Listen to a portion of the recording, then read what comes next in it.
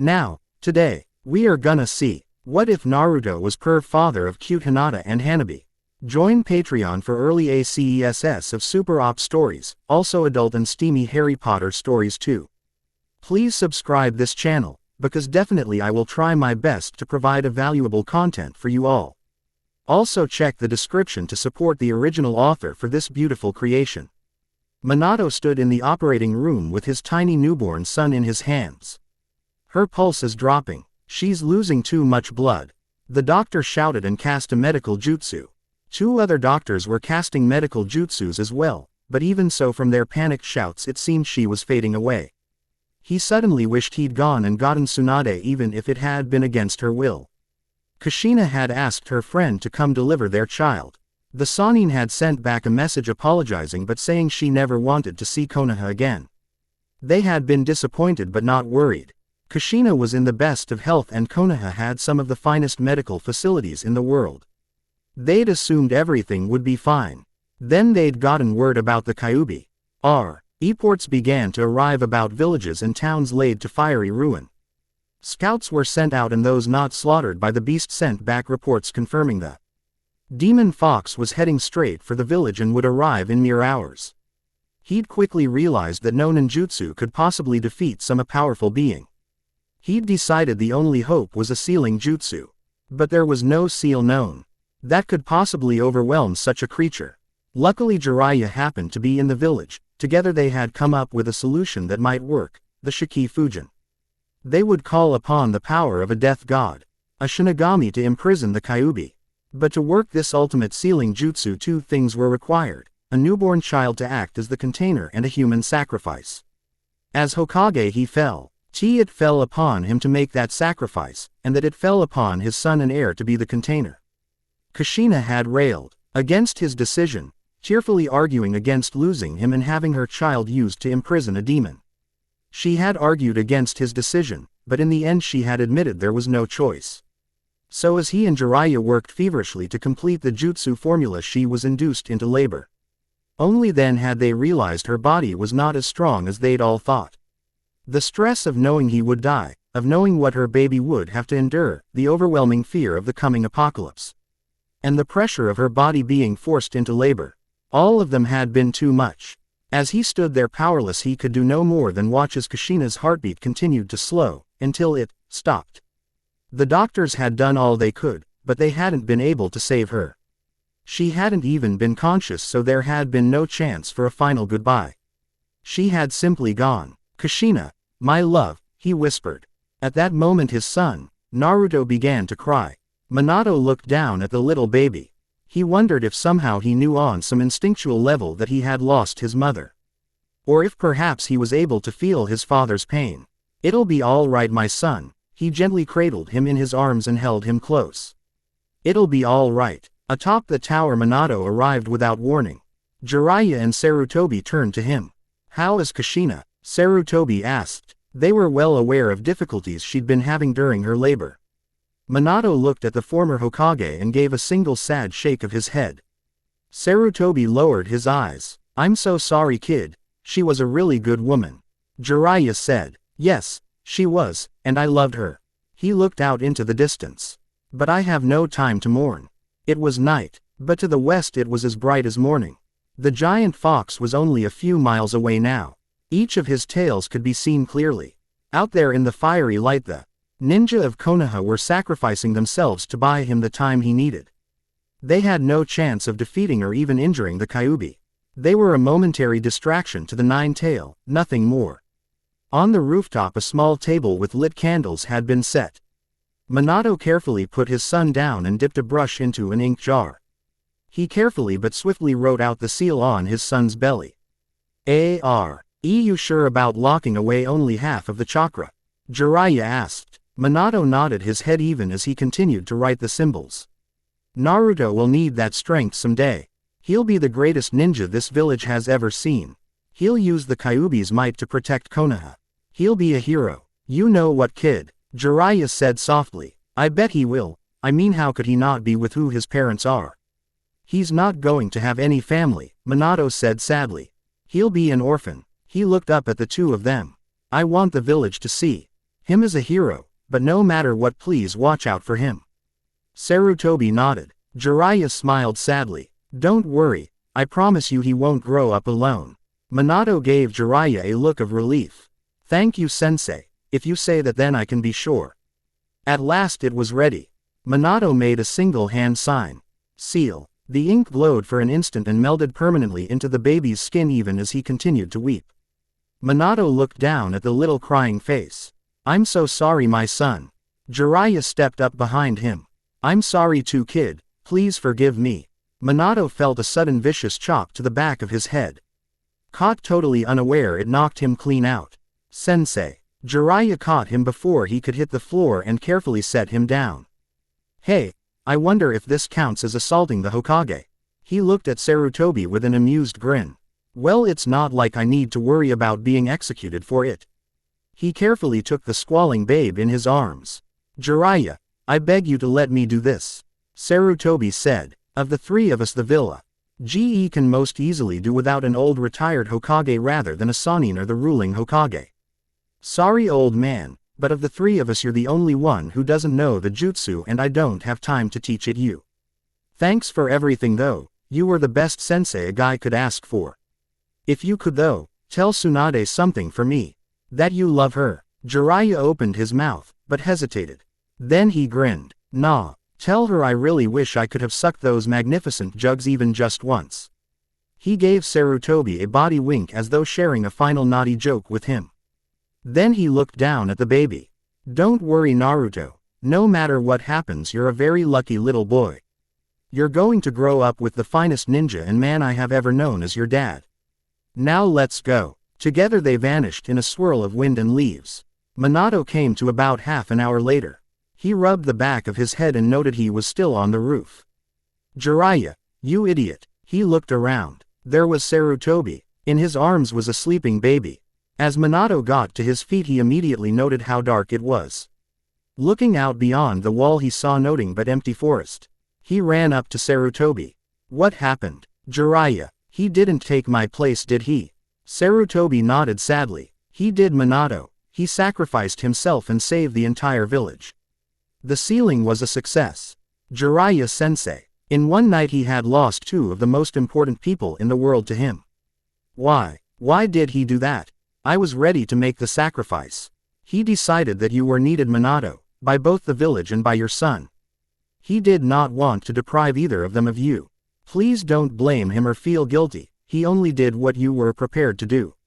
He sacrificed himself for the ones he loved. Here, Sarutobi handed over Naruto. There is still much to do, both tonight and in the days ahead. But at least Konoha and Naruto will have you there to guide and protect them. Minato looked down at his son's face. He was very surprised to see 3 tiny scars on each cheek. They looked like whiskers. Physical evidence of the possession. Minato wondered. Looking at his son, he knew there would be some tough times in HS' future.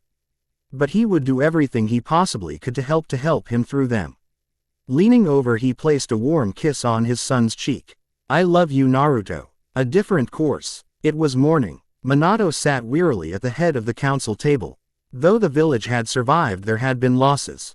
Roughly 300 brave ninja had died, about double that had been wounded. Filling Konoha Hospital and pressing its medical staff. Mercifully, the Kyuubi had not made it into the village itself. The night had been filled with weary civilians making their way home on the cliff shelters where they had been evacuated. Minato had overseen everything while keeping a careful eye on his son. Now that the sun was up, he had called an emergency meeting of the council. There was nothing to be decided now. It was really just to give them a report on their status following the attack. Someone had found a crib and Naruto was peacefully asleep behind his father as he told the council members officially about Jiraiya's courageous sacrifice and of how the Kyuubi had been defeated.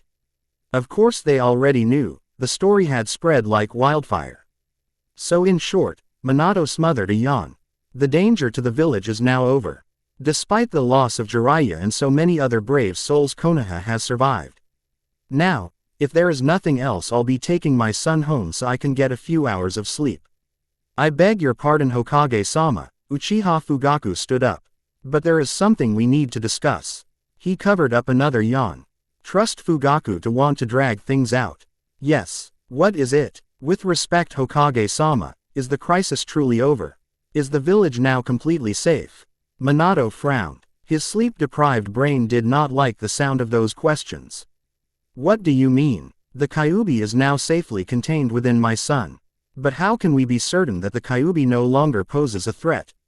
My son is now what is referred to as a Jinchuriki, Minato began to explain. He has essentially become the Kyuubi's jailer. The Kyuubi will not be able to control or influence him in any way. There would be little point to the seal otherwise. As he grows older he will be able to draw some of the Kyuubi's chakra, but he will remain in control. Can you be absolutely certain of that? Fugaku questioned. Yes. The simple answer caught Fugaku a bit off guard. How can you be completely sure of such a thing? Because the two men who created the seal were myself and my sensei, the world's top 2 seal masters. We made that seal absolutely secure and I have no doubt whatsoever as to its strength. He arched an eyebrow. Will you accept my opinion or do you believe you know more about seals than I do? Up and down the table there was laughter and an embarrassed Fugaku darkened. He was not used to being openly mocked. With respect Hokage-sama, Fugaku continued. Since the child is your son you may not be objective. I believe given the potential are posed we must make absolutely certain that the Kyuubi can never again threaten this village. Minato looked over at his sleeping son. What do you propose? Fugaku straightened his shoulders and faced the Yondaime. For the safety of this village I believe the container should be put to death and the threat permanently eliminated. There were gasps followed by utter silence. Minato sat there and looked at Fugaku for a moment. I am passing a law, he said quietly. As of this moment, anyone who threatens harm to my son whether by speech, written word, or action shall be put to death immediately. And that will specifically include members of this council. He looked directly at the Uchiha clan head. If you ever repeat those words or take any sort of action against my son I will kill you myself. Is that clear? Very clear Hokage-sama, Fugaku answered and sat down. Oh and one more thing, Minato said as he took Naruto out of his crib. Kushina and I were married a year and a half ago in secret. I'll have copies of the marriage certificate made available to all of you. I just want to make it official that Naruto's last name is Namikaze and he is my designated heir. Up and down, the table heads bobbed in quiet acknowledgement. They all accepted this without question. Now I'll be going home to rest. I'll be back in 6 hours. Minato and his son were gone in flash of yellow. There you go. Minato carefully placed him down in the crib. Standing in the nursery made him grieve. Every single thing in this room had been picked out by him and Kushina. Oh my darling, how I wish you were still here with me. Minato-sama, a woman entered the nursery without bothering to ask if she could. I thought I heard your voice. He smiled at the old woman in a maid's uniform. Hello Kaide, it's good to see you again. Come say hello to Naruto. Kaide approached and stood over the crib beside Minato. Is it true he is the Kyuubi? For once fear poked out of her normally calm exterior. Minato shook his head. No, he is not the Kyuubi. He is the Kyuubi's jailer. He is no more the Kyuubi than I am. Kaide looked at him unable to completely hide her nerves. Is there any chance the Kyuubi could escape? None, Minato said. That seal was made by me and Sensei. It has layers of redundancy and fail-safes. There is absolutely no chance the seal could fail. And I'll be checking on it regularly even so. Believe me, I would not have brought him home if there were even a 1 in a million chance of seal failure. Kaide slowly nodded. The fear vanished and the normal calm exterior returned. If you say so Minato-sama then I believe you. I will remain in the nursery and take care of him. When he wakes he will likely be hungry. I have formula ready. She looked at Minato respectfully. Do you wish me to take charge of him or would you prefer I hire a nanny? You raised me when I lost my mother. I can't think of anyone else I'd rather have taken care of my son. She bowed to him. Thank you Minato-sama. I will do my best to be as good a caretaker with Naruto as I was with you. I am very sorry about Kushina and Jiraiya. She was a lovely woman and would have made a wonderful mother. He was a vile pervert but a good teacher and friend to you. Minato loved how Kaide was never afraid to tell him what she thought, even now. Thank you, I'm going to miss them both. He smothered a yawn. The memorial will be tomorrow. Kaide nodded. Get some sleep, Minato-sama, I will watch after the little one. 2 days later the memorial was held. More than 300 photos were put on display. Kushina's and Jiraiya's among them. Among the people who attended the service were an exhausted Tsunade and Shizune. As soon as he saw her, Minato couldn't help but feel anger. He would never know for sure if Kushina would have lived if Tsunade had been there, but he was sure the odds would have been higher. Though he spotted her, he made no effort to talk to her before the ceremony. She did, however, meet him to offer condolences. I'm very sorry, Minato, Tsunade told him. I see you managed to make it to the village after all, he said coldly. He knew he wasn't really being fair, but he couldn't seem to help it. Tsunade flinched a bit at her reception. She'd hoped to hear him call her auntie but didn't think that was going to happen. I really am very sorry, Minato. If I'd had any idea anything like this would happen, I would have come. He nodded. He did believe that. Is it true that your son is now the Kyuubi's container? She asked. Yes, Minato replied. I was ready to sacrifice myself to perform the jutsu before Sensei knocked me out. I felt it was my duty as Hokage. As my son and heir, I thought it was Naruto's duty to imprison the demon and try to use his power for the good of the village. As long as I'm here, why don't I give him a checkup? I would love to see him. Tsunade offered. That won't be necessary, Tsunade, he said politely but brusquely. My son has excellent doctors to look out for him, and I wouldn't want to keep you in this village you hate so much any longer than necessary. Minato, please excuse me. He walked past her to Eak to other mourners who wanted to pass on their wishes. Tsunade had secretly been hoping he would invite her to stay for a few days. She really did want to see the baby, and to talk to Minato and the old man. But after talking with Minato, she decided it would be better to just go. So she and Shizune left Konoha after only a few hours. Minato had passed the law barring any threat against his son, but did not pass one to prevent people from talking about what he was. Minato wanted the villagers to see him as a hero, and so he did not object to their talking about the sacrifice he had made. Also, given the public nature of the Kyuubi's defeat at the hands of the gallant Jiraiya, he felt declaring its secret would be pointless. Surely everyone would find out eventually anyway, so why bother trying to keep it secret? Most of the people in the village accepted Naruto. Some really did see him as a hero. Most accepted him as the Yondaimi's son and believed he had done his duty to the village. With Minato alive, the vast majority were certain Naruto was not dangerous. During that first year, 89 people were executed for violating the Hokage's special law. Many of these were drunken idiots who screamed threats while in a bar or wandering home. Their intoxication was no defense. If they were unlucky enough to speak the threat where an Anbu could hear them, they were killed on the spot.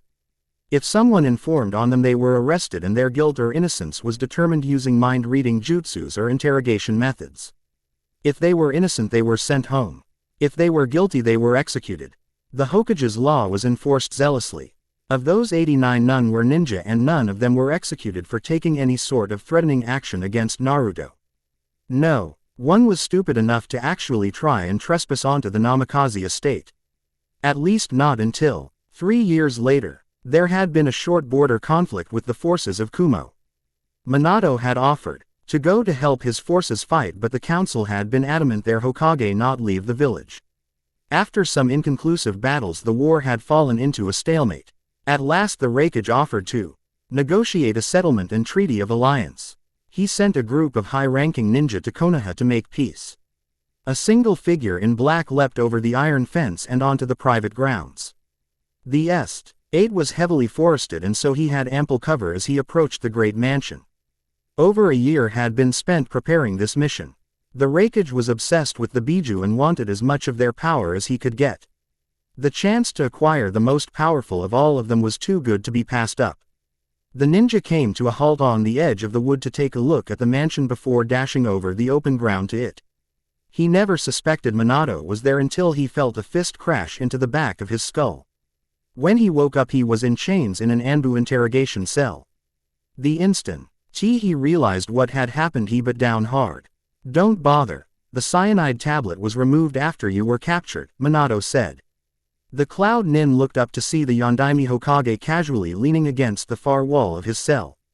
I take responsibility for my actions. I acted alone and was not under any sort of order. Of course not. That's what the rest of your party said when they were arrested as well. You arrested them. That was not how the game was played. When ninja were granted diplomatic status, only the one actually caught committing a crime were liable for arrest.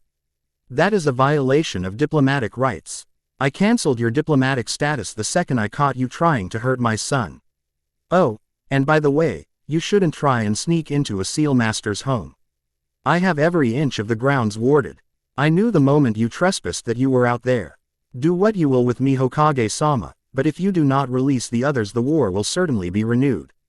Oh, I know it will be, Minato said. For coming here to try and kidnap my son, you and your entire party will be executed. And this time I'll be going to the front to take charge of things personally. Minato did go to the front despite the worries of the council. He gave the Cloud Ninja a full bloody taste of the Yellow Flash's fury. After a matter of weeks they understood just why the Nin had a retreat on site order for him. The Raikage again sued for peace, this time sincerely. He also again requested an alliance with the fearsome Leaf Ninja. Minato agreed to this, thus Ving Konoha alliances with both Suna and Kumo. That October 10th Minato celebrated the victory over the Kyuubi. To him this day would always be a mix of good and bad. It was Naruto's birthday and a day of salvation for Konoha. But it also marked the deaths of Kushina and Jiraiya. Being Hokage though, he had to take part and be seen celebrating. With a drink in hand he watched as Naruto and Hinata were playing with Neji. Hiashi and his brother, Hizashi, were nearby keeping an eye on them as they talked. Naruto was a very happy and outgoing child. He had no fear of the village or villagers and was being taught to love his home and to defend it. He told him stories about his mom and about Jiraiya Sensei. He'd been very sad to learn that Whirlpool had been destroyed. Tragically, Kushina's entire clan had been wiped out except for one uncle. He'd offered the man a place in his home, but he had written just once to state his place was in Whirlpool. It was a shame, but since Whirlpool was now a province of Earth Country, it would not be safe to let Naruto visit him. As the fireworks began, Naruto ran to his side to watch them together. "Hey Daddy, are these really for me?" Naruto asked excitedly. Smiling, he picked his son up and put him on his shoulder. "They sure on, son. Happy birthday." Yay. Minato was happy to see that honest joy. Despite all the tragedies of the past, he still hoped the future might be bright and wondrous. First day. Minato was looking at the pile of paperwork on his desk. "I think if I had really truly known how much paperwork was involved in this, I would have let Orochimaru have this job." Well, maybe not, but I would have been tempted. Thinking about Orochimaru made him grimace. Even after all these years, they still had no idea where he was or what he was doing. Minato was certain that hoping he might have died somehow was nothing but wishful thinking. We'll probably only find him when he wants to be found, and that's likely to be a disaster. One of the unexpected consequences of Jiraiya's death had been the crippling of Konoha's spy network. During his many journeys, Konoha's spymaster seemed to have recruited agents in nearly every corner of the elemental lands. But for reasons of security he had never committed anything to paper, preferring instead to rely on his keen memory. That had certainly provided an extra layer of security. But with his all the agents he had personally recruited had no way and no one to pass on their information to. So all those sources were lost. 5 years after his death they were still rebuilding their spy network. No doubt they had missed a great deal that might have been useful, but they could do nothing about that. The door to his office opened without a knock and a blonde hurricane rushed in with a loud squeal. "Daddy!" Naruto shouted and ran over to his desk. Smiling, Minato scooped up his son and planted him on his lap. "Come to visit me today, Naruto?" "Yeah," he said excitedly. "Please forgive me, Naruto-sama." Kaide entered and gave him a quick bow in apology. "He insisted on seeing you today." "No problem," Minato said with a grin. "You know I don't mind. He can see me whenever he wants." He looked at Naruto and gave the boy a conspiratorial wink. "It gives me an excuse not to work." The little boy began to laugh. "Sounds like you're starting to get kind of lazy, Sensei." An Anbu with wild silver hair and a dog mask entered as well. Minato snorted. "It's not laziness, it's boredom. You try doing paperwork 8 hours a day." Kakashi seemed to shudder. I think I'd rather try and assassinate the Tsuchikage. Minato nodded his agreement. So how is Naruto's training going? Though only 5, he had been studying taijutsu and basic weapons for over a year now. Kakashi had volunteered to instruct him between missions for the Black Ops. When Kakashi was away, Minato would usually train Naruto with a shadow clone. Not bad, Kakashi announced. As usual, he has boundless energy and isn't afraid to try anything. Of course his attacks are too aggressive and sloppy most of the time. Hey, Naruto said with a pout. My attacks are good, sensei. For a 5-year-old they are, Kakashi agreed pleasantly. But not for the next Hokage. Naruto got a stubborn look on his face. I am going to be the next Hokage. And I'm going to be the best Hokage ever.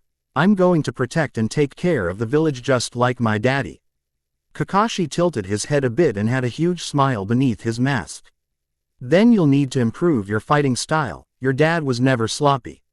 You never saw me when I was 5, Minato said with amusement. He looked at his son with a mix of pride and amusement. He'd explained to him once what it meant when people called him Hokage. Daddy, what's a Hokage? Well son, the Hokage is the strongest ninja in the village, the one chosen to lead. It is his job to protect and guide the village and the people who live here. Naruto had looked up at him with wide eyes. So you protect everyone and keep them safe? Minato nodded. I try to. Though protecting the village sometimes requires sacrifices. He thought not only of Jiraiya but of other lesser-known ninja who had given their lives in service to Konoha. That's what I'm going to do. Naruto shouted. I'm going to be Hokage and protect everyone. And I'll be the best Hokage ever. That's a fine goal, son. But being Hokage is very hard and requires a lot of sacrifices. You don't only have to be the best ninja in the village. You also have to be prepared to do whatever the village requires. That's what I'll do, Naruto said with absolute confidence. Minato looked at his son and knew there was no way he could understand just what being Hokage truly meant. The sacrifices it required. But for now, if that's what you want, then I'll help you get there. Really, Daddy? Of course, he smiled and patted his son's head. After all, parents always believe in their children.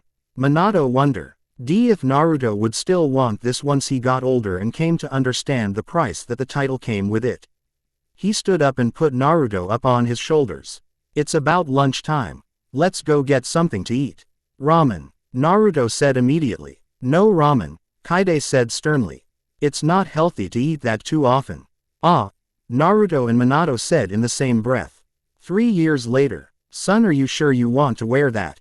Minato grinned. Absolutely. This way people will all know who I am. Naruto, you don't have to worry about being anonymous in this village. His son had on black pants with a black shirt with a gray trench coat. On the back of the trench coat Naruto had written in ink, Future Hokage. Naruto had actually asked if he could have a coat just like the one his father wore. But Minato had thought that a little much. Well, come on son, let's go. Naruto looked up at his father and nodded. Thanks for bringing me, Dad. I'm afraid I can't do this all the time. But since this is your first day, I'll make an exception. Outside the Namikaze gate, Hyuga Hinata waited nervously with her escort. Having grown up playing with Naruto and with her big brother, Neji, she was eager to begin this new experience beside him. Having always had Naruto and Neji cheering for her and believing in her, she had grown strong and confident. Sparring and training with the TWO of them, she had pushed herself hard to keep up. Her father was not one to offer excessive praise, but he felt she would be a fine clan head one day. That's if I'm eligible to be clan head. I won't be if I marry into another clan. Of course, she already knew exactly who it was she wanted to marry. Picturing herself with Naruto-kun, she felt her face blush. She struggled to get that under control. She was a Hyuga and was supposed to always present a dignified face to the world. She still had memories of her mother who had passed away. Hinata wanted to be just like her, a beautiful, intelligent, capable woman who was always polite and well-mannered, but never ever superior. She was dressed in a white robe that was traditional for her clan and like the one her father wore. When she saw Naruto and his father appear, she managed not to blush. She offered a slight bow at their approach. Good morning, Minato-san. Good morning, Naruto-kun. Good morning Hinata, Minato greeted. Hey Hinata-chan, what do you think of my outfit? He actually did a twirl for her to show it off. She of course spotted the writing on the back. Naruto-kun, I think you need more modesty. What do you mean Hinata-chan? He sounded upset. I have more modesty than anybody. Hinata put a hand over her mouth and giggled. She also made a mental note to explain to him later just what modesty meant. Kurenai had never met the Hokage before and bowed to him nervously. Good morning Hokage-sama, he returned her bow. And good morning to you Yuhi Kurenai. Kurenai felt deeply honored that he would not only return her bow but had known her name. Now let's get going, we wouldn't want the kids late on their very first day to the academy. Hinata quickly slid her arm into Naruto's so that they would walk arm in arm. This was how they normally walked together. For Naruto it was simply a habit that he shared with the girl he was closest to. For her it was the proper way to walk with someone who was your significant other. She understood that Naruto did not see her as anything other than a friend. But she didn't mind so long as he didn't see any other girl that way either. That thought made her frown. I wonder if she will be in our class. As they walked through the streets a two-man Anbu squad followed silently from the rooftops. Not that it seemed likely that there would be trouble. As the croup wall kept along people shouted and bowed cried out wishes for long life and health. Wherever Minato went in the village he was greeted with adoration. The people of Konoha saw him not simply as their ruler but as their hero. Naruto saw how people looked at his father. The love that was there whenever he went out. That was what he wanted. He wanted the people to love him as they loved his father. Ino was pacing in the courtyard. Where is he? Quote. Sakura looked on with annoyance. It's still early, you're worried over nothing. Why is this such a big deal anyway? You saw him just a couple days ago. This is the first day of our ninja careers. Well, it is for him and me, you'll probably drop out. Hey, Sakura shouted angrily, but it's really important how we begin our time here together. I want him to see me for the amazing girl I am. I'd give up on that Ino, a lazy voice said from behind her. At least until you learn how to perform a henge. Shut up you lazy jerk. Ino smacked Shikamaru in the back of the head to reinforce how she felt. But why are you so worried? Choji asked between handfuls of chips. We're all good friends. That was true. Kaide would take Naruto to the park regularly to play with other children. They had all known each other for what seemed like forever. They'd all been to each other's birthday parties and gotten to know each other well. As friends. I don't want Naruto-kun to see me as just a playmate anymore. I want him to see the real me. Shikamaru lifted one eyebrow. Won't that make him want to stay away from you? Shut up. She bopped him on the head and Shika went down. As he was slowly getting up they all heard a commotion. Looking around Ino spotted the Hokage along with his son and another ninja she hadn't seen before. Naruto was here, and he had her clinging to him. Most of the children had never met the Hokage before so they crowded around him pleading for his attention. Meanwhile Naruto had spotted them and come over to say hi. As they approached Ino glared at her rival.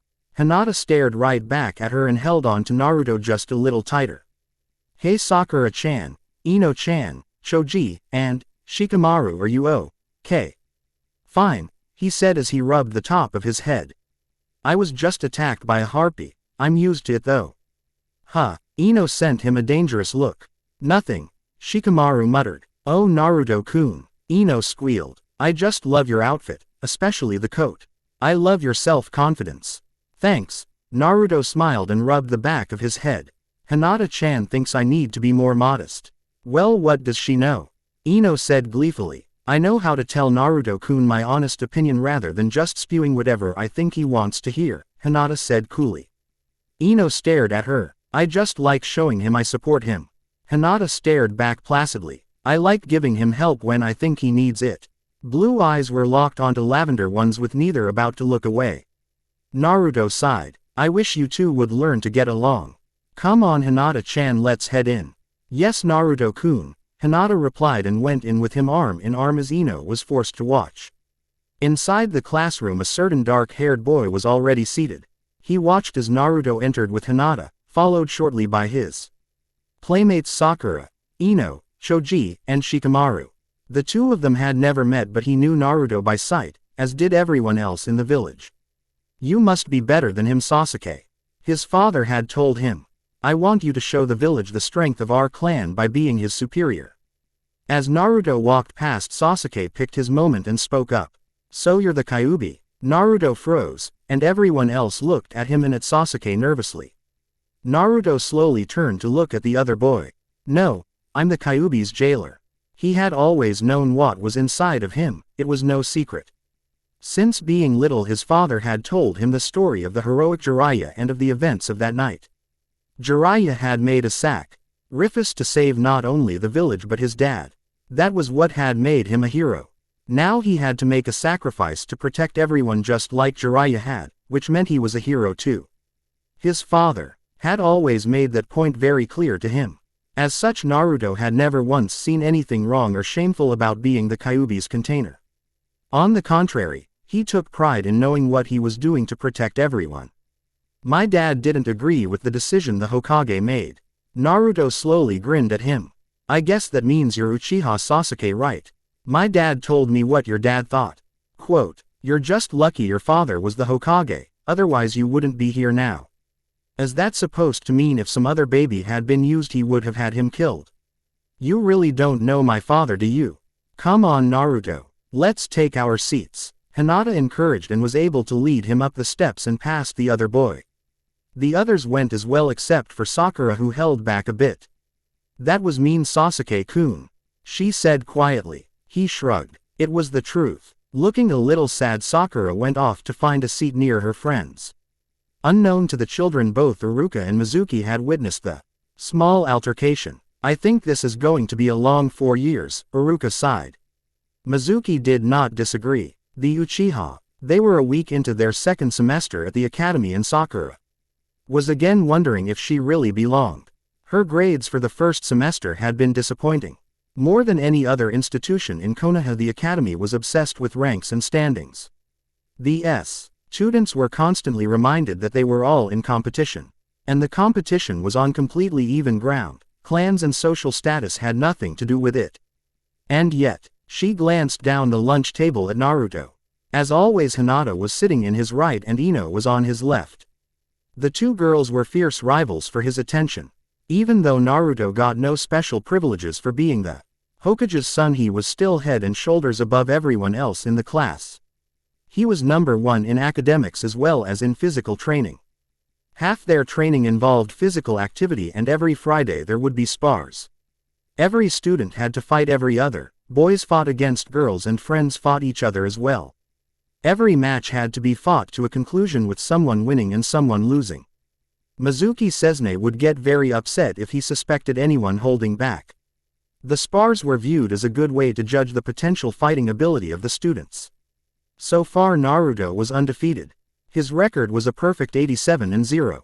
She'd faced him 3 times and he had knocked her unconscious in less than 10 seconds each time. He always took care not to hurt her, but she understood that in real battle she would be killed quickly. Her record in the spars was 15-72, putting her near the bottom. Fortunately, she had a sharp mind and was near the top in academics. But with her poor showing in spars as well as in weapons training and physical endurance, her class rank had been 17 out of 30. She was struggling just to stay in the middle of the pack. She was painfully aware that of her group of friends she was the only one who was not from a ninja clan. Along with Naruto, Hinata with her gentle fist was 79-8 and clearly the strongest girl in class. Her class rank was 3. All the ranks were posted on a bulletin board to help encourage competition.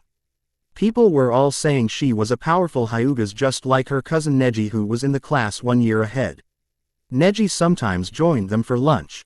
Hinata and Naruto seemed very close. Then there was Ino. Her class rank was 7. Her fighting style was nowhere near as advanced as Hinata's, but she had a toughness to her that Sakura knew she lacked. Choji was 18, 1 spot below her, but she got the sense that his problem was a lack of killer instinct rather than a real lack of talent. Shikamaru was 29 out of 30 and didn't seem to care. Of all the students, he had the least motivation and energy. Yet even he seemed to do well when he tried a little. All of them were from Konoha's clans and she wondered if she belonged with them. Everyone knew she was Ino's tag-along. Ino had found her crying and taken pity on her and brought into the circle of her friends. But even though Ino liked her and was a friend, she never pretended to see her as any sort of rival like she did Hinata.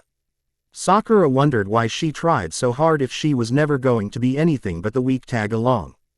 Is something wrong, Sakura-chan? Naruto asked. You seem kind of down. Oh, she's probably just upset because Sasuke doesn't even know she's alive.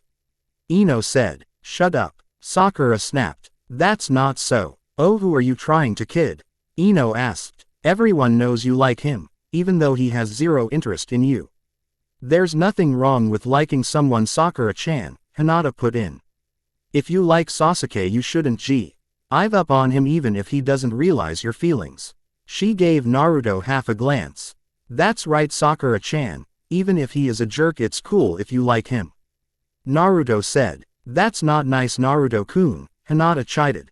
What? He asked questioningly. I'm being supportive. Sakura tuned out the rest of the conversation as Ino started trying to one-up Hinata as she usually did. She looked across the cafeteria to where Sasuke was sitting with a couple other students. Even if he and Naruto did not get along, she still liked him. She liked his smile and his confidence. She didn't know why, but he had always been the boy she liked. He was ranked number 2 and saw himself as Naruto's rival. Naruto saw him as an annoyance, which only made Sasuke that much more furious.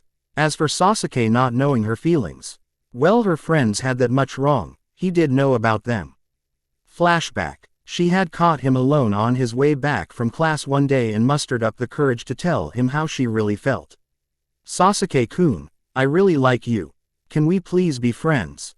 He had stopped and he had looked at her. She had known enough to recognize the look in his eyes as pity. I'm very sorry, Sakura, but you're just not good enough. And then he had walked away. With just those handful of words, all her self-doubt came crashing down on her. Maybe she really wasn't good enough. I'm going to quit, she said in a small voice. What did you say? Ino asked, suddenly startled out of her usual banter with Hinata. I said I'm going to quit, Sakura spoke in a more forceful tone. Why should I continue when it's obvious I'm never going to be anything but a weakling? But you're not weak, Sakura-chan, Hinata insisted. You can't just give up. Mousy is right, Ino said, earning a glare from Hinata. Even if you are weak you can't just give up. That's right, Choji said between bites. It would be really troublesome if we had to find a new friend, Shikamaru added. It doesn't matter, Sakura said. I'm a weakling. What's the use when I'm so weak? If you don't want to be weak then do something about it, Naruto said. That's easy for you to say, Naruto, you're already strong. She said. Sakura-chan, how do you think I got strong? I had to work at it. When I go home I train, and I train on weekends. Naruto told her, if you want to be strong you have to make a commitment and work. There are no shortcuts. Or you can be lazy and not care, Shikamaru offered. Hinata ignored him and spoke up. Naruto-kun is right. My fighting ability is the result of endless hours of hard training and sparring. But you have the Byakugan, you have a bloodline. My Byakugan would not help me if I were not well trained in Gentle Fist. Without my training I would not be able to crush Ino the way I do. Hinata was 3-0. All the spars ending in under a minute. Hey, Ino snapped. I don't have a bloodline, Naruto said. And my huge chakra reserves aren't any use while I use taijutsu. My fighting skill is from nothing but hard work and training. He gave her a big smile. Why don't you come and train with me? I guarantee me and my dad can help you get strong. She stared at him. You'd let me train with your father, the Lord Hokage, the strongest ninja in the history of the village. Sure, Sakura-chan, he said easily. I know Dad won't mind if it's to help a friend. Okay, if it's really all right. She was suddenly feeling a lot better about herself. Just as class was winding down, an Anbu came and had a whispered conversation with Iruka Sensei. What? Iruka said in surprise. The Anbu whispered some more and Iruka slowly nodded. The Anbu then left and Iruka turned to the class. Class, we're going to do some special training today. Is this going to be quick? Shikamaru spoke up. Class is over in 20 minutes. Actually all the students will be staying in the academy overnight. What? Did Iruka just say, I'll miss dinner? Mom will kill me. The students were all muttering confused. Iruka waved his hands about until they finally quieted. There's no need for any of you to worry, all your families are being informed about the extended training session. We'll be providing all of you sleeping bags and field rations. It'll be a taste of what ninja do in the field while on a real mission. The students were still muttering. Also, since you'll be here all night, there will be no class tomorrow. The idea of no class improved some of the outlooks. The students began to think it might be sort of fun. I think something bad is going on, Naruto said quietly. What do you mean, Naruto-kun? Hinata asked. Naruto looked at her. Though still a child, his dad had taught him about looking underneath the underneath. The key was to really pay attention to the clues around you and to think about them logically. He leaned close to Hinata and whispered to her. This wasn't planned, Hinata-chan. This training session wasn't the teacher's idea. That Anbu came here to pass on orders that the students be kept here overnight. Why would they do that? Hinata asked. Naruto shrugged. No idea, except something bad is going to happen and they want to keep us all safe. Fugaku was pleased to see well over 100 ninja present. He would have been even happier if the only people missing were not Itachi and his best friend Shisui, who he had asked to watch him. His oldest son had been acting a bit erratically lately and Fugaku was growing concerned. But except for them, every Uchiha ninja active or retired was present for this final meeting. As all of you know, Fugaku spoke, it is well past the time that our clan took what was rightfully ours. There was loud applause and shouts of agreement. That was when the doors of the hall were kicked down. The Uchihas all jumped to their feet as Anbu poured in with weapons at the ready. They quickly found themselves surrounded by more than 300 Anbu. What is rightfully yours? An angry voice called from the main doorway. In strode the Yondaime. He wasn't in his ceremonial robes, he had on the familiar trench coat, dark pants, and Jonin vest that he wore to battle. And do you think the whole village is rightfully yours? Hokage-sama, what is the meaning of this? Please don't bother to play the innocent, Fugaku, Minato told him. I know about your little plot. Even as we speak, your allies are being arrested. They'll stand trial and be executed. But I can't take that risk with you, Uchiha, that would be too dangerous. What is it you intend to do? Fugaku asked. I had actually considered killing the entire adult population in the Uchiha compound and wiping out the clan except for the children. However, I'll spare the civilians even though they knew about the plot. They're no threat after all. But I will strip the Uchiha of clan status for this, and your name will be a disgrace. As for all of you ninja, I sentence you to death for conspiracy to commit treason and murder. Sentence to be carried out immediately. The Anbu let fly with hundreds of trikunai. These all missed as the Uchiha ninja were able to dodge them with ease. But they were not meant to kill, only to fill the hall with seals. The Yondaime would do the killing. Hiraishin no Jutsu. He vanished in a yellow flash and the traitors in the hall began to die. It was over in seconds. On the roof of a nearby building, an Anbu with a raven's mask waited in silence. When he saw his Hokage appeared before him drenched in blood, he knew. It's over, Itachi, thanks to you. I take no pride in this, Itachi replied. The thought he had caused so many of his kin to be slaughtered sickened him. He had even been forced to kill his best friend in order to alert the Hokage. I didn't think you would, Minato replied. But you did what you had to, and for that you have my thanks. You will honor your word, Hokage-sama? Itachi asked. The civilians and students will be spared. My mother, my brother, my cousin.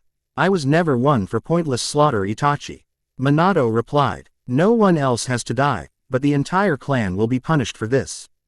I will strip away clan status and confiscate all the lands that the first Hokage gave the Uchiha.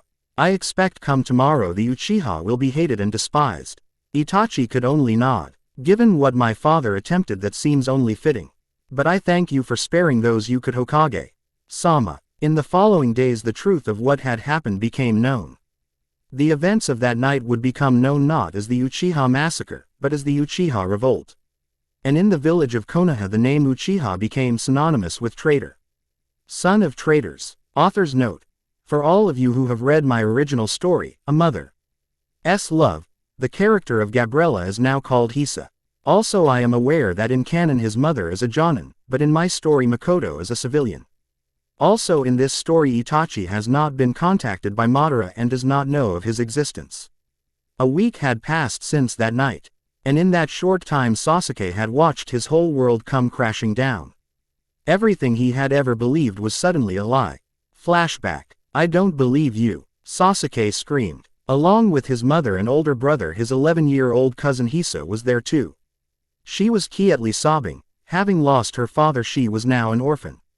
His mom had invited her to come stay with them. It is true, Sasuke, Itachi said calmly.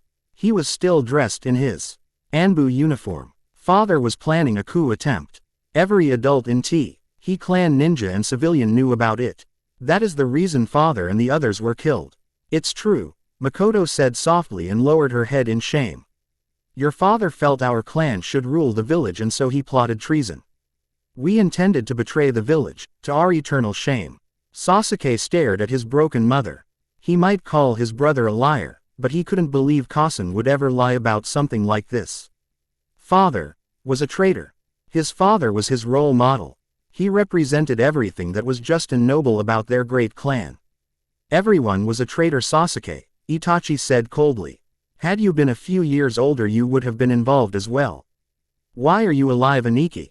Sasuke demanded. Father and uncle and every other ninja of the clan are dead except for you. How come? As he asked that, Makoto began to silently weep. I am alive because I was the one to inform the Hokage of father's plot. Itachi replied coolly. Sasuke gasped and pointed an accusing finger at his revered older brother. You betrayed father and the clan. You're a traitor. Itachi answered the accusation with a passionless stare. No, I kept my oath to my Hokage and my village by doing my duty as a leaf ninja and an Anbu. I discovered a treasonous plot and reported it. It is only because I was loyal that the Hokage agreed to spare the civilian adults, though they are just as guilty as the ninja. What are you proud of what you did? Sasuke accused. No, I take no satisfaction in anything that has happened. But I did what was right, my conscience is clean, Sasuke. Sasuke didn't know what to say. All his life he had admired his older brother and longed to win his father's approval. Now father was dead, killed by the Hokage's own hand. His death a disgraceful one. And his brother was the one who had caused it all. You shouldn't have said anything. Sasuke snapped. You should have been loyal to father and to the clan. Sasuke, don't say that. Makoto looked nervously between her two sons. Do you realize, Sasuke, that you have just committed treason? Itachi said as calm as always. Maybe you should kill me then. That is your duty, right? Itachi looked at him coldly. I will forget what you said this once, but never say anything like that again. He turned around and left the room. Sasuke, I beg you, don't do anything to cause trouble. His mother pleaded. I couldn't bear to lose you too. Sasuke looked at her but said nothing. Sasuke answered when there was a knock at the door. He frowned to see 3 Anbu standing there. What the hell do you want? Watch your mouth, traitor. One of the Anbu answered. Except for Itachi, every last one of you Uchiha are scum. Sasuke gaped at him. No one had ever talked to him like that. Do you know who I am? Sasuke said angrily. Yeah, you're a traitor and the son of traitors. The Anbu tossed a letter at him from a stack he had in his hands. Give that to your mother, you've been served. The Anbu then proceeded to the next house. Makoto was reading the letter the Anbu had delivered. It's a formal notice that we no longer own this house or any other property in the compound. If we want to keep living here we will have to start paying rent. They can't do that. My great-grandfather built this house. It's been ours for as long as there's been a village. The Hokage can do whatever he wants, son, Makoto explained patiently. All the land in the compound was given to the clan on condition we live in the village and serve it faithfully. When we broke our part of that bargain we lost all claim to this land. She sighed. Not only that, we are no longer a clan in the eyes of the village, we will no longer have our seat on the council or our special rights. All the funds in the clan treasury have also been confiscated as punishment. So they say our house isn't ours and then they rob us too. Sasuke said furiously. The Hokage has no right to do any of this. He does, son, Makoto told him. Son, we are not being wrongfully persecuted. I know you don't want to hear this but the fact is we are guilty. By law the Hokage would have been within his rights to have killed everyone. Who knew of the plot and failed to report it. That includes me and all your aunts and uncles who are still alive. Anything the Hokage does short of that is a mercy, no matter how it seems. I won't accept that. You're going to have to, Sasuke, Makoto told him gently. Part of being an adult is seeing the world as it is and not as we would like it to be. The bodies of those killed in the revolt were returned to the families. There was a quiet and solemn memorial service attended only by family members. Friends of the clan did not want to be seen mourning the deaths of traitors. Makoto decided it would be best to keep Sasuke and Hisa home from school for a week to let some of the passions cool down on both sides. While he was home, he heard some explosions coming from nearby. Sasuke joined a small crowd at the edge of the compound. They were watching a group of 20 ninja working on the wall that separated the Uchiha compound from the rest of the village. Most of them just made sure to keep people a safe distance as two others placed a few explosive notes along the base of the wall. The two of them backed away. Clear. One shouted once they were a safe distance. The other nodded. Fire in the hole, he shouted. The notes then went off with a carefully controlled explosion. A section of the wall about 15 feet long blew up and was reduced to rubble. What's going on here? Sasuke demanded. What do you think you're doing? One of the ninja dealing with keeping people a safe distance looked at him dismissively. It's the Hokage's orders. This wall is to come down immediately.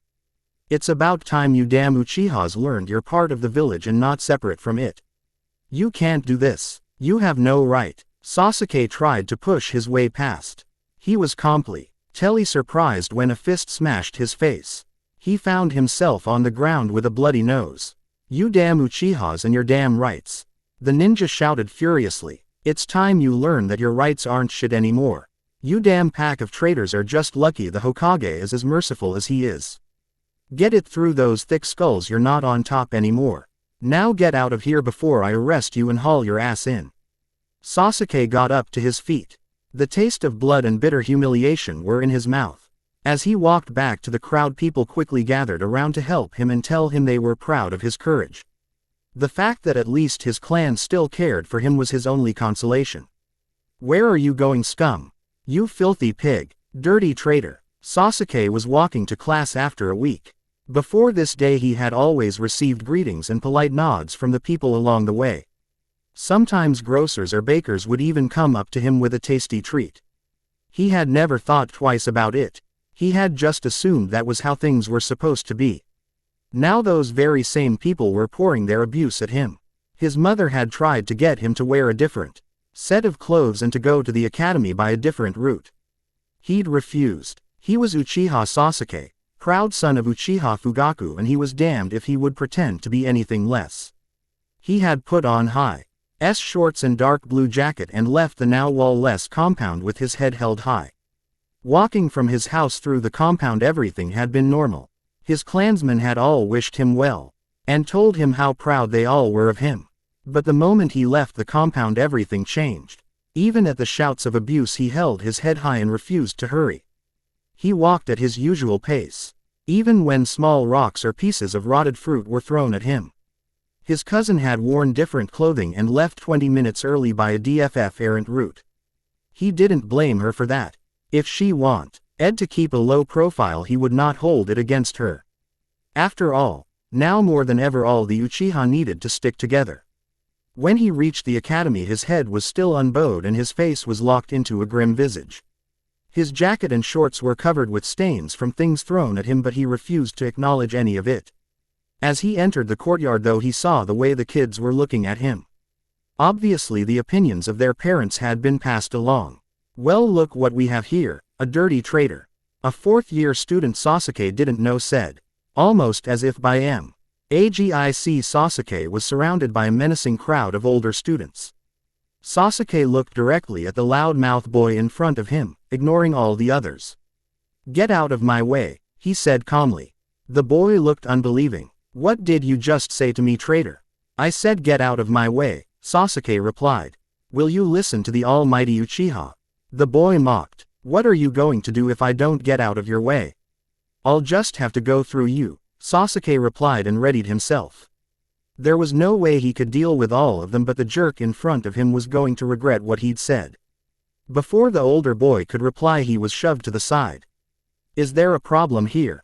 Naruto asked coldly. Standing right behind him were Hinata and Neji. Both had the Byakugan active and were looking very intimidating. Sasuke is a student and has every right to be here. Seeing who it was, the older boys all quickly nodded their agreement and dispersed. Naruto looked over at Sasuke. Okay, I didn't need your help. Sasuke answered tightly. That's not how it looked to us. Neji said with a grin. Sasuke ignored him and instead focused on Naruto. I don't need any help from the son of the man who killed my father. Naruto felt his jaw tighten. What my dad did was justice. I'm sorry for your loss, Sasuke, but I don't apologize for it. Sasuke glared at him murderously. I'm going to surpass you. And when I do, I'll show everyone in this village just how great my clan is. What clan? Neji said innocently. Neji. Hinata chided. Sorry, he mumbled. To Sasuke's utter irritation, Naruto grinned at him. Good. Do your absolute best. Angrily, Sasuke walked straight ahead, forcing Naruto to step out of his way. Pleasant guy, Neji said. He has suffered a lot, it can't be easy for him. Hinata said. She looked nervously over at Naruto. I think he really hates you, Naruto. I felt killer intent from him just now. Yeah, so did I, Naruto said. But what can I do about it? Even if I try and be friends with him, it will probably only make him hate me more. At least if he only hates me, it will help him focus and deal with things. Honestly, I feel sorry for him. Hinata sighed. The whole situation was a mess. They would have to deal with it as best they could. Last day, Sakura tripped and fell. Lying on the dirt trail, she panted and struggled to get up. She was drenched in sweat and completely wiped out. The others are having no problem. Am I really so much weaker? Are you all right, Sakura? Naruto asked. When he had noticed she wasn't with them, he had come back to check on her. And when he'd turned around, the others had too. Let me help you up, Sakura-chan, Hinata said with a gentle smile and got her back to her feet. If you wanted to take a nap, you should have said so. Neji said with a smirk. When the Hokage came to check on her, she looked down feeling embarrassed. It was bad enough coming off as weak in front of her teammates, but doing so in front of the Great Yellow Flash was humiliating. The Hokage squatted down to put himself at eye level with her. He was dressed in plain gray sweats and had an easy, friendly smile. He saw the way she was breathing hard and how her legs trembled. How are you feeling, Sakura? I'm fine, Hokage-sama. I'm very sorry for interrupting the workout. Laughing a bit, he reached out and patted her head. No problem. I think you've done enough for today, though. He looked at his son and the other children. The three of them often trained together. Why don't you go on and I'll bring Sakura back to the house? Okay. Dad, Naruto said and bolted.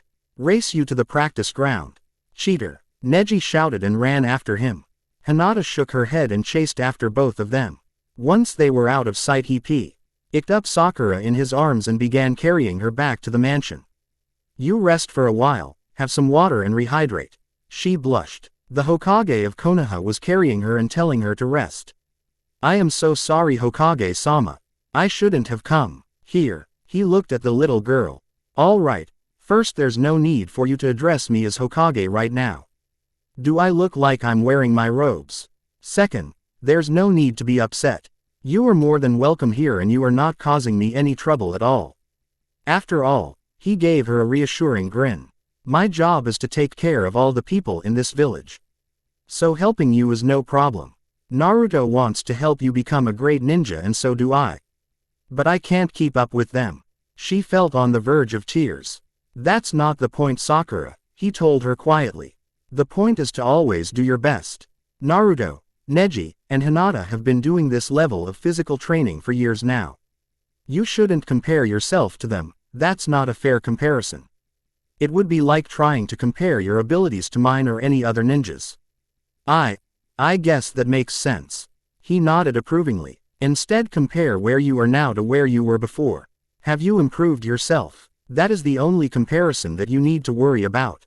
But I'm slowing everyone down. This isn't combat, Sakura, he told her kindly. It's training. The point is to help everyone get stronger. You aren't holding anyone back, I promise. Just do the best you can and I'll help you as much as I can. How's that sound? She slowly nodded. I promised to do my best, Hokage-sama. Over time Sakura did begin to improve. Even Ino started to notice. Sasuke also improved. He worked very hard to build up his skills and physical strength. He was consumed by the single-minded desire to get stronger. But no matter how hard he worked, he could not seem to close the gap between himself and Naruto. He lost every spar against him.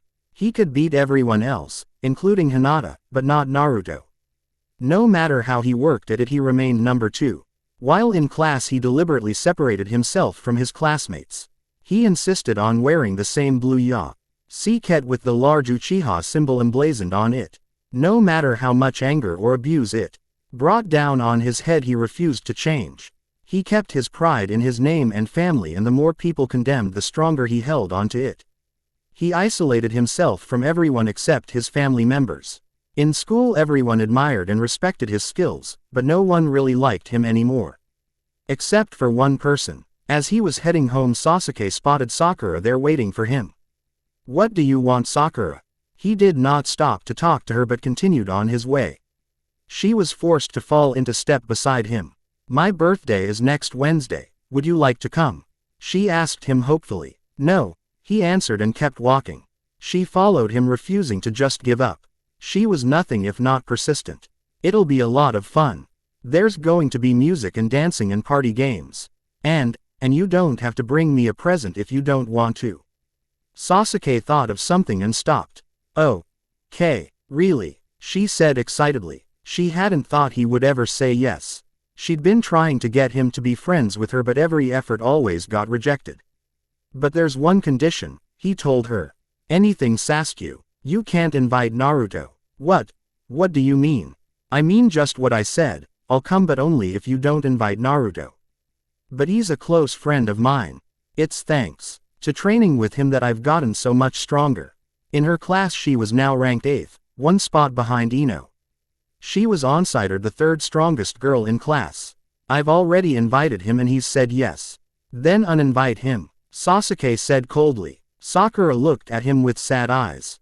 I can't do that. I won't do that. Then I guess I won't be coming to your dumb party. He began to walk away. Why do you have to be this way? Naruto doesn't have anything against you. I have something against him, he muttered as he went. Sakura stood where she was and watched him go. She still cared for him. But after that she stopped asking him to become friends with her. She was not willing to pay the price his friendship would cost. The 4 years of the academy passed in relative peace. Led by her great Hokage and secure in her alliances, Konoha was recognized as the strongest of the great ninja villages and prospered. Clients from all over the elemental lands sought out Leaf Ninja for the most difficult and highest paying contracts. The last day of class finally came. Naruto entered room 101 where Iruka and Mizuki were both seated behind a desk covered in leaf hittites. Hello Naruto, Iruka said pleasantly. This is the final part of the graduation test. Please make 3 clones for us. Hi Sensei. He ran through the hand signs with barely a thought. Kage Bunshin no Jutsu. With a puff of smoke 3 copies of him appeared. Mizuki nodded and wrote something down on a clipboard. Perfect, as I would expect from our Rookie of the Year. Iruka nodded. The test was really just a formality. Only a very weak ninja could fail it. Congratulations Naruto. You are now officially a genin and an adult of this village. Please take a hitte. Naruto eagerly snatched one up and tied it around his forehead. He then turned to his 2 teachers and bowed to each of them. Thank you for all your help and instruction, Iruka Sensei, Mizuki Sensei. Both instructors nodded in return. Please send Hinata in next. Iruka instructed. When Naruto returned to the main classroom, people simply nodded to him. A few called congratulations. It was not that big a deal as everyone had known he would pass easily. You're up Hinata, he called. Oh. Okay. She got up and they passed. Congratulations on passing Naruto. Before he knew it she leaned up and planted a quick kiss on his cheek. Wah. He stared at his best friend wondering why she had just done that. Hey, Ino barked. What's the big idea kissing him? What? Hinata said innocently. It's just a nice way to say, congratulations. You don't mind do you Naruto-kun? Ah. No of course not. By the way, Naruto-kun, you're blushing. Hinata hurried past him with a happy smile planted on her face. When Class L et out, many of the parents were outside waiting to congratulate their children. Among them were Hiashi and the Hokage in his robes of state. Hiashi looked at his daughter. She was dressed in her usual, all-black outfit with her Hite around her neck. Well done, Hinata, Hiashi said. He had on a very slight grin. For him this was a huge emotional display. I am pleased with you. Thank you, father, Hinata said with a confident grin. She knew her father was really happy even if he did not like to show it. Good going, son, Minato said happily and rubbed the top of his head. Thanks, Dad. Naruto had a huge smile on his face. Now I'm one step closer to being Hokage. Minato had a good laugh. Easy, son. There's still a long way to go. Across the courtyard, Sasuke looked on as he was with his mom and cousin Hisa. She was a genin now and had been for 3 years. She had managed to activate her Sharingan about 6 months ago. Itachi was out of the village on a mission. Sasuke didn't mind as he and his brother were not as close as they had been. I am very proud of you, son. His mother gave him a kiss on the cheek. He would have preferred she not do that in public, but he would never complain and hurt her feelings. Thank you, Mom, that means a lot to me. With his family he was willing to show feelings. Nice going, Sasuke, Hisa said. Now we have one more ninja in the family. He nodded to her. He really liked Hisa. She had a very different personality from his. She was much more easygoing and willing to show her emotions. But unlike his brother, she had worked with him and helped him train. And unlike his brother, she was no traitor to the clan. Thanks, Hisa. I'm going to try to work hard and impress the village. Even now, in a moment that should have been joyous, he was not allowed to forget their low station in the village. People kept a safe distance from them, as though afraid what they had might be contagious. He caught some of the looks the adults were sending him and his loved ones. Let's go home, he encouraged. I don't want to be here another minute. Minato and Naruto were both seated at the dinner table with eager looks. Kaide came out of the kitchen with 2 large steaming bowls on a tray. Congratulations, Naruto, on your becoming a ninja. I and the entire staff are very proud of you. As Kaide set down the bowls, they both had the same reaction. Yay, ramen. Kaide turned back towards the kitchen with an amused look on her face to get the seconds ready. Having both stuffed themselves with the best ramen in the village, Naruto looked at his father. So, Dad, who's going to be in my squad? Minato looked back in innocent surprise. How would I know? Naruto frowned. Didn't you pick who would be on my team? Of course not, son. That's not my job. It falls on the senior instructor to select the squads. Iruka will be the one to decide that. What? You mean you don't know who my team will be? But what if none of my friends are on it? What if Hinata-chan isn't on it? Oh, is that important to you? Minato asked with an inquisitive grin. Being on a team with Hinata? Sure it is. She's my closest friend. He thought about it. You can order Iruka to put her on my team, right? Minato shook his head. Naruto, I am shocked you would even suggest that. Is that the sort of thing a Hokage should do? Take advantage of his position just to please his child? But, Naruto, I would never order Iruka to place Hinata on your team. I see. Naruto put his head down despondently. Minato managed to keep a smile from appearing on his lips. Yesterday, Iruka was not too surprised to be called to the tower to meet with the Hokage. How can I be of service, Hokage-sama? Iruka asked, as if I didn't already know. Minato gave the teacher an easy smile. I'd like to request that Hinata and Naruto be on the same squad. Yes, Hokage-sama, Iruka answered. This isn't an order, he clarified. I would never order you to do something like that. This is just a request from a parent of one of your students.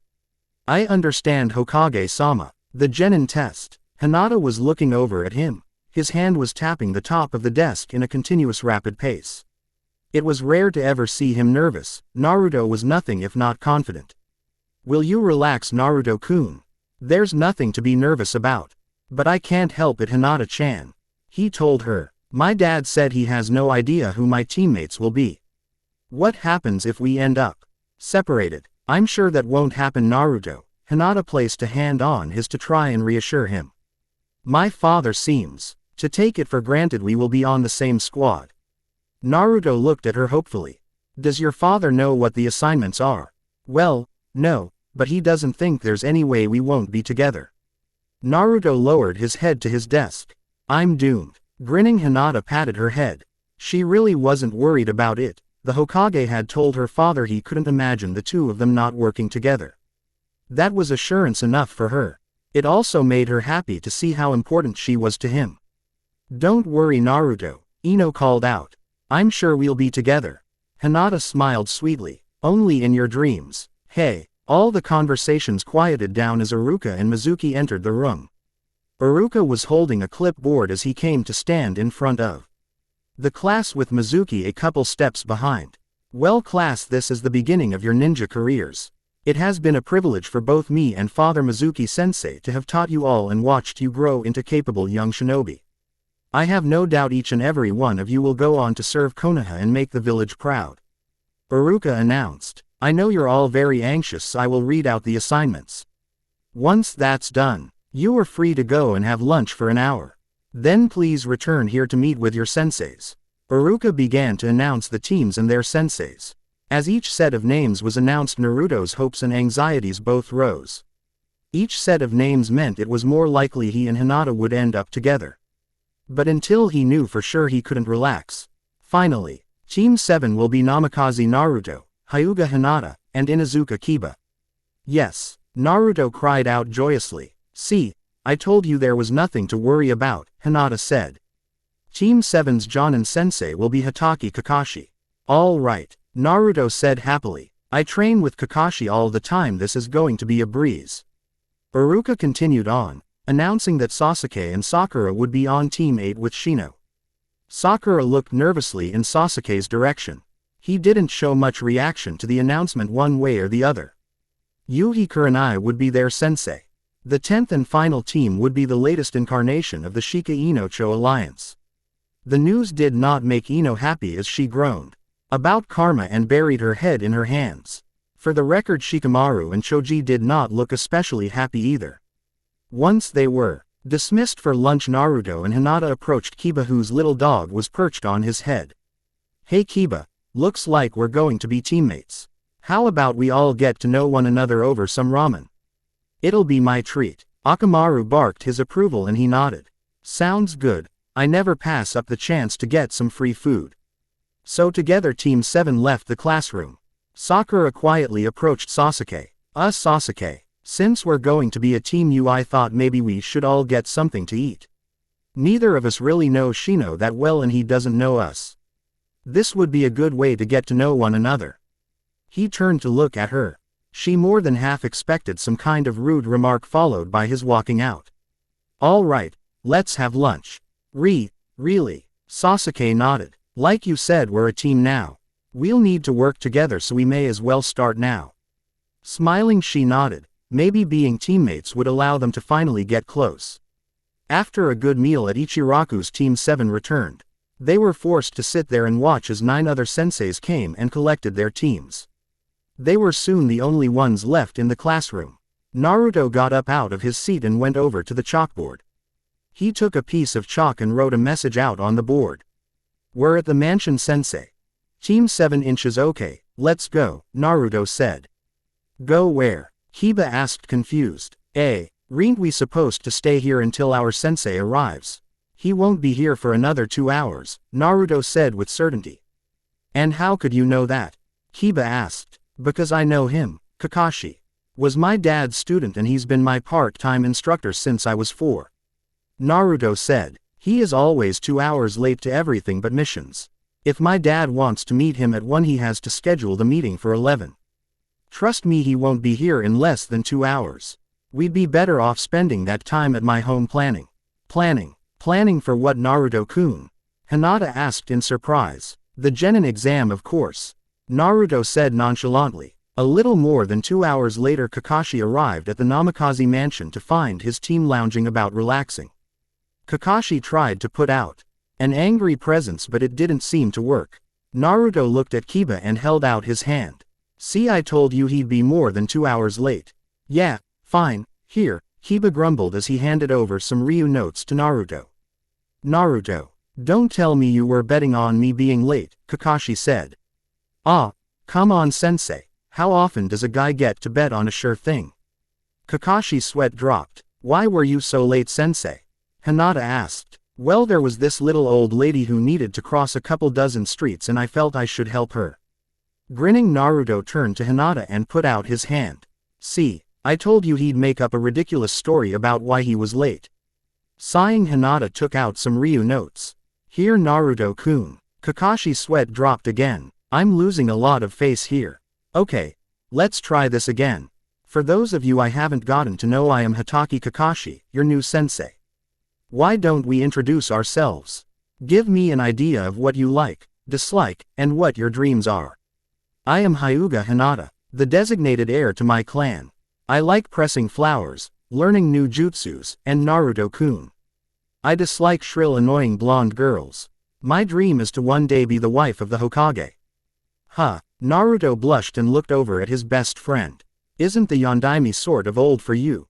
Kiba asked. Oh, I want to marry the 5th Hokage, she said sweetly and put her head on Naruto's shoulder, causing his blush to go even darker. Moving right along, Kakashi said quickly and nodded to Kiba. I'm Inuzuka Kiba and this is my partner Akamaru. The little dog barked. I like running outside and playing with Akamaru. I dislike cats and any food I can't chew. My dream is to be a great ninja and have lots of hot girls all over me. Ah, someone I can relate to, Kakashi thought.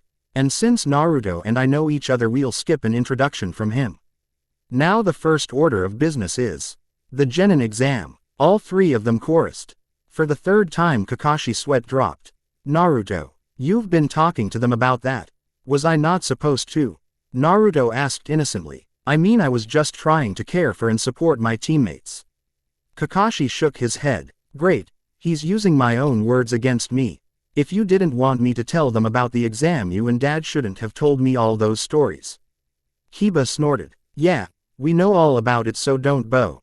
They're trying to freak us out about the 66% failure rate or the possibility of our being sent back to the academy.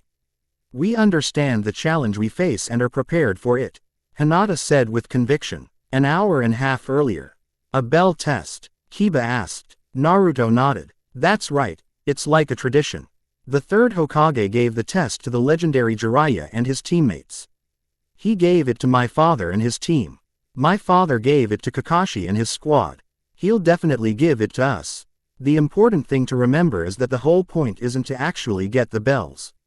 It's to prove we can act as a team and support one another. Don't panic because there are only 2 bells, so long as we act united we'll pass. I see, well I suppose it's our fault. We should have been more circumspect. He looked at Naruto and smiled beneath his mask. I guess you've outsmarted me, Naruto. All right, all of you be at training ground 1 at 8 a.m. sharp tomorrow morning. Oh, and don't have any breakfast. Why not? Kiba asked. You'll end up throwing it up if you do. I will see you all tomorrow. He gave Naruto a particular look before going. For some reason Naruto suddenly had a bad feeling about tomorrow's test. He shook it off. He knew Kakashi and what to expect. All right, let's all meet here around 7 and have a big team breakfast. We'll talk strategy before going over at around 9:30. Naruto said. But Naruto-kun, Sensei just said to be there by 8, Hinata objected. Oh, he always says stuff like that, but like I said, he's always 2 hours late for everything but missions. His 2 teammates nodded. The next morning they came over and joined Naruto and his father at the breakfast table. For Hinata it was nothing special, but Kiba was a little intimidated upon being introduced to the Hokage. Kaide made a point of cooking up a huge spread for all of them. Bacon, sausage, eggs, potatoes, pancakes, cereal, butter, syrup, milk, juice. The table was weighed down with every sort of themselves. Today's the big test, Minato said as he sipped his tea. The Hokage had only had a bowl of oatmeal as he usually did. Are you nervous, son? No way, Dad. This'll be a breeze. Are you sure, son? Minato asked with a little twinkle in his eyes.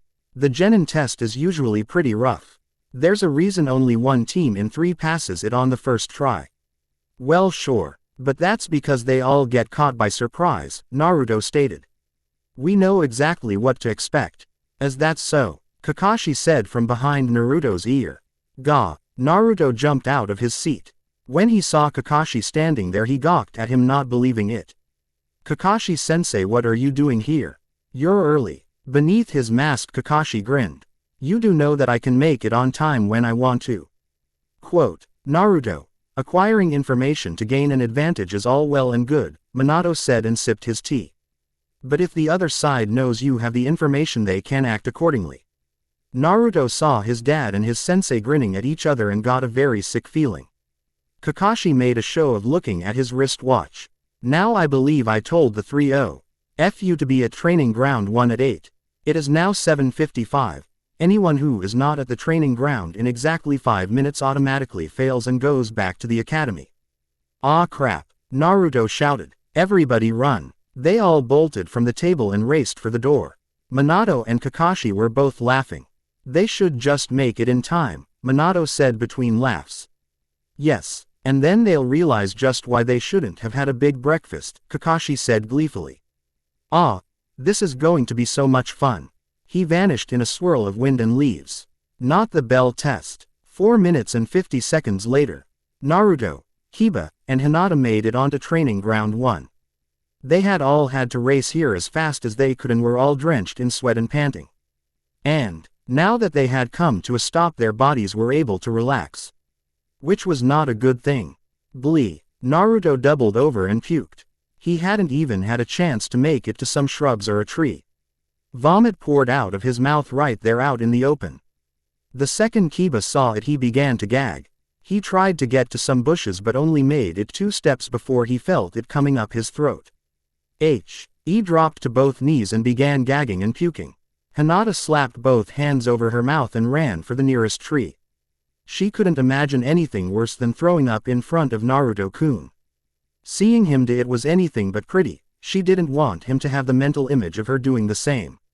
She felt her mouth fill with hot chunky vomit but held it back behind her hands just long enough for her make it to the other side of the tree.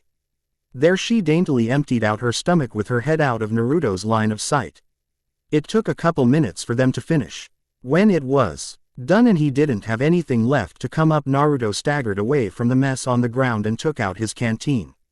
He swallowed some water, swished it around his mouth and spat it out to Tr. Why and get the disgusting taste out of his mouth. That's the last time I ever listened to you, Kiba groaned. He'd torn up a handful of grass and was slowly chewing on it. Are you two all right? Hinata asked as she came out from behind the tree. She was dabbing her face with a handkerchief and except for looking a bit pale appeared the strongest of the 3 of them. Naruto felt his knees shake a little but he nodded. That is the last time I ever listened to you, Kiba grumbled and chewed on some more grass. Well, I see you all made it one time, Kakashi said pleasantly. He had leapt down from some nearby branches. Say, have any of you seen a bucket filled with cold grease? I'm sure I left it around here somewhere. In his right hand he held out a spoon. As if on cue all 3 of them bent over and started puking again. After about 5 minutes they all seemed to be done. Hinata looked deeply embarrassed as she'd had no chance to hide this time. Naruto sent out a sickly glare. That was mean, Kakashi-sensei. I know, he said with a hidden smile. But it was also really funny. The 3 students just stared back blankly. Anyway, since we're all here now we'll begin your test. Aren't you at least going to give us a chance to recover? Kiba whined. Kakashi shook his head. A ninja must be ready to act at any time and under any circumstance, including when he feels a little sick. That's fine. Naruto growled and stood a little straighter. We'll pass the bell test and prove to you we belong together as a team. Bell test? Kakashi asked questioningly. Who said anything about a bell test? Uh-oh, Naruto thought, as they watched Kakashi took out a kunai and nicked his thumb drawing a little blood. He then performed the summoning jutsu. A small dog that Naruto Riko. Gnized as Pakun appeared in a puff of smoke. Pakun had a small jacket on. Kakashi took out a folded piece of paper and slipped it into a pocket on the jacket. You know what to do, Kakashi said. The dog looked up at him questioningly. You know this is a real waste of my talent, don't you? Please. Sighing, the dog nodded. Fine, but you owe me, big. Pakun then took off away from the M and into the training grounds tree line. Kakashi pressed a setting on his wrist watch. All right, you have 1 hour starting, now. The 3 students stood there unmoving. What's going on? Naruto asked, as the test to play hide and seek with Pakun. Not exactly, Kakashi said in a friendly voice. That note I gave Pakun has the message, Team 7 fails, written on it. He's going to try and deliver it to your father in his office in the tower. Your job is to stop him. If he delivers that message in the next 60 minutes you all fail. Crap, Naruto cried out girlishly. We've got to catch him. He, Hinata, and Kiba took off after the little dog. Watching them run, Kakashi giggled. I really ought to get some popcorn. He vanished in a swirl of wind and leaves. Something's wrong, Kiba shouted. He was leading their team at the moment. Pakun was out of sight and they were relying on his nose to guide them. Naruto nodded. He's not heading for the tower. Training Ground 1 was in the southern section of the village, while the tower was in the north near the cliff wall. The straight path to his goal therefore would have taken Pakun almost due north. Instead he was running westward, towards the market quarter. Why is he going in this direction instead? Hinata asked. Who cares? Kiba growled. It's a good thing since it gives us a way better chance of catching him. There's a trick to this, Naruto said. I know it. Kakashi always says a ninja has to look underneath the underneath. So how the hell does that help us? Kiba asked. Whatever direction he's moving, now we know where he has to go eventually, Hinata pointed out. The tower, Naruto said. Hinata nodded. I have an idea. I'll go to the tower and act as a last line of defense. You two keep chasing him. If you catch him, just rip up the note Kakashi gave him. In the Hokage's office, Minato and Kakashi were relaxing. They had tea and a big bowl of buttered popcorn. In front of them was a crystal ball. Sarutobi had passed on the secret of his scrying jutsu to his successor, knowing how useful it could be. It could also be entertaining. Naruto's figured out there has to be a trick, Minato said with a hint of pride. I figured he would, Kakashi said. After all, I did teach him. I taught him more, Minato pointed out. All the more reason he should have suspected something, Kakashi said. He looked at the crystal ball. Oh, this is going to be a good part. Out of the way, Kiba shouted as he ran and dodged through the crowded street. Please pardon us, Hinata yelled. They had finally gotten close enough to spot Pakun. He had immediately dropped from the rooftops down into the busy streets of the market quarter. Being a small dog, he was able to scoot past people's feet without much trouble, while his pursuers had to try and avoid the hapless civilians as best they could. As he was passing a vendor selling hot dogs, Pakun leapt up and grabbed one in his jaws before continuing to run on. Hey, the man shouted angrily. Pakun chewed his meal and kept running full speed. I'm sure Kakashi will be happy to pay for this. It's the least he can do given where I'm going. You're paying for that hot dog, Minato said. I know. They crossed through the market quarter and on into less crowded parts of the village. We're still not headed towards the tower, Hinata said. Where is he going? A gentle breeze brought a whiff of something and Kiba looked sick. Is something wrong? Hinata asked. I think I know where he's leading us, Kiba spoke grimly. Where, Kiba-kun? You don't want to know, he said. Akamaru whined agreement. You know, I never thought about how fortunate it is that this jutsu only relates sight and sound. Chuckling, Kakashi nodded. If Chi gave a smell too, that would be a problem. The members of the Inuzuka clan each underwent special procedures that altered their physiology from other humans, even from other ninja. Among the most important difference was an olfactory sense about 100 times stronger than an ordinary human's. Normally this was one of the clan's most prized assets. The Inuzuka were the village's elite trackers and hunter nin.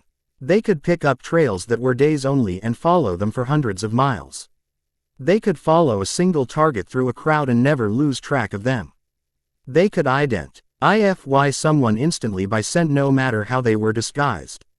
But at times this enhanced sense of scent could be a weakness. Like now, Akamaru was hiding inside Kiba's coat while the boy had both hands clamped over his nose. Why? Kiba cried miserably. Why'd he take us to the garbage dump of all places? Hinata had a hand over her own nose. While this was unpleasant for her, it was not the misery Kiba was going through. We've almost caught him. Come on Kiba, it will all be over in a little bit. Leaping through small hills of shifting trash they closed in on their target. Since coming to the dump, Pakun had been slowed by the poor footing offered by the endless rubbish. Also, he couldn't be enjoying this any more than Akamaru was.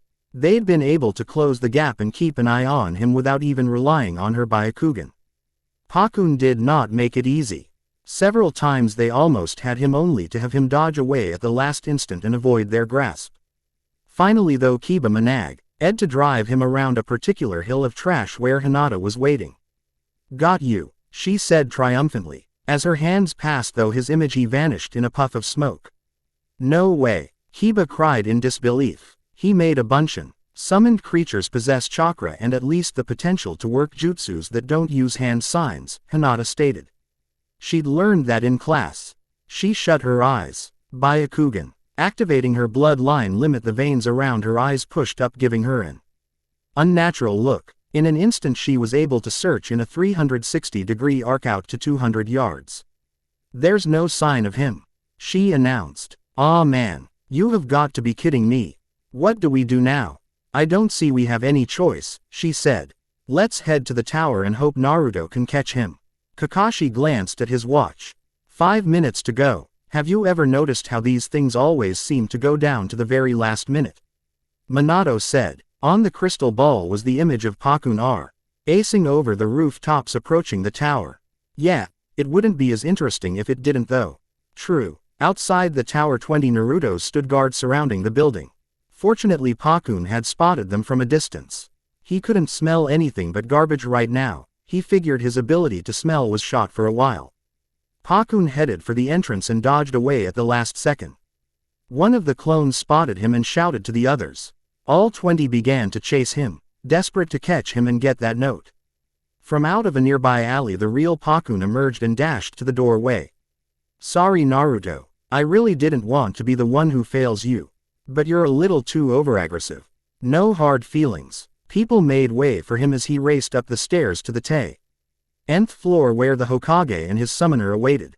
Getting to the outer office, administrative assistants watched him as he ran to the office doors where a single Chunin stood guard. Out of the way. Official business for the Hokage. Pakun shouted and charged past. Before he could reach the door though, the Chunin snatched him up by the collar and brought him up to face level. Official business, huh, funny, you don't look like a normal messenger. You had better put me down or I'll bite you. Pakun warned. With a grin the Chunin pulled the piece of paper in his jacket out and unfolded it. He laughed when he saw the only thing written there was a smiley face. Hey, give that back to me or I'll tell the Hokage you interfered with official state business. I think Dad will forgive me. There was a puff of smoke and the Chunin was revealed to be none other than Naruto. And why do you smell so bad? The office doors opened and Minato stepped out with Kakashi. A tiny beeping came from Kakashi's wristwatch. And that's 1 hour. Looks like you and your team passed Naruto. Congratulations son. The Hokage happily rubbed his son's head. Thanks Dad, thanks Sensei. Naruto said proudly. Later that night Minato hosted a party for the Hyuga and Inuzuka clans as they celebrated their children becoming genin of the village. After Hinata and Kiba went home and took baths of course. The first mission. Minato looked at the mission request with a frown. Why me? He muttered. Is something wrong Hokage-sama? Iruka asked. With school out of session he was temporarily assigned to the tower. It's this mission request, Minato said. The one from the fire daimyo. Oh that one. Iruka nodded. It's rather important given not only who's requesting it but who the subject is. I wish I could just refuse this one altogether, the Hokage said. But it's from the fire daimyo. I know, Minato sighed wearily. Technically the Hokage and fire daimyo were equals. The former was charged with the military forces of the nation, the latter with the economic, legislative, and political authority. In theory neither could give the other orders. In practice the fire daimyo and the feudal lords sworn to his service provided Konoha about 70% of its business. A request could not be turned down without serious implications. Minato looked at the mission request and thought about it. It had been 12 years. In that time he had healed and gained some acceptance, but he had not really forgiven. He wondered what his dear wife would say about this. He smiled as he imagined her bopping the top of his head and yelling at him to get over it. As he was thinking that, the doors to the chamber opened up and Team 7 entered. In strolled Kakashi, followed by his squad. HINATA was holding a happily purring cat with a red ribbon. Kiba and Akamaru were openly glaring at the cat. Naruto walked in, hands firmly behind his back with a bored look stamped on his features. "There you are, my little kitty," the fire daimyo's wife exclaimed, and snatched the poor cat away from Hinata and began crushing it in a hug. "I don't know how you keep getting lost." Minato shook his head. "I give Tora 2 weeks tops before he makes another break for it." "Well Kakashi, another successful mission I see. You've certainly been racking them up. It's only been 1 month and you've already completed 40D ranks. Pretty impressive." Quote, "Thank you Hokage-sama," Kakashi replied. "How do you manage to fit in training with so many missions?" Minato teased. It can be challenge." Minato snort. When Kiba stuck his tongue out at him. He'd kept an eye on Kakashi and noted his hands-off approach to teaching. Kakashi had never had any trouble teaching Naruto, but then he'd never been the main instructor. Minato had personally taught his son the basics along with the Kage Bunshin, Rasengan, and a few techniques based on his natural affinity with wind. He had also allowed his son to sign He toed summoning contract and worked very hard on his chakra control. Minato was well satisfied with his son's abilities, but was a bit concerned that his teammates were not getting as much instruction as they would need. Since Kakashi was still new to being a sensei, Minato was letting him find his own way for now. If he needed to though, he would pull him aside and have a friendly talk about a sensei's responsibilities. "Well, since it's still early, I'll let you pick your next mission." He shuffled the mission requests in front of him. "You can help unload a caravan, retile a roof, or do some minor repairs on the wall." "None of the above," Naruto suddenly shouted, catching everyone by surprise. "I want a real mission. No way am I doing another stupid pointless mission that a bunch of 12-year-olds could handle." "Naruto," Kakashi said dryly, "you are a bunch of 12-year-olds.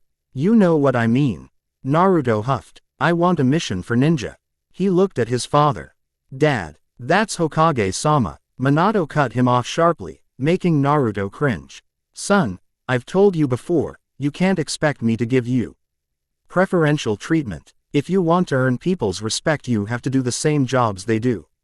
"But that's exactly what I want," Naruto complained. "I want to start doing real missions so I can start proving what an awesome ninja I am."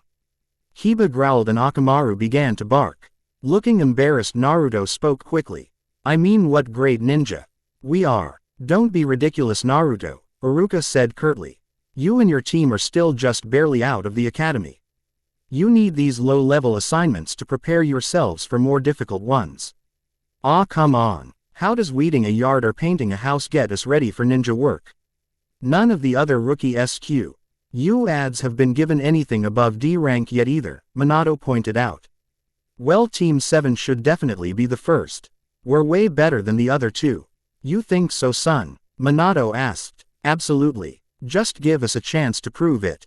Minato glanced down at the mission request. He actually had 2 C ranks available.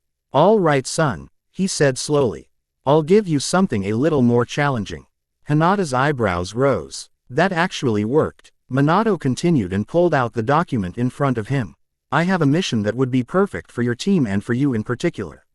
"Really? What is it?" Naruto asked eagerly. "You're to track down the Lady Senju Tsunade and convince her to return to this village so she can meet with the fire daimyo." "We're going to go meet the Lady Tsunade," Hinata said excitedly. "We're going to go meet Tsunade." Kakashi groaned. Naruto looked from Hinata to Kakashi questioningly. Is she famous or something?" After some explanation, Team 7 was dismissed in order to prepare to leave early the next morning. Kakashi decided to stay behind for a quiet word with the Hokage. "Is this some sort of punishment?" Kakashi asked directly. Minato's answer was to shove the mission request in front of his friend's single eye. "Believe me, this wasn't my idea, Kakashi." "But why us? Couldn't you send someone else?" "Don't whine or you're going to start sounding like Naruto." Minato told him. "Whatever my personal feelings, my duty is to assign the squad best suited to the mission. You know her and I think she would appreciate the chance to meet my son, Kushina's son." Anyway, even if it's a little difficult, it won't be dangerous, as long as you don't make her angry. Thanks for the reminder, I've seen her angry. Kakashi shivered a bit. Just find her and extend the invitation, that's all. If she says no, I don't expect you to bring her in by force.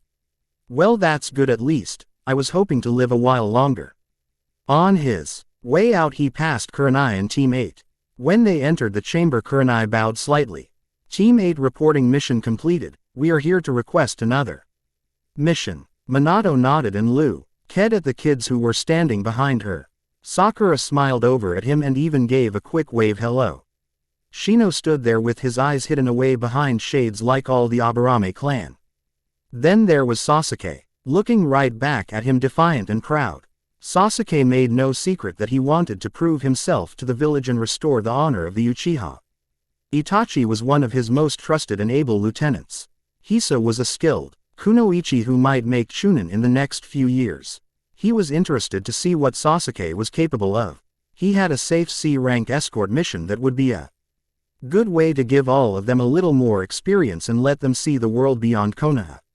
I see that Team 8 had successfully completed 35 D ranks. Tell me, Kurenai, is your team ready for something more demanding? Definitely, Hokage-sama, she replied without hesitation. They're a fine squad and ready for more. Well, in that case, I have a C-rank mission for you. You'll be escorting a bridge builder back to his home in Wave Country. The next morning, Naruto was finishing up his breakfast before leaving to meet his team at the gates. Please take good care of yourself, Naruto, Kaide told him. And remember that all ninja missions can be dangerous no matter how simple they appear to be. Sure thing, Kaide, I'll be careful. Dressed in a dark green shirt and khaki pants, he pulled on his trench coat. With his pouches and canteen in place, he really did look like a miniature version of his father. When I come back, I want to have your special ramen. I will consider making it for you upon your return. Only consider. Ah, come on, Kaide-san. Naruto, how many times have I told you not to whine? It is not becoming of someone of your position. Naruto arrived at the gate a few minutes before 8. To his shock, not only was Kakashi actually there on time, but he was talking to Kurenai, whose squad was there too. Hinata and Sakura were talking and waved him over. Naruto, you'll never believe it. Sakura told him. My team and I are going to Wave Country on a mission. That's great, Sakura-chan, he said. We're going to the Isle of Torque. The place with all the casinos. I know, Hinata told me. You're also going to meet the Lady Tsunade. You're so lucky. Naruto didn't think so, Hinata confided. He didn't even realize who she was at first. Sakura looked surprised, but she was Jiraiya's teammate, one of the Sannin. Your father must have known her. I think he did, but he's never said anything about her. Even last night when I asked, he wouldn't say anything. He just gave me a letter. Quote, a letter? Sakura asked, and both girls looked curious. Reaching into one of his coat pockets, Naruto produced a plain envelope with Tsunade written in a NEA hand and bearing the personal seal of the 4th Hokage. What's it say? Sakura asked. No idea, Naruto said. Dad gave it to me already sealed and I can't open it without breaking the seal and getting in trouble. He gave Hinata a warm smile. Though with the Byakugan. No, Hinata said firmly. Well, are we going or not? An old man with a bottle of whiskey in hand complained. I am a bridge builder of great renown and my time is precious, you know. Sakura sighed. That's Tazuna, our client. I'm really jealous of you guys. Sakura, we're leaving now, Kurenai called. Coming, Sensei. Bye guys. I'll see you when we all get back. Hinata and Naruto waved goodbye and watched Team 8 depart with their surly client. They did not suspect that one of them would not return. First time seeing it, the 4 of them were on a small boat creeping through the swamp, hidden in the morning mist. Kurenai appeared calm and collected, as though nothing were out of the ordinary. That was nothing but an act. She needed to appear calm for the sake of her students. This mission was already far from ordinary and she had a bad feeling it might end up being a complete disaster. Flashback. The demo. Brothers were unconscious and chained to a tree. Fortunately, Kurenai had spotted the puddle of water they had been hiding in. She had managed to cast a genjutsu that neither her students nor her team had noticed. She was able to defeat them both and even got to see her team in action. All three of them had performed well, with Sasuke showing real talent and courage under fire. Now that the fight was over though, it was time to deal with some serious matters. She turned to look at Tsunade and saw the man flinch as her red eyes bored into him. These men were both Chunin level and they were here aiming for you, Tsunade-san, she said. Chunin are not easy or cheap to hire. Why would someone go to that much trouble for a bridge builder? How would I know? He answered nervously. Please don't treat me like a fool, Tsunade-san. All ninja are taught to see through deception. It's a skill that often means the difference between life and death. I am a Jonin of my village and quite skilled at reading people. It's clear to me you're lying. Now tell me what you're hiding or I am taking my team with me back to the village. You can't do that. I assure that I can. As sensei, I am the one responsible for my team's safety. I am not about to take them into a situation they are not ready for. I trust them to handle any random bandits we come across but not Chunin level opponents. Now either tell me why these men were sent after you or I am canceling our contract and taking my squad back to Konoha. If you do that I'm a dead man. Why? She demanded. Just who is it that is after you? Seeing no alternative, Tsunade lowered his head and answered in a low undertone.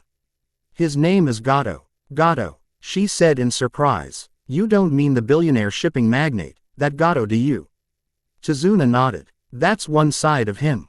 He said bitterly. But what you may not know is that he is also a ruthless gangster who uses violence and corruption to get whatever he wants.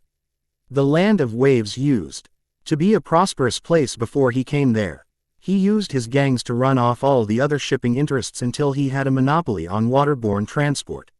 For an island nation like ours, shipping is our life's blood. The economy was soon ruined as Gato raised the transport costs by 500 or 600%.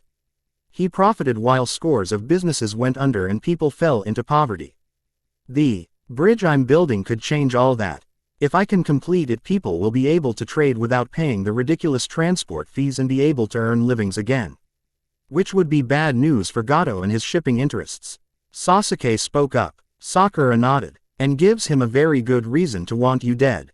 Given the economics involved, it seems certain even greater efforts will be expended to eliminate you.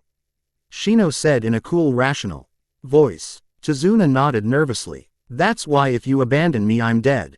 If you knew you would likely be targeted by ninja you should have requested a higher ranked mission. For something like this we would have assigned a B or even an A rank and provided you a much stronger bodyguard. Kurenai told him. There was no money to pay for anything more than a C rank. Tsunade explained. I had to keep the real level of danger hidden. And instead you want me to protect you with genin who are just learning what it means to be real ninja. You expect them to do a job that would be assigned to a team of Jonin and Chunin. Kurenai shook her head. I am very sorry, Tsunade-san, but I am going to have to cancel our contract. If you return to the village with us you'll be given a full refund. What the hell good does that do me? He demanded. I need protection, not money. Sensei, we can't turn tail and run, Sasuke said. People will think we're cowards. Kurenai shook her head. No they won't, Sasuke. We're ninja, not berserkers. If you're in a situation where the odds are too heavy against you there's nothing wrong with retreating. No, one is going to think a genin squad cowardly just because they can't handle Chunin level opposition. But sensei, we did handle 2 Chunin, Sakura pointed out. That is correct, Shino stated. The simple fact the mission has a greater degree than was originally anticipated should not of itself rule out the possibility of successful completion. Your students seem willing to continue, Tsunade said hopefully. That only proves that they have courage but not enough common sense. She turned to look sharply at her charges. While the 3 of you performed admirably I was the one who defeated them. If we continue we would face either higher level opponents or larger numbers of them and I am not confident enough in my abilities, such an unknown risk. Isn't that a ninja's job? Sasuke asked. Facing unknown risks, I'm not afraid of whatever may come. I refuse to run away from my first real mission. I agree with Sasuke-kun, Sakura spoke up. The Hokage always talks about doing what is right no matter the risk. How can we just abandon poor Tsunade-san or his people? I truly appreciate your kind words, little girl, Tsunade said. But your sensei is right, it's best you just leave this helpless old man to his fate. I mean, who cares if my poor daughter will be left without a parent? Even though I know she'll blame Konoha for letting her dear dad be butchered. It's fine. Tsunade aimed forward in the boat near to where she was. I want to thank you for protecting me. When we get to my house I'll have my daughter cook us up a feast. Kurenai nodded without saying anything. She was still trying to maintain a calm front, but couldn't shake the feeling that agreeing to this had been a mistake. She'd had sympathy for Tsunade and his situation. She'd also been pleased by the courage her 3 students displayed. Seeing her hesitation, Tsunade had been quick to play up the tragic aspects of his poor daughter and of the children who were left hungry because their parents were being victimized by Gato and his thugs. In the end she had reversed herself and decided to continue the mission. Now though she was questioning the wisdom of that. What kind of opposition would Gato have lined up for them? They had already faced and beaten 2 Chunin level ninja. That meant she would have to expect enemies of greater skill or of greater number. It was even possible they would face both. She was a Jonin of the Leaf and had plenty of combat experience along with her share of kills. But the fact remained she was a genjutsu specialist. Her skills were better suited to reconnaissance or ambush rather than straight battle. In this situation a heavy combat specialist like Asuma or Guy would have been preferable. Though her kids were all promising, she had no illusions that they were ready for Jonin of Chunin level combat. Everything would depend on her ability to take the enemy out quickly with her genjutsu. The small boat finally arrived at a rickety old dock. All of you stay sharp and keep your eyes wide open. From this point on think of yourselves as being in enemy territory. Kurenai instructed them. All 3 of her students nodded with serious expressions on their faces. She decided against telling them it was likely they would be attacked somewhere between here and Tsunade's home. Her students were alert and aware of the potential for danger. That would do. Taking the lead she led them out. Zabuza was sitting on a tree branch overlooking the trail that led to the target's home. He and his partner had been out here the last 3 days waiting. Like all true ninja, the demon of the mist could be patient when he needed to be. A figure in a hunter nin mask materialized on the branch beside him. The target and an escort of 4 ninja are approaching. About damn time, Zabuza growled. What kind of read did you get on the escort? 3 of them are children, likely no older than 12 or 13. They are led by a kunoichi with the bearing of someone experienced. Children, Zabuza said in disbelief. It sounds like a Jonin sensei with a raw squad. How the hell did the demon brothers lose to that? Perhaps the sensei is something special, the hunter nin offered. Maybe, Zabuza grunted. In any case it's time to find out. Kurenai froze. Triad formation. Protect the client, she shouted. Her students pulled out their kunai and formed a tight triangle around a suddenly frightened Tsunade. This is it, Sasuke said excitedly. His chance to start proving himself and begin redeeming his clan. For her part Sakura was just trying not to shake. Hino looked exactly like he did on the training ground. Standing about 20 feet away was a muscular ninja with wrapping on his face and a huge 2-handed sword on his back.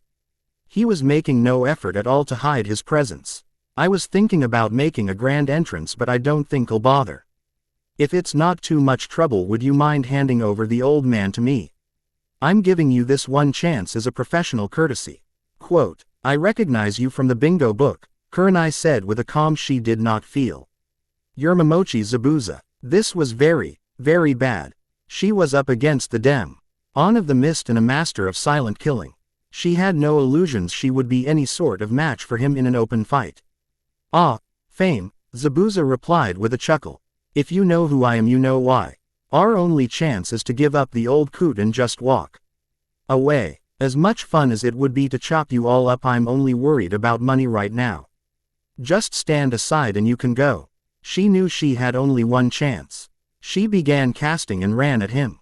As her genjutsu took effect, vines seemed to sprout up out of the ground and entangle his arms and legs.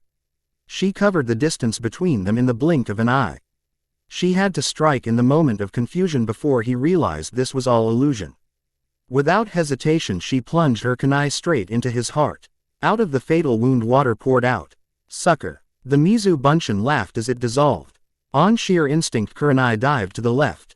This saved her life as a sword sliced through the space she had just occupied. But it left her momentarily defenseless. Letting go of his sword, Zabuza delivered a brutal punch to her face, knocking her out and causing the genjutsu to vanish. Sensei. Sakura shouted, picking his sword back up. Zabuza turned in their direction and began to stroll over towards them. He looked more amused by the situation than anything else. This is the part where you brats run away screaming. Don't underestimate me, Sasuke shouted. I'm a ninja of the Uchiha clan and we don't run. You're a what? Don't make me laugh, snot nose. Calling a kid like you a ninja is an insult to the name. It takes a hell of a lot more to be a ninja than a little training and a HINATA around your forehead. And you're an Uchiha. I thought the 4th Hokage wiped you all out. I guess you leaf nins really are soft if he spared some of you traitors. Hearing that hated word from a foreign ninja made something inside him just snap. With a scream of pure rage, Sasuke ran at him, his only thought to kill him for his insult. Sasuke. No. Sakura shouted and ran after him. Sakura, don't. Shino called out but remained where he was to try and protect Tsunade.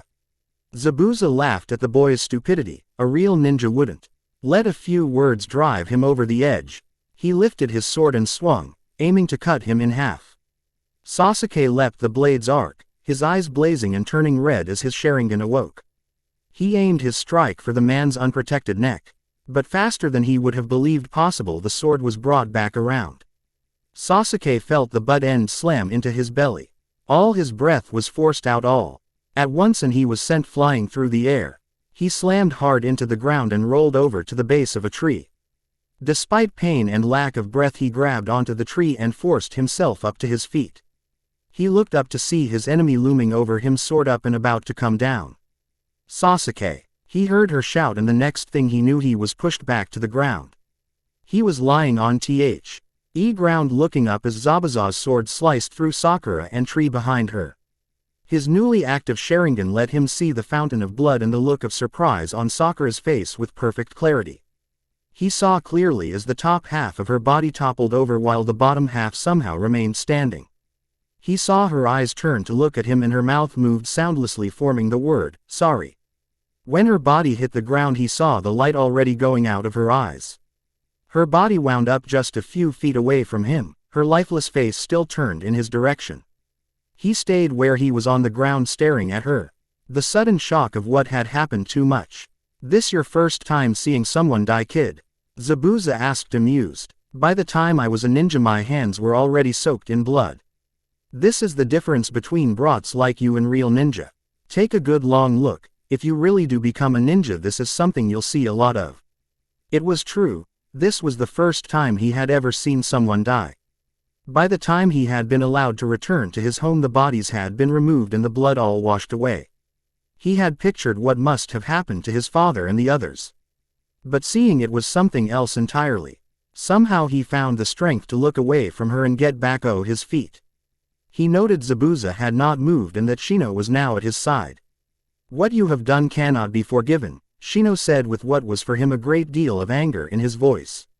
I'm going to kill you for this, Sasuke promised. Zabuza shrugged, his sword was resting on his shoulder. If that's the way you want it, come on then. But before either boy could make a move, a hail of senbons fell on them, piercing them through their backs, arms, and legs.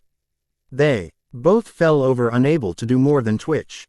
Zabuza looked up at the tree line where his partner stood calmly watching. Why did you bother with that? They are not truly our enemies, Zabuza-sama, and we will in no way profit from their deaths. Like this they are no longer a threat and do not have to be killed. You're still way too soft, Haku. Zabuza did not sound pleased. But fine, if you want I'll let them live. He looked down at the two conscious boys. You two owe your life to my associate Haku. I would just as soon kill you as look at you.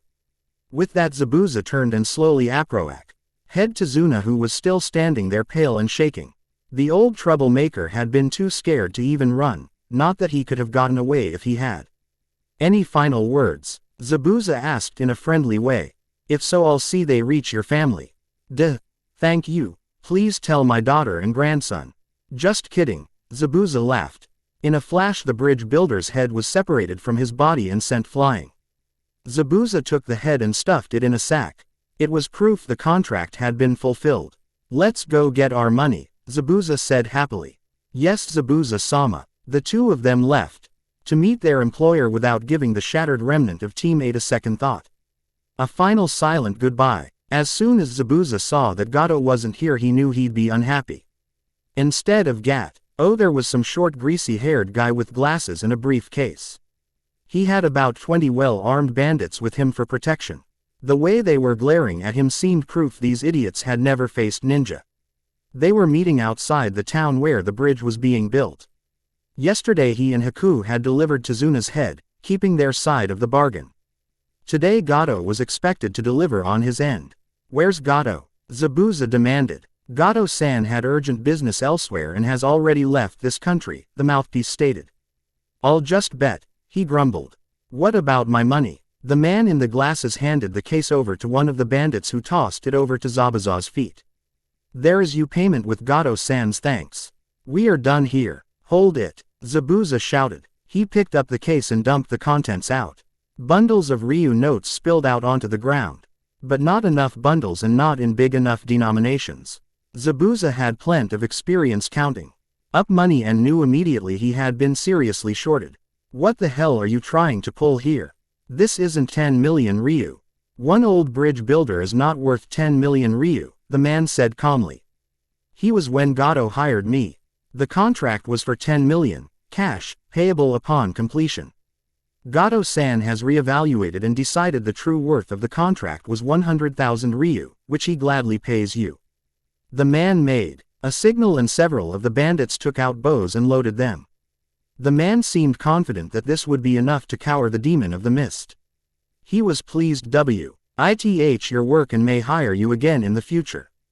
That is the only reason you are being allowed to collect your payment and walk away. Please accept the money and go. If you cause any trouble you will be killed on the spot. Even if you should somehow manage to escape, the hunter nins of Kiro will be informed of your whereabouts. Beneath his bandages Zabuza grinned at the man's composure. Hey, let me guess. You're part of middle management and this is your first, big, job for Gato. Am I right? The man's calm air slipped just a bit. Yes, how would you know that?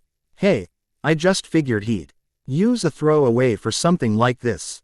No point letting someone important get killed. The idiot realized he was not in control of the situation and, as one would expect, he panicked. Kill him, the man shouted. The arrows were loosed and they all hit Zabuza right in the chest. His body promptly turned to water. The real Zabuza leapt down from his hiding spot and started butchering the bandits.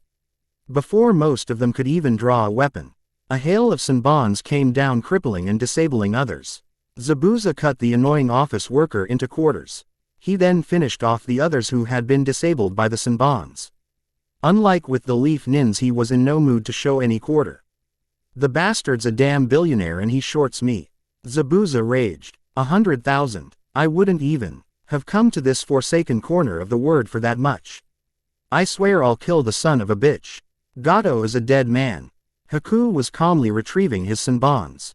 He had managed not to directly kill anyone. He wondered if that really mattered when he had helped Zabuza do the killing. Forgive me Zabuza-sama, but was this really wise? As it is, the hunter nins will surely be informed of our whereabouts and be on their way. Haku, they're already on their way, Zabuza stated with certainty. The second Gato broke his contract with me, he knew I'd kill him for it. Sending this token payment was supposed to lull me and convince me he actually wanted to continue doing business. He tossed the money back in the briefcase and got up. It's time to get the hell out of Wave and disappear again. Yes Zabuza-sama, Haku replied without any real emotion. This was the way of life when you were a nuke nin. The three of them stood over a simple mound of earth. There were no markers or signs, nothing at all to show this was the grave of a young girl who had died far from home in service to her village. Is this all there is? Sasuke asked. Some unmarked grave in the middle of the woods. A few words, a few prayers, and that's it. A lot of times a ninja doesn't get even this much, Kurenai said quietly. A lot of good people have been left out to rot because there was no one left to bury or the mission didn't allow time for even that. What, did you think every dead ninja got a funeral service and a place in the family cemetery? She touched a pouch that contained Sakura's HINATA and her personal possessions. I will return these to her family, who will hold a memorial service. Her name will be carved into the monument, that is as much tribute as she will be given. which puts her ahead of father and the others in that area at least. Traitors didn't get their names on the monument. Sasuke was looking at the pile of earth. In a year's time it would be completely overgrown, and even they would never be able to find it again. In time everything about her would be forgotten. Sensei, Shino spoke up. Are we really returning to the village? What else can we do? Kurenai asked. The mission is a failure and the client is dead. I returned the remains to his family and informed them of what happened. Kurenai sighed at the memory of Tsunade's daughter and grandson Raylan. G at the Leaf Village for allowing his death. She hadn't bothered trying to explain the reality. The fact that by lying about the nature of the threat he had been assigned a woefully underpowered squad for protection. Against someone of Zabuza's ability they had never stood a chance. Kurenai had known neither of them would have believed her anyway, and as it was perhaps they could find a tiny bit of comfort in blaming her and her village. All that's left now is to return to the village and report all this. And what about Zabuza and Gato? Sasuke demanded. Are they really going to get away with this? If any further action is to be taken, that will be the Hokage's decision, not mine. Sasuke kept staring down at the mound of dirt. She died because of me, he said quietly. She sacrificed herself to save me. Then honor her memory by becoming a great ninja and protecting all your teammates from here on out, Kurenai told him. But don't blame yourself for what happened. The only one responsible for this was me. I alone am to blame and will tell the Hokage exactly that. I should never have allowed the mission to continue after we were attacked by those two Chunin. As soon as I knew the degree of the threat, I should have returned to the village. She closed her eyes. What the hell was I thinking taking Genin into this? You are not to blame, Sensei, Shino stated rationally. All three of us were eager to continue the mission. That's right, Sasuke said. You were just doing what we all wanted to do. That's no excuse, Sasuke, Kurenai said directly. A ninja squad is not a democracy. A Jonin sensei is put in charge for a reason. It was my responsibility to use good judgment in assessing the situation. What the three of you wanted should have had nothing to do with it. I should never have allowed myself to be swayed. Sakura's death and Tsunade's are my responsibility alone. Is this really all there is? Sasuke asked. It doesn't seem enough somehow. No, it doesn't, she agreed. But this is how a ninja leaves the world. Never forget it. Sadly she turned away. Now we have to go. This is also part of what it means to be ninja. Sasuke was the last to turn away. He knew that he would never be able to find her brave again even if he had some reason to come back to this place. I'm sorry, Sakura. I never treated you with the respect you deserved. Ho, Nestle, I always looked down on you because you didn't have a bloodline or come from a clan. But you were a good friend and a good ninja, and I owe you my life. I promise I will never forget you for as long as I live. With this final silent goodbye he bowed to her, something he would never have done while she was alive. He then turned away and left with the rest of his squad. The devil's own luck. I see, the Hokage answered quietly. It is a terrible shame, but these things do happen. Yes, Hokage-sama, Kurenai said dully. Sasuke and Shino had both been allowed to return home. There was no need for anyone else but her to report in. Zabuza will go on our wanted list immediately. About of a million Ryu seems fitting. He looked at Kurenai questioningly. Are you sure you don't want me to issue one for his partner as well? She shook her head. From what both Sasuke and Shino tell me, they'd be dead if it weren't for him. I don't want to repay that mercy by placing a bounty on his head. Very well, Minato said. Then there's the matter of Gato, the Hokage said grimly. Since he hired Zabuza and ordered the mission where a Leaf Nin was killed, I consider him every bit as guilty. He's a billionaire though, a well-respected businessman, Kurenai said bitterly. If we kill him, won't that hurt the village's reputation?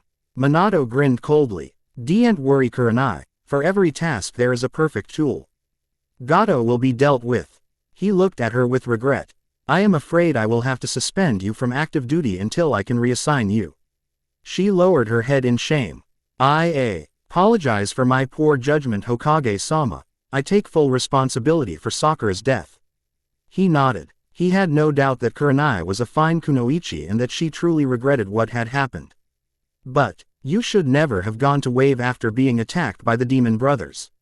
The moment you realized it was no longer a true C rank. You should have returned immediately and cancelled the contract. I know your students were all willing to press on in spite of the danger, but that is why we entrust our young genin to Senior Jonin Ninja. The village, and I expect you to be the one to make the decisions based on your own experience and best judgment. Your original decision to return was the right one. Allowing the client and your students to change your decision was the mistake. She could only stand there and nod miserably. The Hokage was right. Ultimately it had been her choice. She alone was responsible. Having rebuked her, Minato let her down easy. We all make mistakes. Maybe in the future you can try being a sensei again, but for right now something else might suit you better. Yes, Hokage-sama, she said dully. She would have to talk to Sasuke and Shino, not just to say goodbye but ready them for a new instructor. Wow, Naruto said as he ship pulled up the dock. So this is Torque. It's amazing. Not too bad for your first time out of the village, is it? Kakashi asked. Naruto could only nod. The island was only about 2 miles wide and a mile deep at its thickest spot. Except for where the wooden piers were, the entire ocean front was sandy white beach. There were hundreds of men and women playing in the water or lying on the sand with very little on. Hinata thought it rather scandalous. Kiba was drooling at some of the girls in their tiny swimsuits. Beyond the beach, just about every inch of land had a massive building on it. There were luxury hotels and casinos that stretched higher than the Hokage Tower and were 2 or 3 times as broad. Many of the buildings were splashed with gold paint that made them shine under the tropic sunlight. At night there would be neon lights that would fill every part of this city. This can be a very fun town, but expensive, Kakashi told them as they went down the ramp. They say everything is for sale here and they're not joking. So you've been here before, Kakashi-sensei? Naruto asked. Once or twice, he said. As they left the docks and entered the casino district, Naruto and Kiba noticed a number of scantily clad women standing about. Hey sensei, how much would she cost? Kiba said, pointing at blonde Jiraiya in denim shorts and a red bikini top. Kakashi studied her for a moment. Probably about 5,000 ryu, though you might be able to negotiate it a little lower. Really? Kiba exclaimed. He'd been joking. Sensei, Hinata cried. Hey, sorry, Kakashi said, though he didn't seem too sorry. Kiba, try and remember, we're here on a job. Also, you're only 12. That's like 84 in dog years though. Kiba argued. Naruto couldn't help looking at some of the other barely dressed women out there. A buxom girl with long black hair who could not possibly be older than 18 winked at him as he walked past. He couldn't help but blush. Naruto-kun, Hinata yelled. What? He jumped. I didn't do anything. Make sure you don't. She grabbed onto his arm. Tsunade was at the craps table of the Golden Kami Casino. Standing behind her holding Taunton, their pet pig Shizune, looked unhappy. Lady Tsunade, don't you think we should leave now? Shizune asked pleadingly. What are you talking about? I still have money left. Isn't that when you should quit? Shizune said desperately. Tsunade smiled at her. Don't worry. I can feel my luck about to change. She put down a stack of 10,000 Ryu chips and tossed the dice. Snake eyes. The dealer sang out. Shooter craps out. Her little stack of chips was swept off the table. I see your luck hasn't changed, Tsunade. She looked over to see a familiar fact. Mostly covered by a mask and Hitite. What are you doing here, Kakashi? She asked gruffly. Kakashi gulped. A hostile Tsunade was a dangerous Tsunade. Maybe this is just coincidence. No, it's not, she said flatly. If you were here on your own, you'd be in one of the strip clubs a couple blocks over. There are strip clubs, Kiba said excitedly. Tsunade noticed the 3 kids standing behind Kakashi. Don't tell me the village made you a sensei. Hey, afraid so, my sensei finally cornered me into it. At the oblique mention of Minato, Tsunade appeared a bit unhappy. How is he? Fine, he's just fine, Kakashi told her. As a matter of fact, the reason I'm here. I knew it, she said accusingly. He wants me to return to the village, doesn't he? Well, technically the fire daimyo does. We're here to just deliver a message. You can consider it delivered, now go. Hey, my father wrote you a letter, the least you can do is read it. Even if you are a Sannin and a former teammate, to the great Jiraiya, you should still show a little respect. Tsunade stared at the mouthy little brat who had just taken his life in his hands. He had spiky blonde hair, 3 scars on each cheek and was dressed in a trench coat. Now that she was taking a good look at him, she knew who he was. Naruto, she breathed. You're Naruto, Kushina's son. He nodded proudly. That's right. I'm Namikaze Naruto, son of the Yondaime Hokage and Uzumaki Kushina. And I came all this way just to deliver this to you. He held out a sealed envelope to her. Excuse me, the dealer called. But please toss the dice or pass them to the next shooter. Oh, all right. Tsunade put down her last 50,000 as Shizune groaned and muttered to herself about living on the street. She then handed the dice to Naruto as she took the letter from him. Here, you throw them for me. Your father always had the devil's own luck. Maybe you got some too. He stared at the dice she'd put in his hands. What am I supposed to do with these? She nodded to the other end of the craps table. Just toss them down there. She then stepped away from the table to nervously open the letter. She had not heard from Minato in over 12 years. Not since Jiraiya's funeral. Taking out the single sheet, she saw the message was brief and to the point.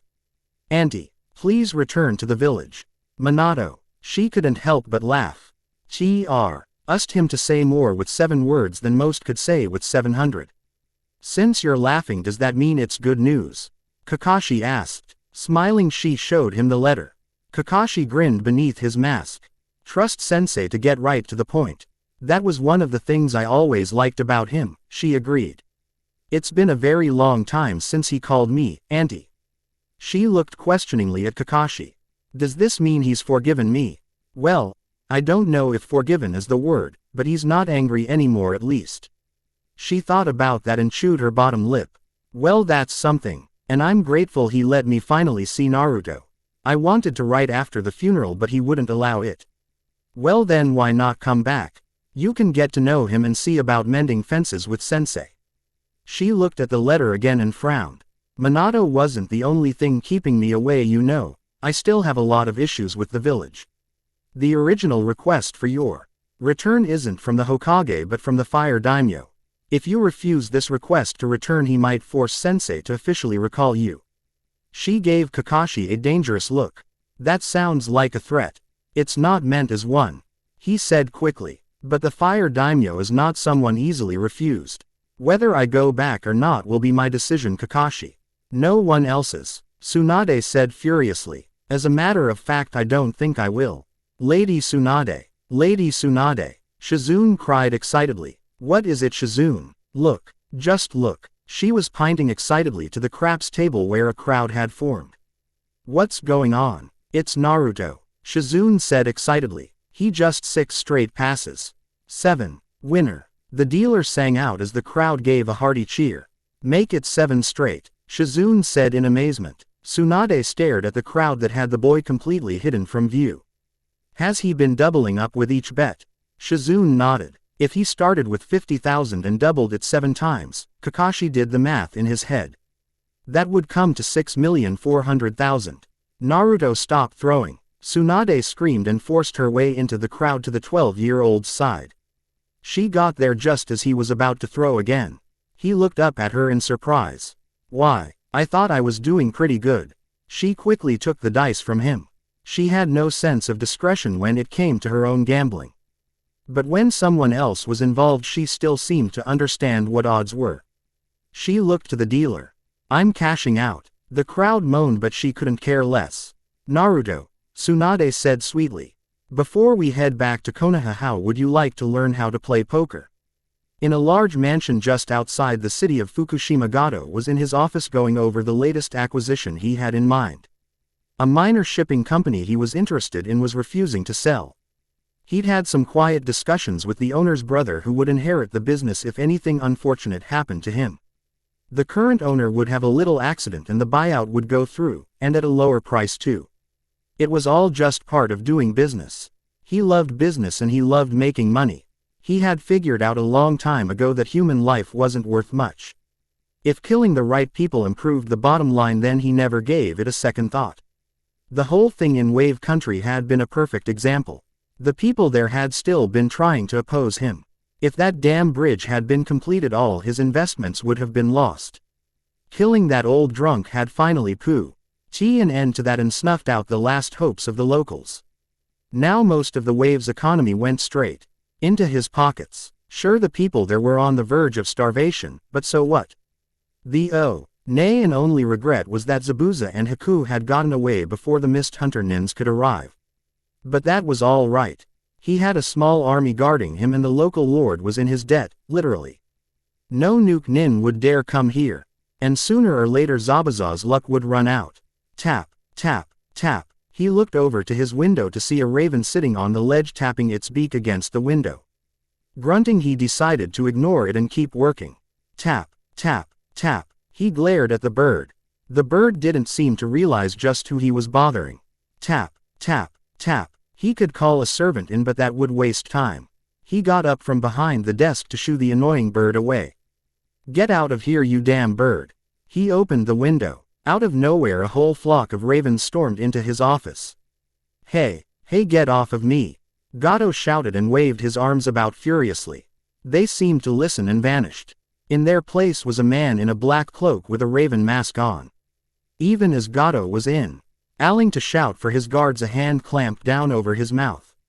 Look into my eyes, Gato, and accept your just punishment. A cold, unfeeling voice whispered.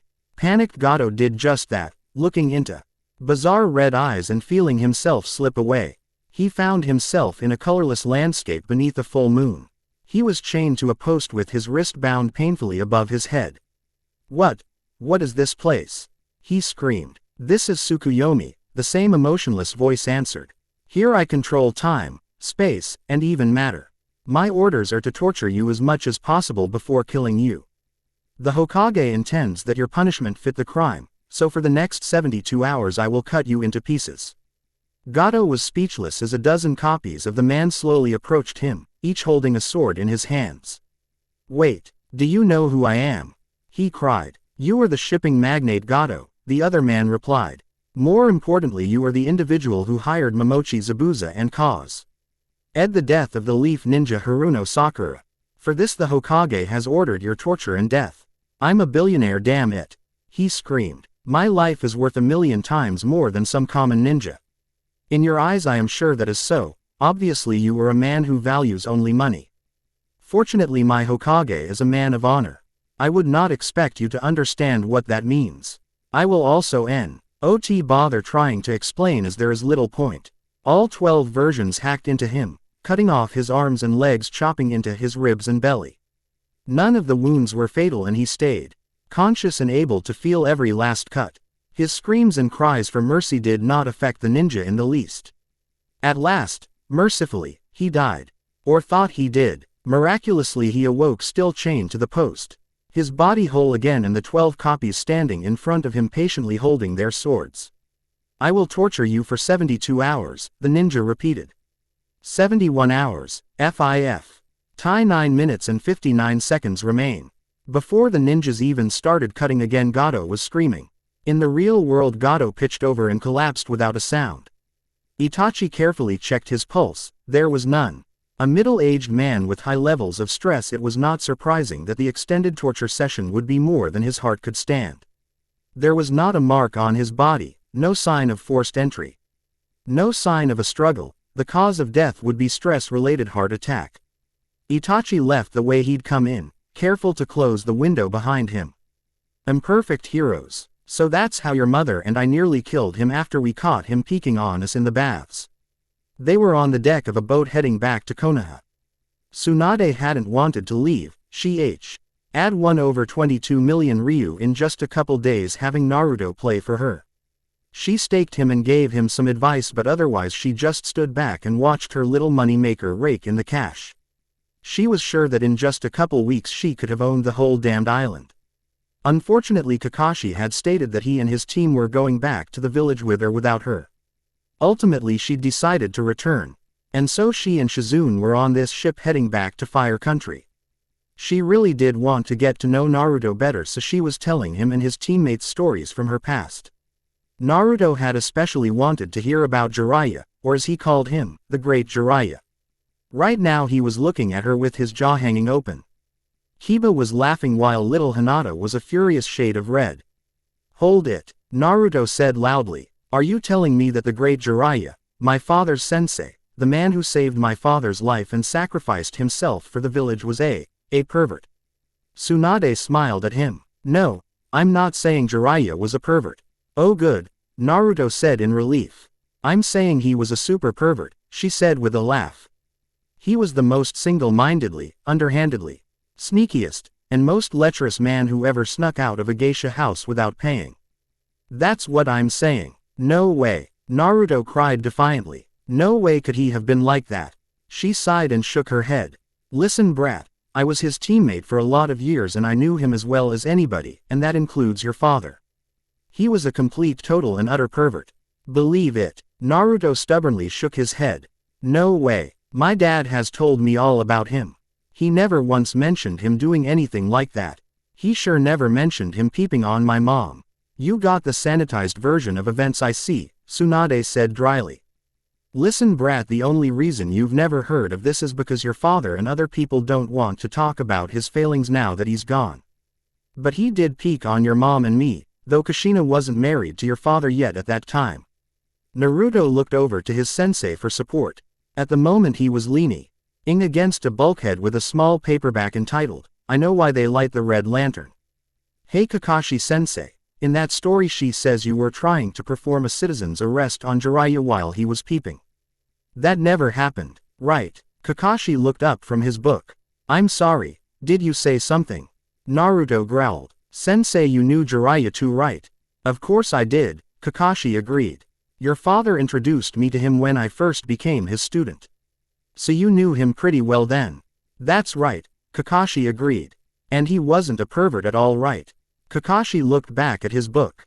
No comment. Tsunade began laughing while Naruto looked just plain horrified. When they returned to Konoha there was a small crowd at the gate to welcome them. Tsunade noticed immediately that among them was a handsome man in white and red robes. He was surrounded by clan heads and other elite ninja of the village, including the now retired Sarutobi. Obviously he had come to welcome her back. Tsunade braced herself, not sure exactly what she wanted to say to him after all these years.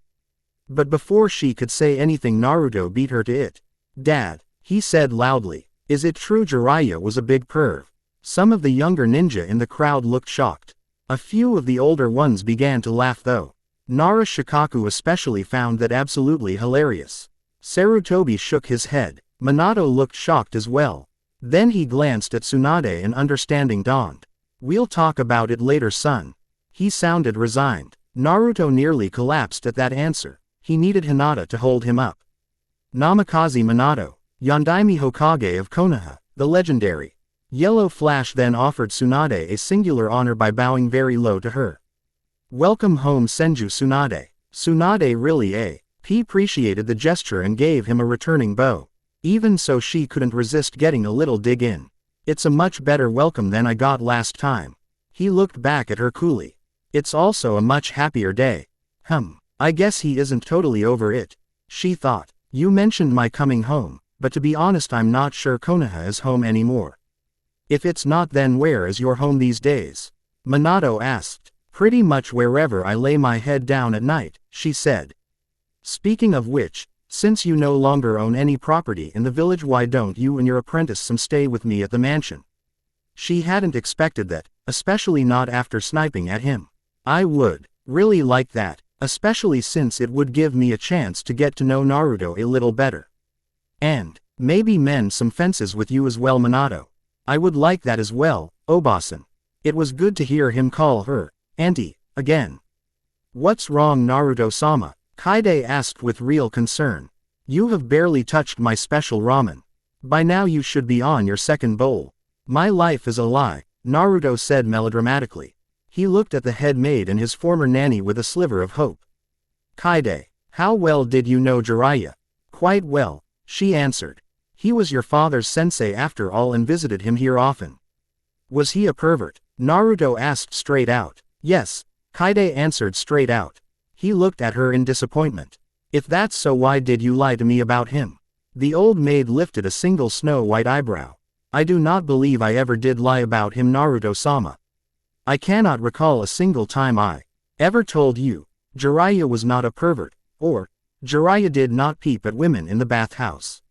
But you said he was a hero and a great man and a great ninja like everyone else did. Naruto said accusingly. I did, he was, and so. What does that have to do with his perverted nature? But how could he have been a great ninja and a pervert at the same time? It turns out he managed it rather easily, Kaide said. Whether you like it or not, Naruto-sama, people have flaws. In real life they are not as pure and perfect people we'd like them to be. People exist only in stories and in legend. She explained patiently. The truth is Jiraiya was a great ninja, a great teacher, and a great man. He did save your father's life. He did save this village from the Kyuubi. He did also read dirty books, peep on women, and sleep around like a rabbit in heat. Naruto sputtered and turned red. None of which changes any of the brave things he did or makes them any less deserving of respect. I am sorry if one of your heroes is not what you pictured him to be, but if you look close I think you will find every hero has at least a few flaws. Even Dad? Naruto asked. Oh certainly, Kaide said. I can think of one huge flaw he has right off the top of my head. What is it? Naruto asked nervously, not sure he wanted to know. He is completely addicted to ramen. Kaide said in that serious way she always said everything. Naruto stared at her for a second before he burst out laughing. After that he finally found his appetite. Thank you for letting me stay here, Minato. Tsunade said. I really do appreciate it, you know. It's all right, Auntie, Minato told her. To be honest, I'm still a little bit angry at you for what happened. Minato. Oh, if I had known what would happen I would have come. I swear to you I never once thought Kushina could die in childbirth. I know, he said nodding his head. She was a strong woman. If the Kyuubi hadn't come, he let out a long sad sigh. I know it's not fair to blame you for what happened, but I can't seem to help it. I suppose it's a bit like the way you blame Sarutobi and the village for Dana and Nawaki. No it's not, she said immediately. That's totally different. How? She opened her mouth, but when she really stopped to compare the circumstances there really wasn't anything she could point to. She had not meant for Kushina to die and had not deliberately caused her to. Sarutobi had not meant for either Nawaki or Dan to die and had not deliberately caused them to. The village could be blamed only if she was going to blame all ninja villages or the entire ninja system. Konoha had been at war and her ninja had been called on to fight for her. They had died for the village. But there had never been any deliberate intent to harm either of them. I can understand the need to blame someone when you suffer a terrible loss, she answered slowly. Maybe it's best to try and at least forgive as much as you can, even if you can't forgive completely. Minato nodded. That's how I feel, even if there is still a little bit of anger, I would like you to come back to return to the village. She thought about it. There was nowhere else that she could call home. Except for Shizune, Naruto and Minato were the people she most wanted to see and protect. Shizune had often spoken of returning here and would be glad to finally end their nomadic ways. I think I would like that. Hiatus. Hello everyone. This is to inform all my readers that I am placing all my stories on hiatus until at least the end of the year. I am very sorry but I have no real choice. I am a senior accounting student at the University of South Florida and am gearing up for my finals and trying to graduate with my BA. After which I have lots of other things I need to deal with, not least of which is trying to find a good job in this economy. I absolutely love writing. I love reading your reviews and messages. Except when they smell of napalm, of course. And while I write for myself, please be assured I have always been amazed and honored to see so many people putting my stories on their favorites and alert lists. It has been a very great pleasure writing all these stories, and it has made me extremely happy to know how many of you honestly enjoyed what I wrote. I thank you all, but it's because I love writing so much that I have to stop for a while. My writing has become my addiction and my keyboard my escape from the world's problems. So I need to walk away for a while and put all my energies and time into real life problems. I still plan on coming back as I love writing too much to stop for good and I don't want to leave my stories unfinished. This is not goodbye, just so long for now. LOTLOF. A funeral on a sunny day. Author's note. To all my readers, I will once again be updating my stories. However, from this point on I expect my updates will come at a slower rate as I have less free time these days. While I really do appreciate all of you who have taken the time to read my work, I ask that people not leave reviews or send me PMs simply to ask me to update a particular story. I'll remind everyone that this is a hobby for me and not my profession. I don't have deadlines for anything I post here. I do promise to try and finish everything I have written, I just don't know how long that will take. It was a beautiful fall day. The leaves were just beginning to fall from the trees and there was the occasional strong breeze that would hint that winter was coming. It was a day to spend by a lake or in the woods. It seemed wrong to waste such a beautiful day on such a sad event. The memorial service was not especially well attended. Haruno Sakura had died too young to have caused many ripples. Like too many other genin, she had been killed on her first real mission. Her name had already been carved into the memorial stone, a permanent reminder that she had lived and given her life in service to her village. But fewer than 100 people attended her memorial. She did receive the honor of having the Hokage there as both a mourner and as the one to lead the ceremony. Her parents were there of course, as well as a small handful of uncles, aunts, and cousins. Iruka came to honor one of his students. Her former sensei Kuronai was there. After reporting to the Hokage, she had gone to Sakura's parents to inform them of her tragic death and to return to them her Hite and other possessions. She apologized to them for her failure to protect the daughter and accepted the full blame for her death. Her teammates were there, representing the Aburame clan and the disgraced Uchiha. A number of her former classmates came to honor her memory: Hinata, Kiba, Shikamaru, Shioji, and Ino. As Ino laid down a white chrysanthemum, she silently took a kunai and sliced off her ponytail. Naruto laid down his flower in front of the photograph of a smiling pink-haired girl. It didn't seem real. It was hard to believe he would never see her again. He had lost his mom and godfather of course, but this was the first time he'd lost someone he'd known. When he went back to his proper place, he watched as Sasuke placed down a flower as well. He looked sad. Naruto wondered how much Sasuke was feeling. He had lost his father and a lot of his family. He knew what it really meant to grieve. What did he feel about Sakura? He momentarily thought about asking him but quickly dismissed the notion. Knowing Sasuke, he would immediately clam up and insist he didn't feel a thing. The proud Uchiha would never admit to any weakness, especially not to him. When the ceremony came to an end, his father took time to speak with the Harunos. Naruto even knew for a fact that his dad and Sakura's mom Mai had been classmates. He said a quiet goodbye to his teammates and told them he would head home with his dad. He kept a respectful distance as his father spoke to Sakura's parents and offered them what comfort he could. What could he say to them that would make losing their only child any easier? Words like duty, honor, obligation had to pale beside the realization that she was gone forever. He watched her mom cry against her husband's chest as his father nodded sympathetically. At last, when he had done what he could, his father came over to him and they headed home. As they walked through the streets, people greeted them as usual, though they were a bit taken aback to see them dressed in mourning clothes. "You've been quiet," the Hokage said as they neared the mansion. "What's on your mind?" "I'm just thinking that Sakura didn't deserve to die like that," Naruto said solemnly. "She tried so hard to be the best ninja she could, then on her very first real mission." He shook his head sadly. "I know, she did nothing wrong and did not deserve her fate. But that's true of most ninja. She just ran into a far stronger opponent and that was all." He decided not to bring up Kuronai's questionable decision to continue their mission despite knowing the increased danger. This is the hard reality of what it means to be a ninja. From the time I started teaching you how to fight, I have always told you that the shinobi way is the way of death and every shinobi must be ready to kill or die at any moment. Naruto could only nod. That was something his father and all his instructors had drilled into him for as long as he could remember. He'd always understood that being a ninja was a serious business and not something for those who were faint of heart. Knowing about it and dealing with it are different though. "That's true, son," his father agreed. "No matter how much you understand it, the first time you kill and the first time you lose someone is always a shock. My father died on a mission when I was only 9. Every time he left he made a point to say goodbye to me just in case it was for the last time.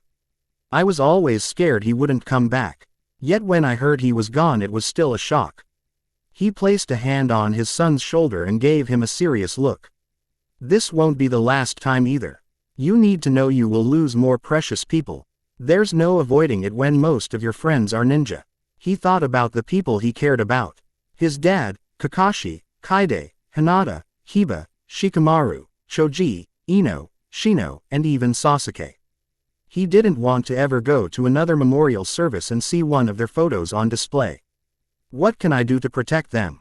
He asked, sounding very serious. His father let out a heavy sigh. He was thinking about his former teammates, his sensei, and Kushina. You can be the best ninja possible and always take your duties seriously. When you're older you can try to be the best leader Os Cybele and protect everyone who depends on you. But know this, son, he spoke in a stern tone. No matter what you do, no matter how hard you try, you cannot save everyone. And there will be times you will have to deliberately sacrifice some in order to save others. That too is part of being shinobi. Naruto looked up at his father as he carefully pondered his words. Being Hokage is hard, isn't it, Dad? Yes it is, but it's still worth doing even so. I know I can't save everyone, but I can protect as many people as I can. That's what makes being Hokage worthwhile. He gave Naruto a slight grin. Even with all the paperwork. Naruto considered that. All right, I've decided. Decided what? Naruto smiled. I'm going to Hokage one day. It was a week later and Sasuke and Shino were waiting at Training Ground 1. They were at long last getting their new sensei assigned to them along with a new teammate. Who do you speculate we will be assigned as sensei? Shino inquired in his usual monotone.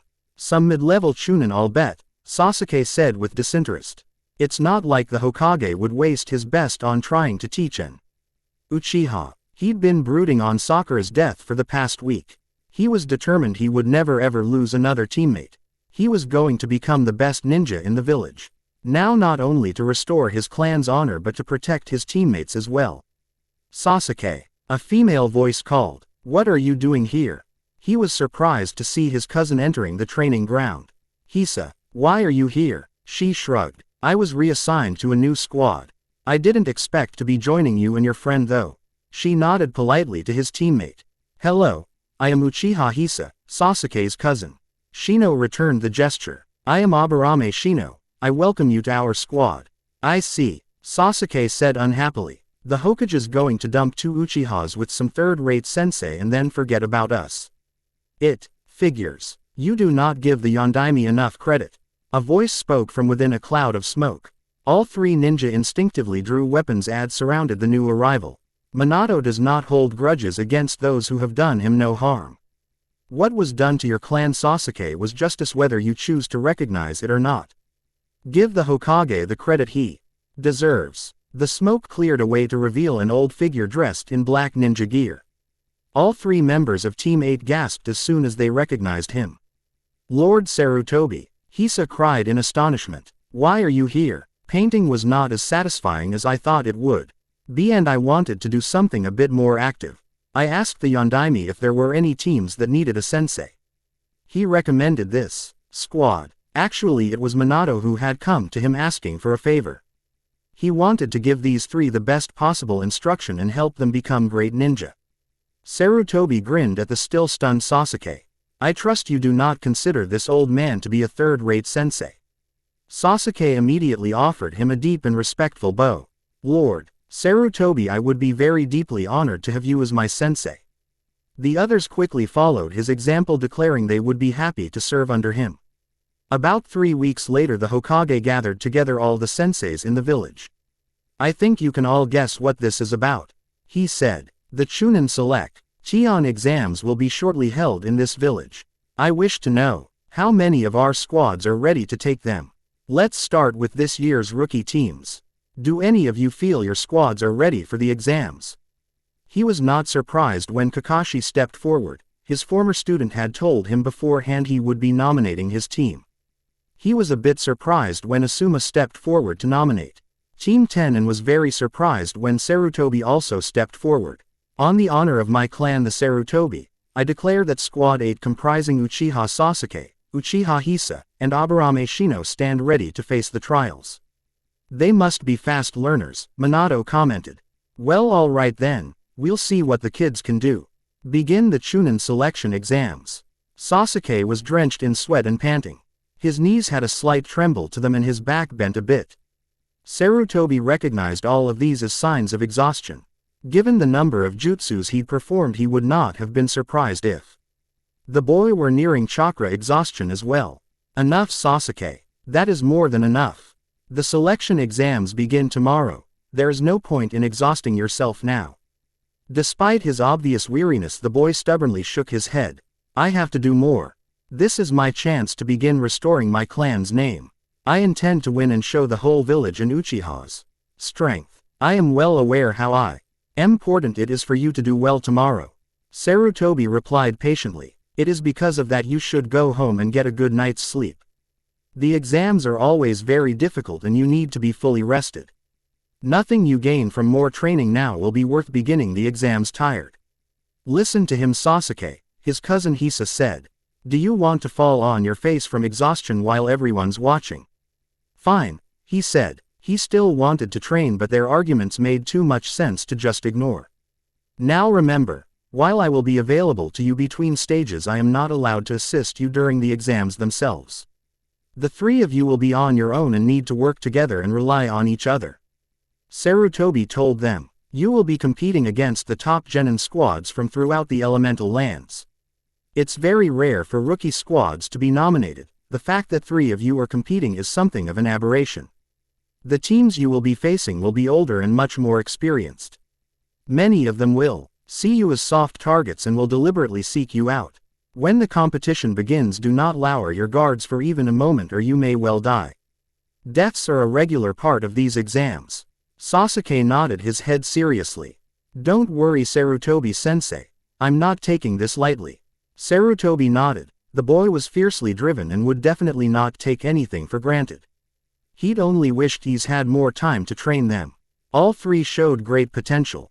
He had hopes for all of them and believed all three could be Jonin one day. However, they were still awfully young. Sasuke and Shino were 12 and Hisa only 15. No matter how confident Sasuke might be, it was highly unlikely any of them would earn promotion, never mind actually win the exams. This would provide them valuable experience for the future. Assuming they lived. I certainly hope you have found your accommodations in our village to your liking, Minato said. On the eve of the Chunin selection exams, he had one of the squads in his office. Being Hokage meant, among other things, always dealing with politics both within and without the village. This meeting was designed to strengthen one of Konoha's alliances and help maintain the goodwill between two ninja villages. We have found our accommodations, more than satisfactory, Lord Hokage, Baki said. I certainly have no complaints about the hospitality we have received. Well, it would be even better if there were a few more bars, Konkuro said. His older sister slammed an elbow into his ribs followed by a warning look. Please ignore my brother, Lord Hokage. He is joking, Tamari said. He rubbed the sore spot with one hand. Right, just a little joke there. This land is so green and rich, Tamari continued. It's easy to see why Konoha is the strongest of the great villages. Minato nodded politely. He'd been to Tsunade a few times. Any place was likely to look green and lush by comparison. Fire Country is a fertile land, certainly. In that we are very blessed. May I also say, Lord Hokage, Tamari continued. What an honor it is to meet the legendary Yellow Flash. In my home village you are always spoken of with great respect. Almost Konkuro smirked. I hear in Iowa moms tell their brats to be good or you'll come for them. Well, that's something I could do without, he said with a slight frown. Since the end of the war, relations with Earth Country and the village of Iowa had remained decidedly rocky. The war had originally begun with a border dispute between Fire and Earth and quickly escalated. Before the war, the Rock Nins had been loudly proclaiming themselves the strongest village, challenging Konoha's position. Their defeat had left them very clearly ranked as the second strongest. Minato had hoped that Iowa might send some teams to participate in the exams. He'd even gone so far as to send the Tsuchikage some private correspondence encouraging him to do so. He'd received no response at all to his efforts, and once again Iowa had chosen not to participate. The bitterness of a lost war had not diminished for them even after so many years. Earth country was rich in mineral W. Eelthan had a larger population than fire. 15 years had given them time to replace many of the ninja they had lost. Given their strained relations, Minato saw no reason to think Iwa would ever become a friend. They had the resources and manpower to still be a dangerous enemy. The peace between them was due solely to their respect of Konoha's strength. If they saw Konoha weaken, another war would be a real possibility. Preventing that and safeguarding the village was part of the reason for the current meeting. The team was composed of the Cage's 3 children. The alliances with Suna and Kumo made Leaf much too powerful for Iwa to even think of attacking. Staying on good terms with his allies was vital. Being feared has its uses. Baki said. Yes, very true, a soft voice said. That came from Gaara, and was the first thing he'd said since entering the office.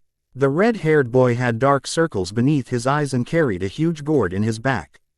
While everyone else had Od right in front of the Hokage's desk, he had deliberately hung back away from the rest. He had remained sullen and withdrawn during the entire meeting, not speaking a word. Minato was very surprised to see his 2 siblings glancing back at him with anxious looks. Looks that were bordering on fearful. Why would a brother and sister be fearful of their younger sibling? When his sensei glanced at him, he managed to keep whatever thoughts he had well hidden. Well, I agree that in this world it is very useful to be feared, Minato spoke, hoping to draw the boy into the conversation. Though it is always better to be loved. I disagree, Gaara replied in his soft, polite voice. Though quiet up until now, he showed no concern about speaking his mind to the 4th Hokage. Love is worthless. Fear is the only thing that matters. It is the ultimate sign of respect. Gaara, Baki said carefully. You should not argue with the Lord Hokage, especially when we are his guests. That's quite all right, Minato said. I don't mind when someone disagrees with me. He turned his focus back to Gaara. That's a rather harsh outlook though. If I may ask, if you think so little of love, why do you have it tattooed onto your forehead? It's a permanent reminder that I should love only myself. That brought a disapproving frown. Love only yourself? You mean you don't feel love for anyone else? What about your brother and sister here?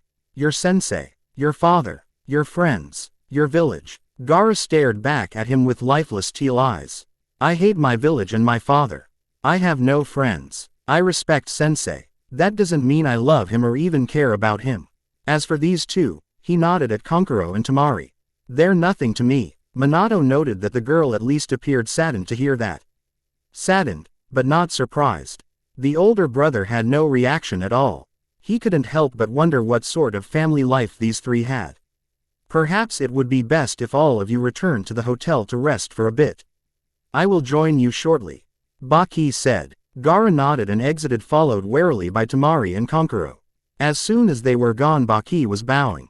Please forgive my student's rudeness. I assure you it was not intended. I don't take offense at someone telling me what they honestly believe.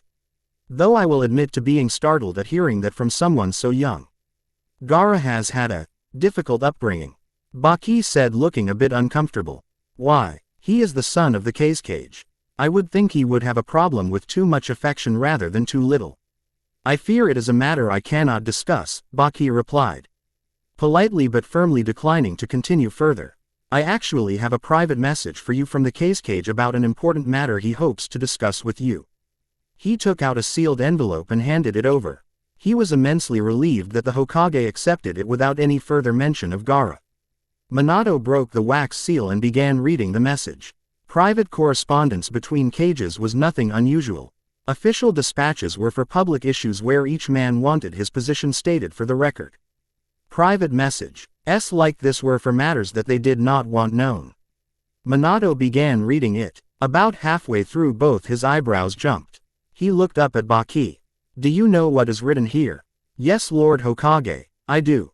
I assure you that it is a matter of utmost importance to the Cage. One he hopes to discuss more fully with you when he arrives here for the finals. I see, Minato said with a blank expression. Does the Cage's proposal meet with your disapproval? I didn't say that, Minato responded. Then you are in favor of it? I didn't say that either. Minato carefully leaned back in his chair. deliberately giving no hint to his thoughts. Then what response shall I convey to the Cage? Please tell the Yondaime Cage that I will consider his proposal very seriously and had I look forward to discussing it with him face to face when he arrives. Baki nodded. He was not surprised that the Hokage was guarding his thoughts on the matter. That was only fair, as his decision would have a huge impact of the relations between their two villages. The exams were set to begin in room 301 of the academy at exactly noon. Sasuke and Hisa had both tried to wheedle any kind of information out of their sensei about what to expect. Sarutobi's reply had been succinct and to the point. Expect anything and everything, he had told them. Oh come on. Hisa practically exploded. I've been through 3 of these already. Then you should already have a good idea of what to expect, Sarutobi told her. In general, yeah I do, but couldn't you at least give us a hint about the specifics? Hisa asked. You want us to pass, don't you? Sasuke added. Certainly, but only if you are capable of doing it without undue influence from me. If you cannot pass these exams through your own strength, it would be better for you to fail now and take them again when you are better prepared. I've already said I'm going to win these exams, Sasuke replied without an ounce of give. Then do so, but do not rely on any outside help from me. This is a test of your skills and abilities alone. Think of it as an A-rank mission with no intel. You must be prepared for anything because you have no idea what is there waiting for you. Quote, you're not making this easy, Hisa sighed. The exams are not supposed to be easy, Hisa, Sarutobi chided. Just the opposite, they are designed to be unfair and difficult in the extreme. Otherwise there would be little point to them. That's fine, Sasuke said. The harder it is, the more impressed people will be when we make Chunin. Kakashi accompanied Team 7 as far as the academy entrance. He was reading a magazine entitled, Bind Me Tightly. Kakashi Sensei, do you have to read that in public? Hinata asked, feeling deeply embarrassed. It's okay Hinata, he assured her. I'm only interested in the articles, I swear. Hey, we're about to enter the exams. Naruto shouted, trying to at least get Kakashi to look up from his magazine. How about some advice or something? Kakashi kept reading. Sure. Try not to do anything really stupid. Hey, don't you have any faith in us? Naruto demanded. It almost sounds like you expect us to do something stupid. Now he finally did look up to grin at Naruto. Do you really want me to answer that? Naruto began to sputter with rage as Kakashi put the magazine away. Just do your best and I'll see you when you're done. He vanished in a swirl of wind and leaves. Great, Naruto muttered. He was about as much help as usual. Don't worry Naruto-kun, Hinata told him with a confident smile. I'm sure we'll do fine. Inside they ran into Neji and his squad. Hinata and her cousin wished each other good luck. When they arrived at room 301, the auditorium was packed. Not only with ninja quads but with men in dirty gray jumpsuits wearing chains about their hands and ankles. These men were obviously convicts from the local prison. What are they doing here? Kiba asked, startled. I've got no idea, Naruto said. Why are there prisoners here? Hisa asked. Sasuke had spotted the arrival of Naruto and his team but had made no effort to speak to him. This was not the time or place for chit-chat. They were all in competition now and he wanted to beat Naruto especially. No idea, you're the one who's done this before. That doesn't mean I know anything useful. Hisa told him. The specific tests are always different. What I can tell you is that the first test will likely be some type of test of skill or intelligence. If we pass that, the second test always involves serious combat. The first 2 phases are team-oriented. If we get to the third and final test, it will be one-on-one combat between finalists. Sasuke imagined facing Naruto in the finals and beating him with all Konoha watching. He was daydreaming about it when there was a massive cloud of smoke followed by the arrival of about a dozen ninja. All right. Quiet down maggots. A burly nin with scars crossing his face called out. My name is Morino Ibiki and I am the proctor for the first phase of the Chunin selection exams. Quote, the ninja in the room quickly quieted down to listen. I happen to be head of Konoha's torture and interrogation section of the Anbu. Now, as you may have noticed, we have some special guests with us today. He waved at the prisoners. They're here to help us with your test. All of you will be conducting interrogations of these men. You will have to figure out who is telling the truth and who is lying to you. He gave them all a cold ugly smile. If you can't, you fail. Now listen up. I'm only going to explain the rules once. With that, the exams were underway. Haiku. Ibiki took out a piece of chalk and began writing on the board. He wrote out one single word and underlined it. Information. To a ninja, nothing is more valuable than good intel. The success of a mission, and your own worthless lives, often depend on what you know. Getting the right information at the right moment can save your lives or give you a chance to succeed where you would otherwise likely fail. Needless to say, the reverse is true as well. If you believe the wrong thing, you can find yourself in the middle of an ambush. More importantly, it can wreck an operation. As ninja, you swim in a sea of deception and lies. Being able to separate what is real from what is false is absolutely vital. He paused to look them over. They were all paying attention to him, but he saw only a handful of worries' faces. Obviously, most of them were thinking this would be a snap. That was what he wanted. Out in the field, you will often have to question prisoners to find out what you need to know. In such a situation, they will of course try to deceive you. It is an absolutely essential skill to be able to extract what you need from someone who is absolutely determined not to give it to you. Our guests, he motioned to the prisoners, are all serving long prison sentences with little or no hope of parole. However, they have been promised certain inducements that will make their time much more pleasant if they can succeed in fooling you or denying you the information. These men therefore have nothing to say and everything to gain by causing you to fail. They are highly motivated and will not just give you what you want. You'll have to take it from them. He turned back towards the chalkboard. Now here are the rules. He began writing on the board again. First rule, you are not permitted to kill or permanently injure your prisoner. This does not mean you are forbidden to use physical violence if you wish. He gave them all a soulless grin. You can beat the hell out of them if you like. However, you are not permitted to actually kill them, break any bones, injure any organs, or do anything else that would be considered permanent, like giving them a nice new scar. He ran a finger over one of his own. Breaking this rule results in immediate failure and disqualification from these exams. Within these limits, though, you can do anything you want to these men with any weapon, tool, or jutsu. Second rule, you will have to declare to an instructor what you believe the truth is. The prisoners have been given a specific piece of information which you need to get out of them. Each team will be assigned a room and one of my subordinates who will be present to make sure Rule 1 isn't violated. And to act as your superior in receiving the information. It's not enough to get the information, you also have to be able to recognize it as such. So just getting him to confess won't be enough unless you can also figure out he's telling you what you need. When you believe you have the right intel, you will have to inform the instructor.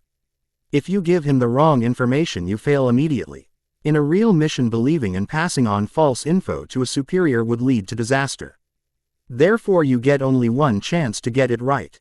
If you believe a lie enough to pass it on, you obviously have no business as Chunin. Third rule, you have a 1-hour time limit that begins when your instructor tells you. If you do not have the information by then, you fail. He paused to let all the rules sink in. He saw more concern than before, but most still seemed sure they would pass. Any questions? No one raised a hand or spoke. All right then, an instructor will bring you to your room with one of the prisoners. Good luck to all of you. In room 206, a prisoner sat down in a too small seat and faced the ninja. He had lucked out and been assigned to a team of children. He was sure that he could withstand anything they could do to him for an hour. All right, the instructor said. You can begin. He leaned against a wall and became a casual observer. The blonde girl stepped forward with an ingratiating smile. I think I should warn you that this will go much better for you if you just give up now and tell us the information. He kept his mouth shut and remained silent. She sighed. Well, I tried to warn you. That was when he heard an odd sound. Looking over to the red-haired boy, she was sand spilling out onto the floor. He began to feel nervous as he saw it begin to creep towards him, moving on its own. Remember, Gara, you can't kill him, the girl said. I know, the red-haired boy answered, sounding slightly frustrated. I'm going to try and enjoy this anyway. All at ONCE, the sand leapt up and began to scour him. He opened his mouth to shout only to have the sand fill his mouth, nose and throat. His eyes were covered and he was encased, unable to move. He began to choke and suffocate. Literally buried alive in that sand. He was held like that for only 1 minute. When he could breathe again, he was only too eager to tell them what they needed to know. One of the absolute basic truths of a shinobi's life was that only another shinobi could understand it. No matter how close he might become to others, only fellow shinobi could really know what it meant. To be a living weapon, always prepared to kill or to die at any moment. Namikaze Minato was no exception. He had always treasured the close ties he'd had with his fellow leaf nins and had hated the distance had started to grow as he first became the Yellow Flash and then Hokage. As such, he'd made a special rule: whenever he appeared in his trench coat and Jonin vest, no one was allowed to call him Hokage. For these short periods he was just Minato. When he entered the copper cellar, a favorite bar, he was greeted by name. A handful of genin tried to address him as Hokage-sama and had their mouths covered by their fellows. Minato was making his way to the bar when a couple arms grabbed him around the chest. Even through his trench coat he could feel a pair of large breasts press into his back. "Long time no see, cutie," Yamanaka Dita said with an impish grin. She was a mother and had been happily married to Inoichi for more than 13 years now. Even so, she couldn't resist teasing her one-time crush. Minato knew she was only teasing and so didn't mind responding to it. "Ah, Dita-chan, you know I was always secretly in love with you." She rolled her eyes and giggled. "Oh great, you tell me that now." "Sensei," Kakashi called, waving him over to a table. "HMMPH, looks like you're getting away again." "Story of my life." Dita let him go with a quick kiss on the cheek. "Call me sometime, handsome. If it's you, I can always get a divorce." "You're kidding, right?" She slinked away, grinning back at him. "Maybe." When Minato came over to where Kakashi was sitting, his former student was grinning beneath his mask. "Does Inoichi know?" "Don't start." Minato sat down and ordered a beer. "So how do you think the kids are doing?" He knew only that Ibiki was the proctor for the first phase. He had no idea what sort of test it was. Given Ibiki's reputation, it was likely to be torture. "I think Naruto and his team will manage," Minato said. "I also have high hopes for Sasuke and his squad as well." Kakashi glanced over at his sensei. From the very beginning he had believed his sensei to be the very best of men. In all the years they had known each other, he had never seen anything to make him question that opinion. "You really have no resentment against Sasuke at all, do you?" "Why would I? He had nothing to do with the plot. You can't blame the son for the actions of the father." Quote, "A lot of the villagers don't feel that way." "I know," Minato said sadly. "I had to punish the entire clan for the coup attempt. After that, though, things were settled. Unfortunately, I can't force everyone to treat Sasuke and the remaining Uchiha fairly. Even a Hokage's authority has its limits. Too bad Sasuke doesn't see things that way. He blames everything that happened on you and not on his father for trying to overthrow you. That's certainly easier for him than facing up to the harsh reality." He gave Kakashi a raised eyebrow. "Young boys have a hard time when a father is taken from them. In time they come to accept things as they are, not as they'd like them to be." Kakashi winced slightly. He recalled what he's been like as a boy trying to deal with his father's suicide. "Point taken," he said. Minato took a long pull on his beer. He had come here wanting to talk to his friend as one ninja and man to another. The setting, though, was wrong for the kind of talk he wanted to have. "Say, Kakashi, care to take a walk with me? You only just got here." "I feel like taking a walk with a friend," Minato said. "All right, sensei." He finished his beer. "But please don't try anything. I only like you as a friend." "Oh, I know," Minato said innocently. "It's not like we ever shared a bath together, like you and Obito did that one time." Beneath his mask, Kakashi paled. "You swore never to mention that again. And nothing happened. We just didn't have time to take separate baths." "If you say so, though you certainly did seem to enjoy having your back scrubbed." "Sensei." Thunk, thunk, thunk. The convict's eyes were wide as saucers. First he'd been hog-tied and left by the wall, unable to move. Then a crazy girl dressed in pink had started throwing knives at him.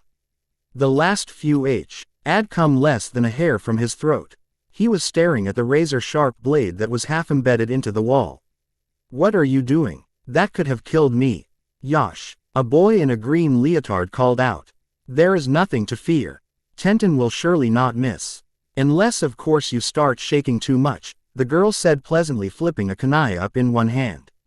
"Then who knows?" Hearing that he couldn't keep from shaking. You're not allowed to kill me or do me permanent damage to me." The girl turned to her other teammate who was sitting on the teacher's desk just looking on pleasantly. "If I accidentally slice open his jugular, would that count as permanent damage?" "Don't know," the other boy responded. "I suppose it all depends on whether or not you leave a scar, I guess." "Assuming he doesn't bleed to death," she said. "Well, yes, assuming that. Okay, I'll tell you what you want. Byakugan." The veins about the boy's pale eyes popped up, giving him an ugly deformed look. "I'm listening. The info is that the second phase of the exams will be held outside the village." His teammates both looked at him expectantly. "He's lying," the boy said. In an instant a kitchen drawer's worth of knives headed for the man's head and neck. "Hey, I'm telling the truth, I swear it." "No you're not," the boy said. "When a person lies, his heartbeat increases. It's nothing you can control. It's a biological response. That's hardwired into the body. There's no point to lying, as I can tell every time. Now let's hear the truth before my teammate misses." Seeing he was B10 and not wanting to get killed or maimed by accident, he gave in. "All right, fine. The message is..." The instructor nodded. "That is correct, your team passes." Shikamaru grinned and looked at his blonde teammate. "You know, even though you're loud and troublesome, there are times when you're pretty useful." "Shut up, you lazy jerk." She punched him in the arm, making the lazy Nara boy wince. "Who are you calling troublesome?" As Shikamaru rubbed his arm, Choji spoke up, trying to lighten the mood. "You really did great, Ino. I don't know what we would have done without you." Hearing Choji's praise pleased her, especially after listening to Shika's remarks. "Well, of course, I know you boys would be lost without me." The message was pretty interesting too. It was a haiku, Shikamaru noted, looking at her. "That's a kind of poem. I know what a haiku is, jerk." She punched him again, even harder. He was bound to a post surrounded by fire. He could feel the heat from the flame through his lofts and could smell the smoke filling his lungs. "Stop it, I'll talk. Stop it, I beg you." In an instant the scene around him vanished and he was once again in a classroom. The girl facing him still had those inhuman red eyes, peering at him. "I apologize for putting you through that," she told him, sounding sincere. Since activating her Sharingan, she discovered not only that it was a huge help with physical combat and copying jutsus, but had also made her genjutsus even more effective. She could capture most genin in them. A civilian had no hope of resisting or breaking free. "Please give me the information we need." "Fine then," he said, and recited the lines of a haiku. "That's the information you were after." Hisa glanced over at Sasuke. Even though she was older and more experienced, he had made himself their leader. It had nothing to do with who his father had been, it was his strength of purpose and his will. "I think he is telling the truth." "I concur," Shino agreed. Sasuke looked over at the instructor. "We believe this to be the correct message." The ninja deliberately hesitated just a bit to make them sweat. "That is the right information. Your team passes, return to room 301 and wait there for further instructions. In room 116. You have 10 minutes left," the instructor told them. All three members of Team 7 looked at one another. They'd assumed this would be easy. How hard could it be to get someone to tell you something? Once they were in the room though, they realized that none of them knew genjutsu or any other jutsu specifically designed to gain information. Since the prisoner already knew they could not kill him, death threats were useless. That left them nothing but physical compulsion. Neither Naruto nor Kiba enjoyed hitting someone who couldn't hit back. They were ninja though and had been trained that you did whatever the mission required regardless of whether or not it was pleasant. They'd taken turns hitting him while he was tied up to a chair. His nose was broken and his lips split. Tomorrow he would be covered in bruises. The man though had been a gang member and a killer. He'd been taking and receiving vicious beatings his whole life. For him this was just one more. And not even the worst. He kept giving them false information in hopes they would fail, but with Hinata there was no chance of that. Now only 10 minutes were left. They had no new ideas about how to get what they needed. Looking uncomfortable, Hinata spoke up. Can I try something? Sure, Naruto said. He was starting to feel desperate. He didn't want his team to fail, especially not like this. Hinata approached the bloodied convict and bowed to him, a clan heir to a convicted murderer. I apologize for doing this to you. Naruto had been sparring with her and Neji since he was 6 and was intimately familiar with Juken or Gentle Fist. When Hinata was fighting, she always had her palms open and flat. He immediately noticed that now she had her hand closed with the index and middle fingers extended. Byakugan. With her bloodline active, she hit him 7 or 8 times in the chest and shoulders. There was a delay of about 5 seconds, and suddenly the man was screaming his head off. Stop, I'll talk. Naruto and Kiba were amazed. Then Guy had barely made a sound the entire time they'd beat him. Hinata-chan, that's incredible. How did you do that? Naruto asked. She quickly struck him in the same spots again and he calmed down. Nerve clusters, she explained. With pressure in the correct points, you can remove all feeling or cause intense pain. How come you didn't do this at the start? Kiba asked. She looked down feeling embarrassed. This isn't something I enjoy doing, but it was a last resort so I used it. Thanks Hinata-chan. You really saved us. Naruto also made a mental note to never, ever get Hinata mad at him. Let's hear the information, Kiba barked. And it better be true this time. Sure, the prisoner said. He's sooner he stabbed 5 times than feel that again. The message is a haiku. He recited it. If duty is done, and honor is satisfied, what is left to fear? Naruto gave a sour grunt. You have got to be kidding me. Hinata nodded, recognizing it as well. Kiba was lost. What? Is it something special? Naruto looked at him. Haven't you visited the statue of the great Jiraiya that's next to the memorial? Yeah, so, this haiku is engraved there, Hinata said. It was written by the Yondaime in honor of Jiraiya. It's a message, Naruto said quietly. It means that so long as a ninja is faithful to his duty he has no reason to fear death. With that, Team 7 was passed and headed back to room 301. Somehow I knew we were going to end up here, Kakashi said. They were standing in front on the life-size bronze of the great Jiraiya. I like to come here when I need to think, Minato said. What do you suppose he would say if he could see this? Kid, why didn't you make it bigger? Minato had a surprised laugh. Yes, Sensei would say something like that. So, what is it you need to think about? Kakashi didn't need to look underneath the underneath for this. You obviously have something serious on your mind. Minato answered the question with one of his own.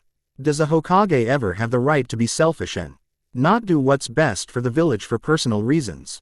Kakashi looked at him in genuine surprise. I have trouble imagining you being that selfish. The Hokage must be the sword and shield of the village. He must always protect his village no matter the cost. Didn't you say that? Yes, I did, Minato replied. At the time though I was only thinking about what I might have to give up. To Kaka's high surprise, Minato pulled out a folded piece of paper and handed it to him. This is an S-ranked secret. You can speak of it to no one but me. Understood. He took the paper and started to read it. His single visible eye went wide. A marriage contract with the Kage's daughter. Minato nodded. He wants a blood tie between Namikaze and Sabaku. With this, the alliance between Tsunade and Konoha would be just about unbreakable. What will Naruto say? Minato frowned. I doubt he'll be happy about it, but he's a ninja and understands duty.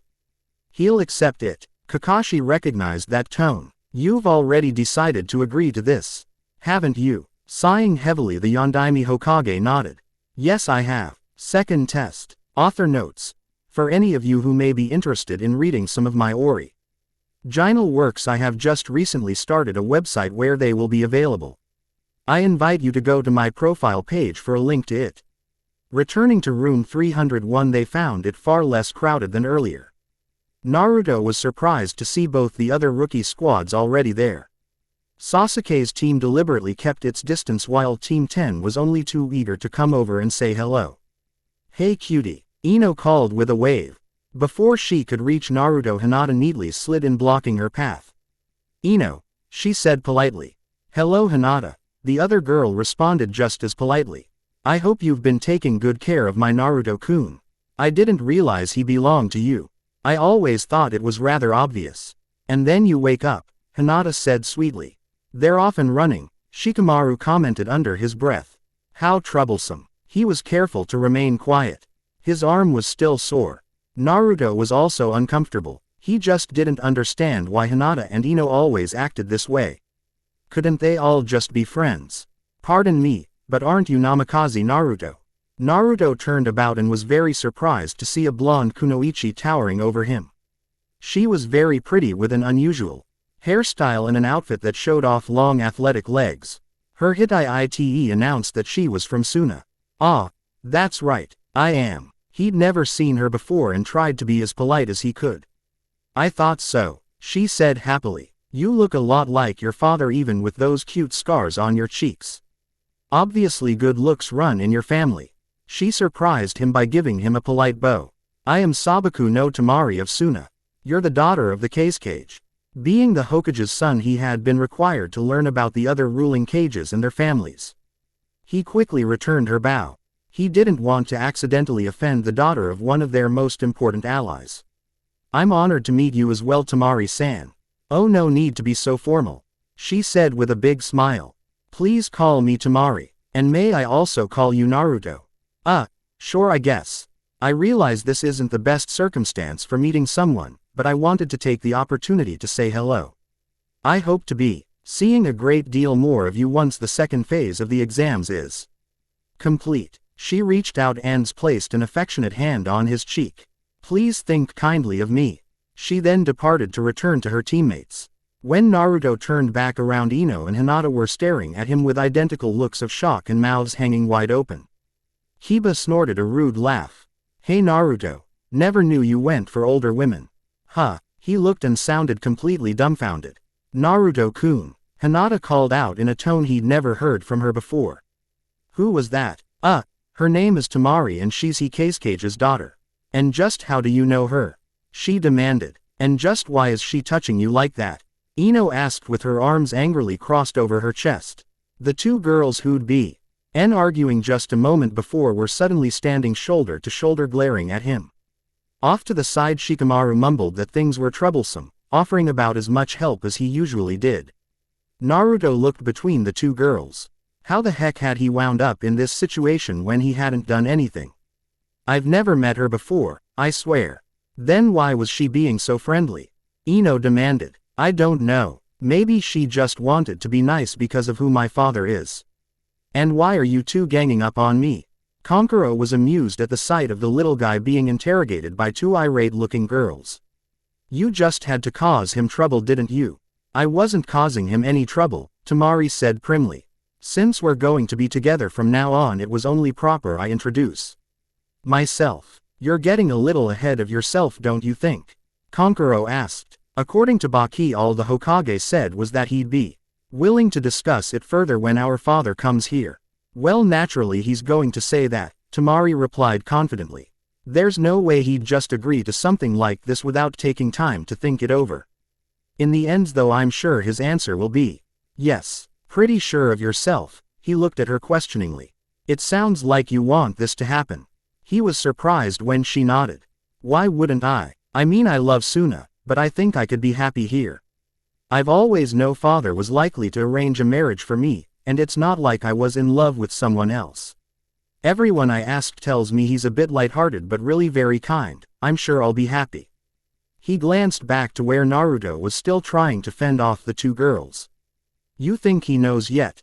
No, it's obvious he has no idea what's been proposed. She shrugged. No reason for it until the decision is made final, I guess. What if he's against it? He'll learn to accept it in time, I'm sure, she laughed. I'll win him over. I'm very charming after all. If Kankuro had been asked to describe his sister, charming would not be among the first 10 adjectives.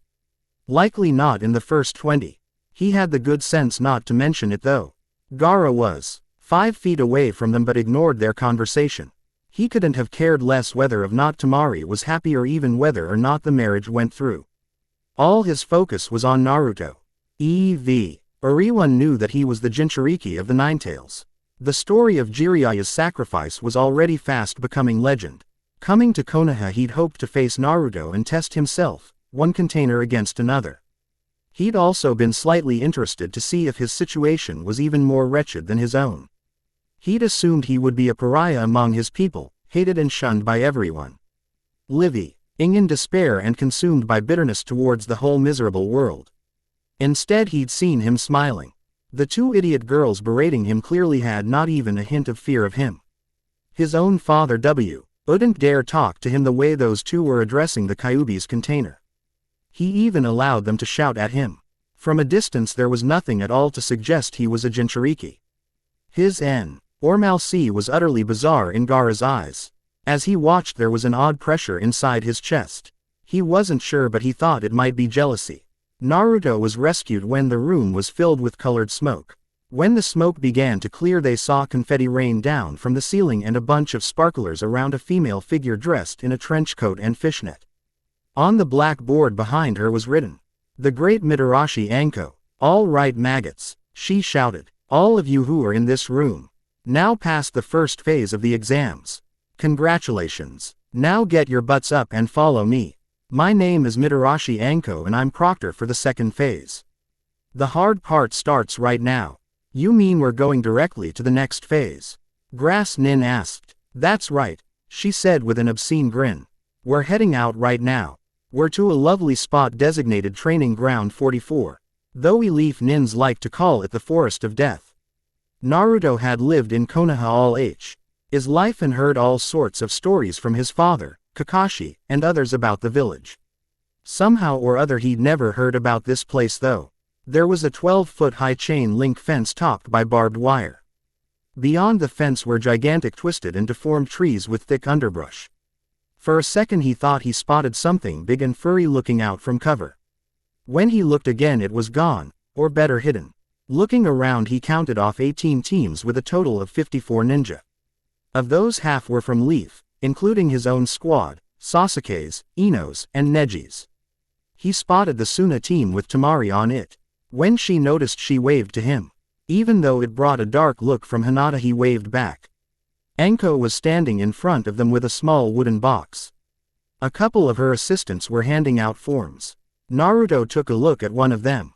They were consent forms, stating he and his family waived all right to compensation should he be killed or injured in the exams. "As soon as all of you sign and hand back in these forms, we'll begin." She reached into the box and produced a round copper badge on the edge of a chain.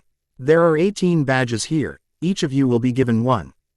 The purpose of this part of the test is simple, it's a nasty all-out version of capture the flag, or in this case capture the badge." She smiled and tossed the badge she was holding.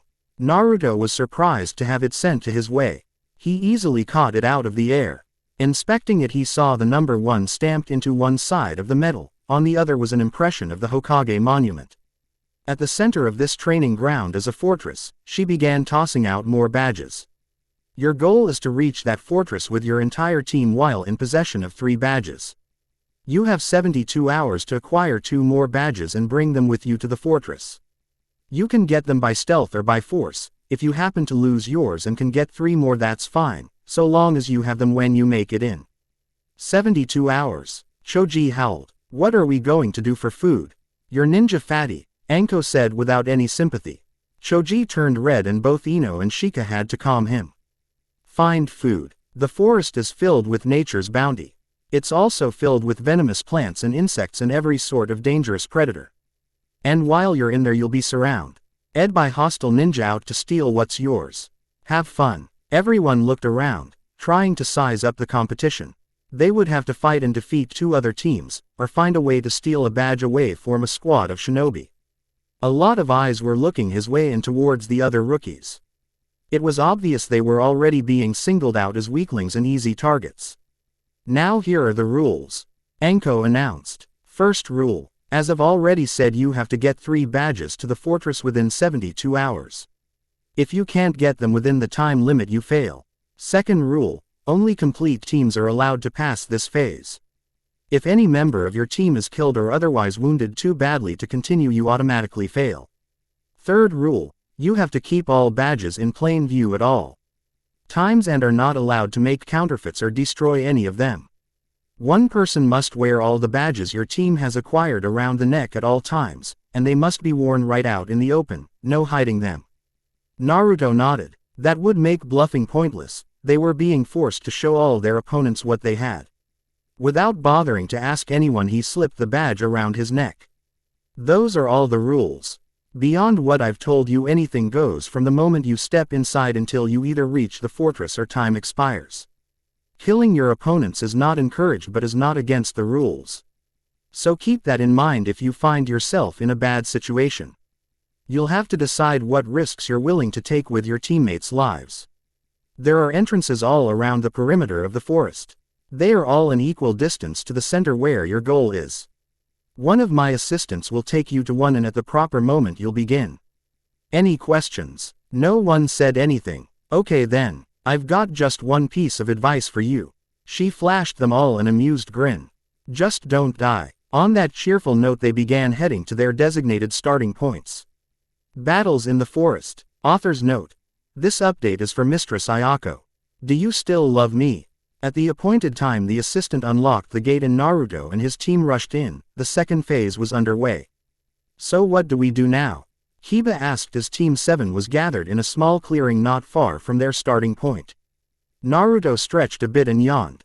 We'll just find a couple other reams and take their badges, obviously.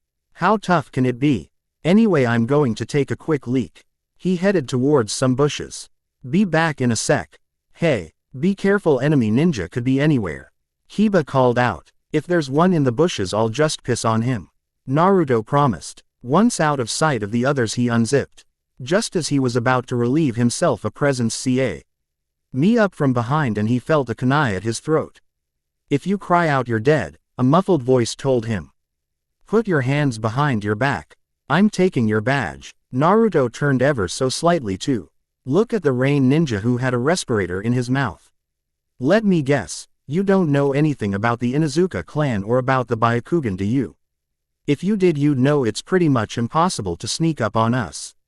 He vanished in a puff of smoke. What the? From out of the ground beneath his feet the real Naruto emerged, delivering a haymaker to his chin that sent the rain nin flying. When the rain nin awoke he was tied to a tree surrounded by the members of Team 7. Before you say anything, we know you don't have your team's badge, and since Kiba can't pick up any other sense and HINATA can't find anyone, you must have been sent out to scout. I want you to tell us where your friends are. Naruto said. Go screw yourself. Naruto simply grinned. I thought you might say that. Given that the first phase was all about getting information from a prisoner, though, you should have at least thought twice. Hinata-chan. She looked uncomfortable as she approached him. Do I really have to? It's the fastest way, and if we take Oolong his friends might be somewhere else. Naruto said. You expect her to make me talk? The rain nin replied mockingly. In return Hinata simply bowed to him. I apologize for this. Byakugan. Activating her bloodline she struck him at 6 points. They heard him laugh through his respirator as he barely felt the taps. Is that what you call roughing someone up? It takes a few seconds. Hinata told him. He was about to make another snide comment when instead his eyes widened and he cut loose with a series of muffled screams. Naruto again reminded himself to never get Hinata mad at him. Naruto was putting a second badge around his neck as the two defeated rain ninja were left unconscious at his feet. Now we need just one more. So that's a shower of needles, huh? Gaara said laconically. More than 100 steel needles were embedded in his sand. I think I'll make it rain blood now. No way. The scarred mist nin said. How? Gaara's sand provides a perfect defense. Konkuro said. Any sort of physical attack against him is doomed to fail. It was just your tough luck to run into him as an opponent. At that moment the mist nin would have been well advised to retreat, as their most powerful attack had done nothing. Against a different foe they might have. They were ninja, not samurai, and felt no shame at withdrawing from a fight. The problem was their leader was unwilling to run from a 12-year-old who was mocking him. Rather than run he instead charged in blindly, giving into his rage and refusing to admit defeat. Always a bad decision for a shinobi. In short order he was entombed in sand and lifted off the ground. Well, I can see how this is going to end, Konkuro said. Gaara, Temari called out carefully. Ikke's cage wants us to avoid killing while we're here. Shut up, he told her without even bothering to look back. Temari silently nodded and said nothing else. Konkuro looked over at her as if to say, what did you expect? Sabaku Soso no Jutsu. The sand holding the struggling ninja exploded and blood rained down. The lifeless corpse was dropped as it and the sand returned to the ground. Seeing the horrific death of their leader, the two remaining mist nin turned to run, but it was too late. Their legs and soon all of them were grabbed and then covered by sand. No, please. One of them wailed. We surrender. You already have the badge. The other cried. Gaara paid no mind to their pleas, and in short order there were 3 corpses on the ground. As the sand returned to his gourd, he walked over to the body of the first ninja and took the badge from around his neck and slid it around his. He had 2 now. Let's go find another team, he said. I want more. As Temari and Konkuro fell in behind him, they both knew that it wasn't another badge he was after. Gaara just wanted more blood. 3 teenage leaf ninja were gathered under a tree. This was their 4th try at the Chunin exams, and the first time they'd made it as far as the 2nd stage. While the conditions were difficult, they were cautiously optimistic that they could get 2 more badges and clear this stage. Without war, one of their members suddenly shook and swayed on his feet. His closest teammate grabbed him to keep him from falling over. You all right, Kohaku? Kohaku looked up at him and grinned. Mind switch technique successful. Kohaku slammed a fist into his unprepared friend's face and knocked him out. What are you doing? His other teammate got a kunai out and dropped into a fighting stance. Before he could decide what to do, though, a shadow came out of the woods and merged with his. What? I can't control my body. Have a nice rest, Kohaku said. The unfortunate leaf nin went over to a tree and deliberately slammed his head into it. With the 2 of them down, Shikamaru released his jutsu and came out into the clear. Choji did as well with an unconscious Ino in his arms, bridal style. I told you this would work, Kohaku said proudly as he removed the badge from around his neck and tossed it to Shikamaru. Well, even a broken clock is right twice a day, Shikamaru replied as he caught the badge out of the air. Shut up, you lazy jerk. The teenage boy yelled at him, sounding rather girlish. You're just jealous at my superior leadership skills. Shika rolled his eyes. Yeah, that has to be it. Not wanting to waste time arguing, Kohaku went over to the nearest tree and sat down with his back against it. Just hurry and tie me up so we can get out of here. If I sue LD gag you too, this would be a dream come true, Shikamaru muttered under his breath. What did you say? Nothing. Shikamaru got busy tying him up. In a small thicket of trees not too far away, Team 10 came to a halt to regroup and plan. Ino had 2 badges around her neck. So am I a genius or what? Ino asked proudly. Definitely, or what? Shikamaru replied. She glared at him but decided to let that slide for once. She was excited that they were in such good shape. Now all we have to do is ambush one more team and we can make a run for the base at the center of this damn forest. It was Choji who first noticed something wrong. Hey, we're sinking into the ground. Ino and Shika looked down to see they were indeed more than ankle deep and sinking fast. Ino, you idiot. You led us into a patch of quicksand. Shika yelled at her. How was I supposed to know? She wailed. She tried to leap away but was held fast. The more she struggled, the quicker she sank. Before long they were all waist deep. Gah, I can't get loose. We're gonna die. Choji wailed. Shikamaru alone kept his head. He stopped struggling and looked at the situation. Though he was trapped and sinking fast, he calmly closed his eyes and brought his hands together in an, oh, to better think. His eyes popped open and he had the logical answer. Guys, we're sinking way too fast for this to be actual quicksand. We must be caught in a genjutsu. We need to dispel it. I don't know how to. Ino cried. Neither do I, said Choji. Okay, don't panic. I'll free myself and then I'll free you. He slammed his palms together. Kai. Quote. Instantly the world around him blurred. When it came back into focus, he was no longer waist deep in quicksand. He was instead standing in the same patch of grass he'd landed in. He could see Ino and Choji also safely on solid ground, shouting and waving their arms around frantically. Nice work Shikamaru, Sasuke said from behind. Honestly I didn't expect an idiot like you to see through it. Shika jumped about trying to catch Sasuke in a shadow manipulation. Sasuke knew what was coming though and gave him no chance. A kick to his belly doubled him over before he could cast the jutsu. A second kick to his head laid him out. A couple chops to the back of the head put Ino and Choji down and ended their frantic and pointless efforts. Hisa and Shino entered the thicket to join Sasuke. Hisa closed her eyes deactivating her Sharingan and her Genjutsu. Your prediction proved accurate, Shino said in a monotone. How do you know they'd be able to get a badge? Hisa asked, somewhat impressed by her cousin. While they'd been listening to the explanation of the exam, Shino had taken advantage to send out some of his tracking bugs, placing one on each team. Sasuke had insisted on targeting Team 10 from the start, but had made them wait in the hopes they might acquire a badge themselves. For once Sasuke was smiling from ear to ear. He was extremely happy that his team had done so well. He had complete faith and liking for his cousin, while his time with Shino had given him a strong bond there as well. Ino is loud and obnoxious, but she manages to get what she wants most of the time. He put the 2 new badges around his neck, giving him the 3 they needed. Now let's get to the finish as fast as we can. With any luck we'll be the first ones to qualify. He was thinking about how good that would look and how it would reflect on his clan to have 2 Uchihas in the first squad to qualify for the 3rd phase. Neji, Lee, and Tenten snapped to attention as another team arrived. Ne saw that one of their opponents already had 2 badges. Be wary, he warned his teammates. They've already beaten another squad. That means they're probably pretty strong. Right, Tenten agreed. Yosh, that only means when we defeat them we shall have a clear path to victory.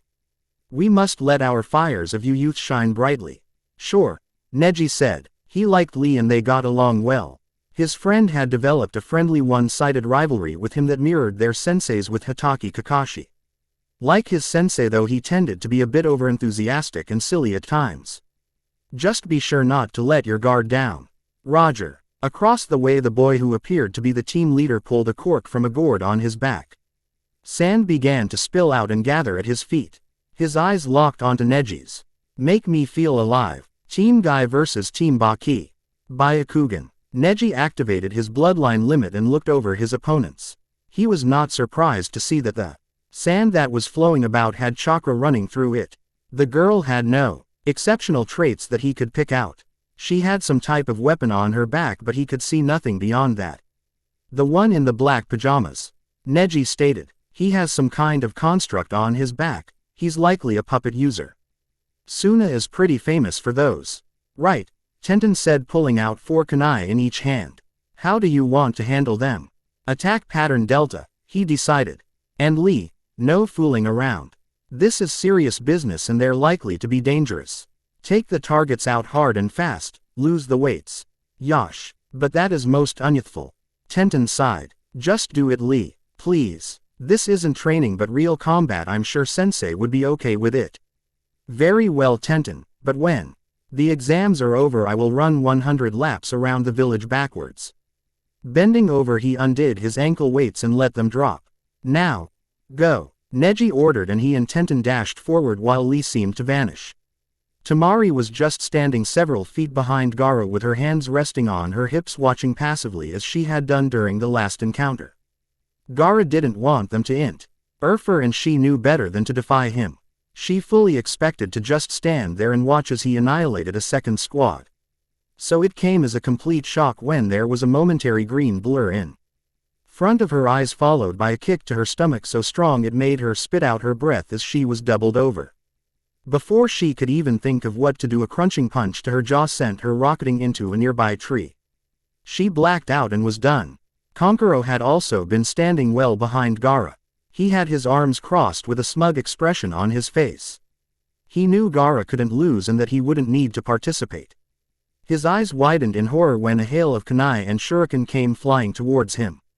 He was right out in the open with no cover and Crow was on his back still under wraps. He expected Gaara's sand to rise up in front of him to shield him. He should have known better. Thunk, thunk, think, thunk, thunk, thunk, thunk. Yarg. Konkuro howled as his AR. Mizzen legs were riddled with sharp steel. He toppled over, writhed in agony. None of the blades had hit an artery, and so none of the wounds would be lethal, but they were more than enough to ensure he was in no condition to fight. Gaara heard Konkuro's cries of pain with complete disinterest. If the fool was too weak to protect himself, that was his problem. What interested him was the pale-eyed shinobi rushing in at him. When he sent his sand out to grab him, the boy struck it with his palm. He did something to make the sand momentarily crumble and become lifeless, clearing a path for him to continue his charge. But the effect was temporary. Gaara sent more sand at him. The boy dodged and struck the sand that came too near. He kept trying to approach Gaara, but more and more sand was coming at him, blocking his path. What the boy didn't realize was that so long as there was soil underneath his feet, Gaara could make additional sand. He wasn't limited to what was in his gourd. On his lips, a psychotic smile began to bloom as his sand began to surround his victim. Good, he murmured to himself. Don't make it easy. Make the fun last a little bit. This is not good. As he'd expected, Juken strikes had deactivated his opponent's sand. Anything that was affected by chakra was vulnerable to the Hyuga technique. He'd been confident in his ability to deal with his opponent's weapon. It was turning out, though, that he had underestimated the sheer volume of sand his enemy could call up. Still a good distance from his opponent, Neji was surrounded by 4 waves of sand that were closing in on him on every side. No matter how many strikes he landed, more sand kept rising out of the ground. There was no path of escape, and he would be overwhelmed momentarily. Kunai and Shuriken aimed at his back struck a column of sand without his need to even think of it. "Hey, you freak," Tenten shouted, trying to draw his attention away from Neji. "Over here." She tossed more weapons, aiming for his neck. These two were intercepted as the boy kept his back to her. "Wait your turn," Gaara told her. "Yash, you will release my eternal rival." Gaara heard those words, and then, for the first time in his entire life, someone hit him. A punch smashed into his face and sent him flying. Before he could land, a cushion of sand rose up to catch him and soften the impact. Being hit completely broke Gaara's concentration, and the sand that had been closing in on Neji suddenly fell away. His escape route, now open, Neji leapt and got clear. Lee did not halt his attack for even an instant. Even as Gaara got back up on his feet, blows rained down on him. Punches and kicks struck again and again as if out of thin air. His sand kept trying to block them, but was simply reacting too slowly to do him any good. Standing there being hit at will, Gaara began to feel something he hadn't known since he was a child. He was starting to fear. An unexpected kick to his jaw launched him into the air.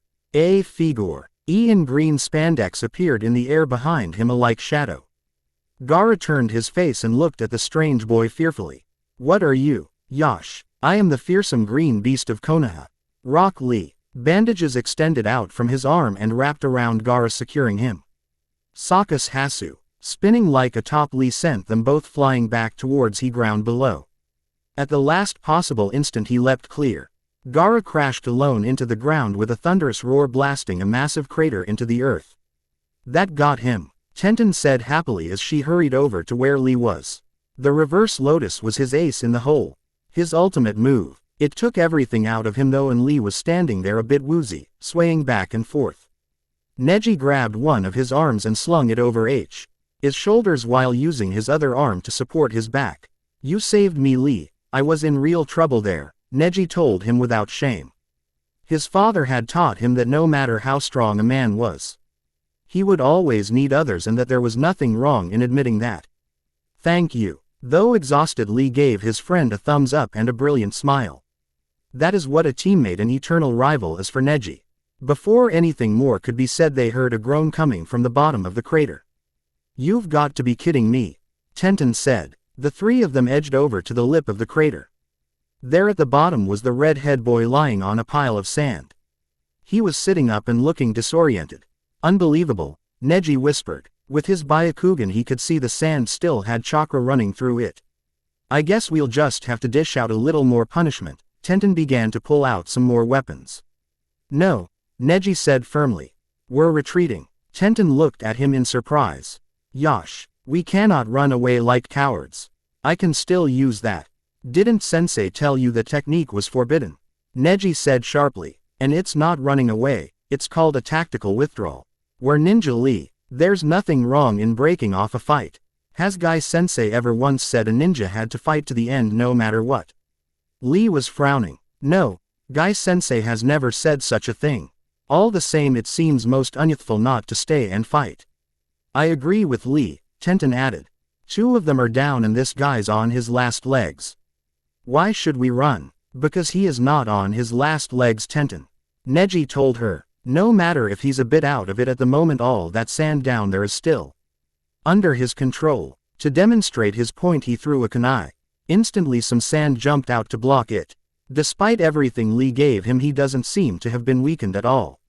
Now Lee's exhausted and neither of us are likely to get past his defenses. There are bound to be weaker teams in this forest. Let's retreat now while we have the chance. Seeing the sand rise up to stop the kunai, Tenten and Lee reluctantly nodded. By the time Gaara had his wits about him, Team Guy was long gone. When Temari came to, Kankuro was sitting beside her with bandages all over his arms and legs. She looked about expecting to see an impatient Gaara standing there, along with the bodies of 3 broken leaf shinobi. What she instead saw was a crater in the middle of what had been an empty clearing and Gaara standing a ways off staring into the forest. Even at his distance she could tell he was furious. What happened? She asked in a low voice. Gaara lost, Kankuro said in a hushed tone. He is really angry about it. He keeps saying he's going to murder this kid named Rock Lee. Gaara lost, she said startled. He quickly put a finger to his lips. Quiet, he hissed. He's even more unstable than usual, and for Gaara that's saying something.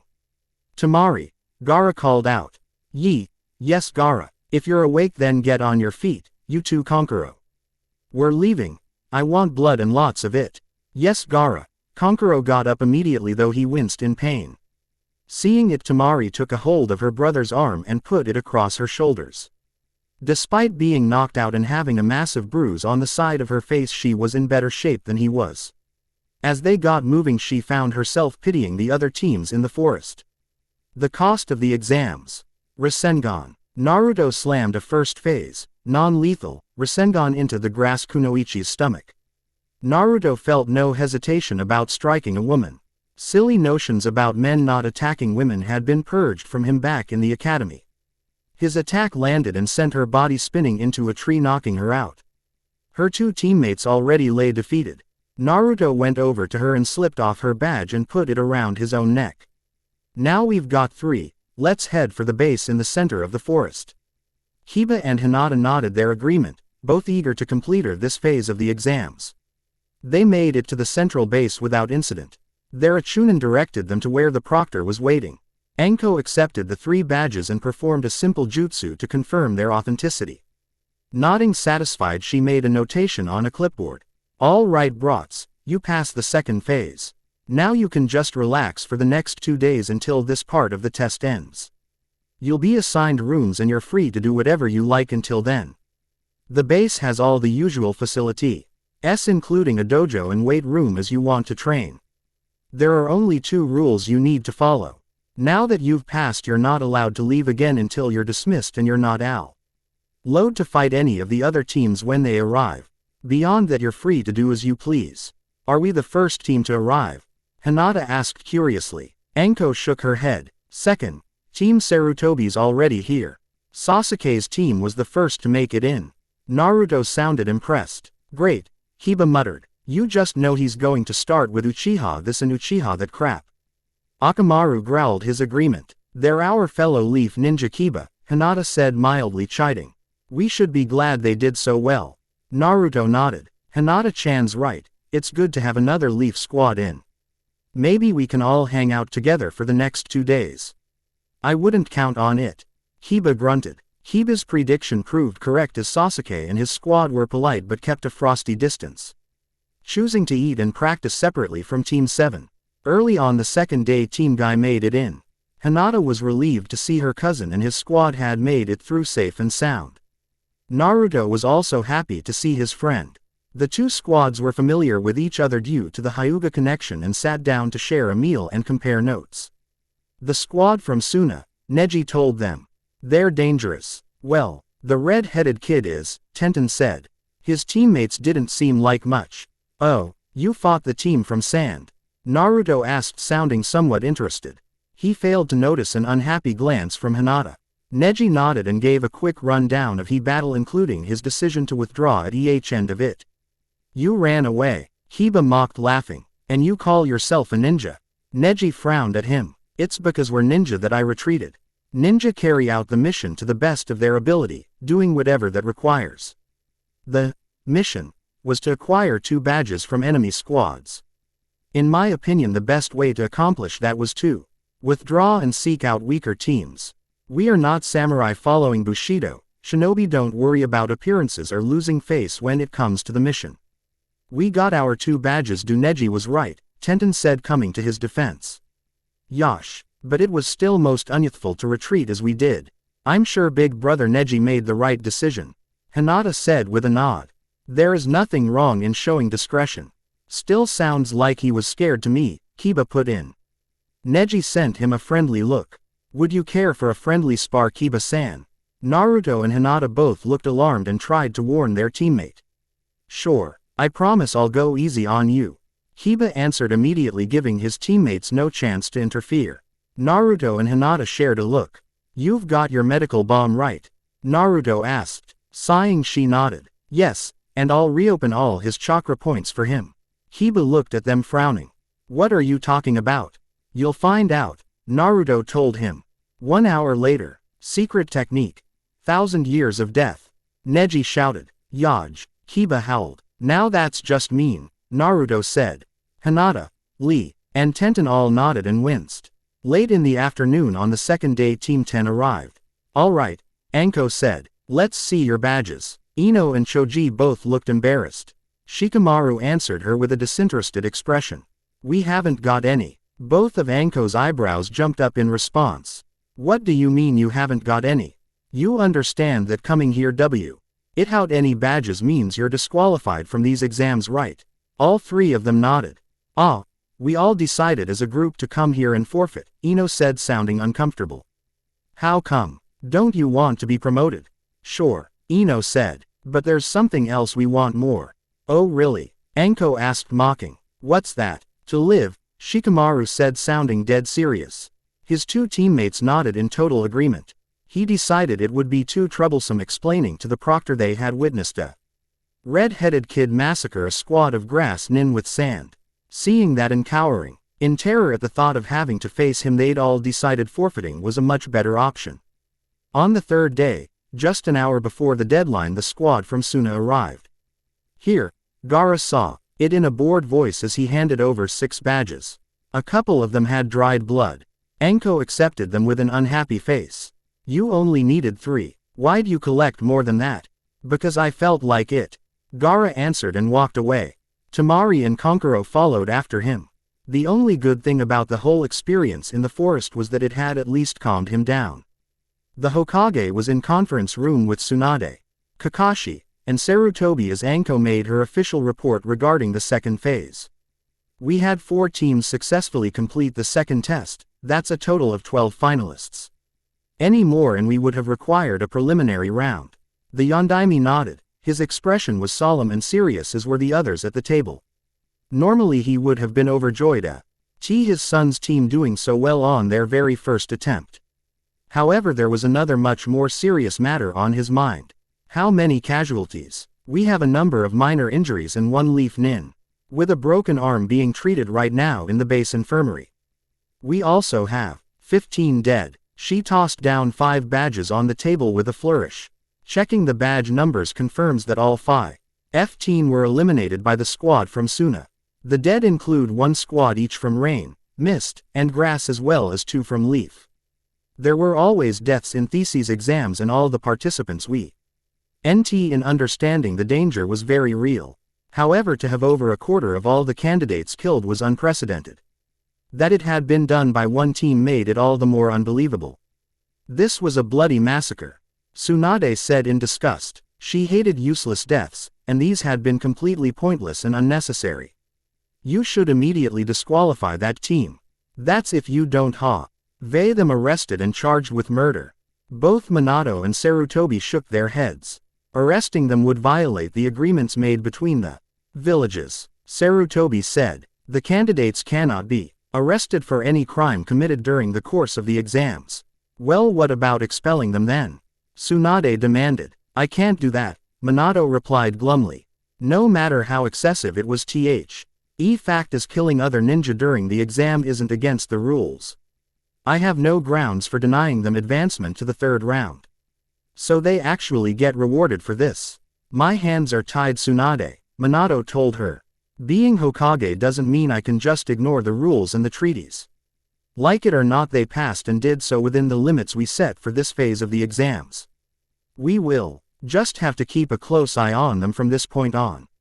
Tsunade looked murderous. These exams were meant to foster mutual respect and friendship between the ninja villages, Sarutobi pointed out. He had been the driving force in establishing the exams following the Third Great Ninja War. He believed in them. This is the price we pay sometimes for bringing all these different groups together. Hopefully this will be an aberration. Quote, I'm sure that's a huge comfort to those 15 dead shinobi, old man. Come on, Minato said. The decision's been made. Let's just do our best to keep the body count down from here on out. Tamari and her team were headed down a long corridor to an underground arena where the finalists were all being gathered. She hoped for the chance to talk to Naruto. She'd heard that his team had made it. She was hoping to chat and get to know him a bit better. That was if they didn't go directly into the third phase. When she and her brothers exited the corridor to arrive at the large arena floor, she was not expecting trouble. So when Gaara suddenly stopped and went rigid, she was surprised. Kankuro saw the problem immediately. Ah, damn it to hell. What is it? Tamari asked, having no idea what the issue was. Gaara had been fine until just a moment ago. Her older brother pointed to a homely kid in green spandex. That's Rock Lee. Oh hell. She instantly understood. Gaara had gone on and on about what he was going to do to Lee. The cork in his gourd popped out and sand began flowing onto the ground. Gaara, you can't. Tamari cried in horror. The Hokage's here. So are all the senseis. You have to stop. Lee and the others all saw the sand and felt Gaara's killer intent. I'm going to kill you, Gaara said and sent his sand across the floor. There was a flash of yellow light. In the next instant, a stunned Gaara found himself sent spinning to crash in the arena's far wall. His gourd shattered and he spat up blood as his sand had no chance to cushion his blow. He crumpled to the floor, gasping with the pain of 2 broken ribs. He looked up to see the Lord Hokage standing where he'd been a moment before, a Rasengan still in the palm of his hand. The second phase is over and the third has not begun yet, Namikaze Minato told him with a voice as hard and unyielding as iron. Calm down right now or you're going to die here. The Leger, Nadari yellow flash sounded as though he had no doubts at all about that. Gaara stared at him, and for the second time since coming to Konoha felt fear begin to rise up inside him. He struggled to get back to his feet, wincing in pain. Very well, he said. The sand began to retreat and surround him. I suppose I can wait to kill him. How kind of you, Minato said. Now please get into line so we can explain about the third and final phase of these exams. The reason for the exams. Everyone there witnessed Gaara's sudden and complete defeat at the hands of Konoha's 4th Hokage. Yash, Lee cried excitedly. He dealt with him easily. Neji grinned and nodded. Well, of course, he is after all the Yondaime. Sasuke looked on and was reminded that the Hokage had single-handedly beaten his Ather and all the ninja of the Uchiha clan. He hated Namikaze Minato for that, but would not deny he was a great and powerful ninja. My dad is so awesome, Naruto said proudly. Too bad you're nowhere near as cool as he is, Kiba teased. Just give me a couple more years. All of the Leaf Ninja, save for Sasuke, looked on with pride and satisfaction at their Hokage. Kankuro and Tamari stood there, in shock with their mouths hanging open. Tamari had never seen anyone get past Gaara's defenses to so much as touch him.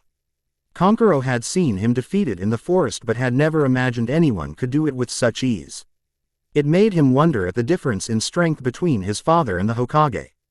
He really is the yellow flash, isn't he? Kankuro said in a whisper.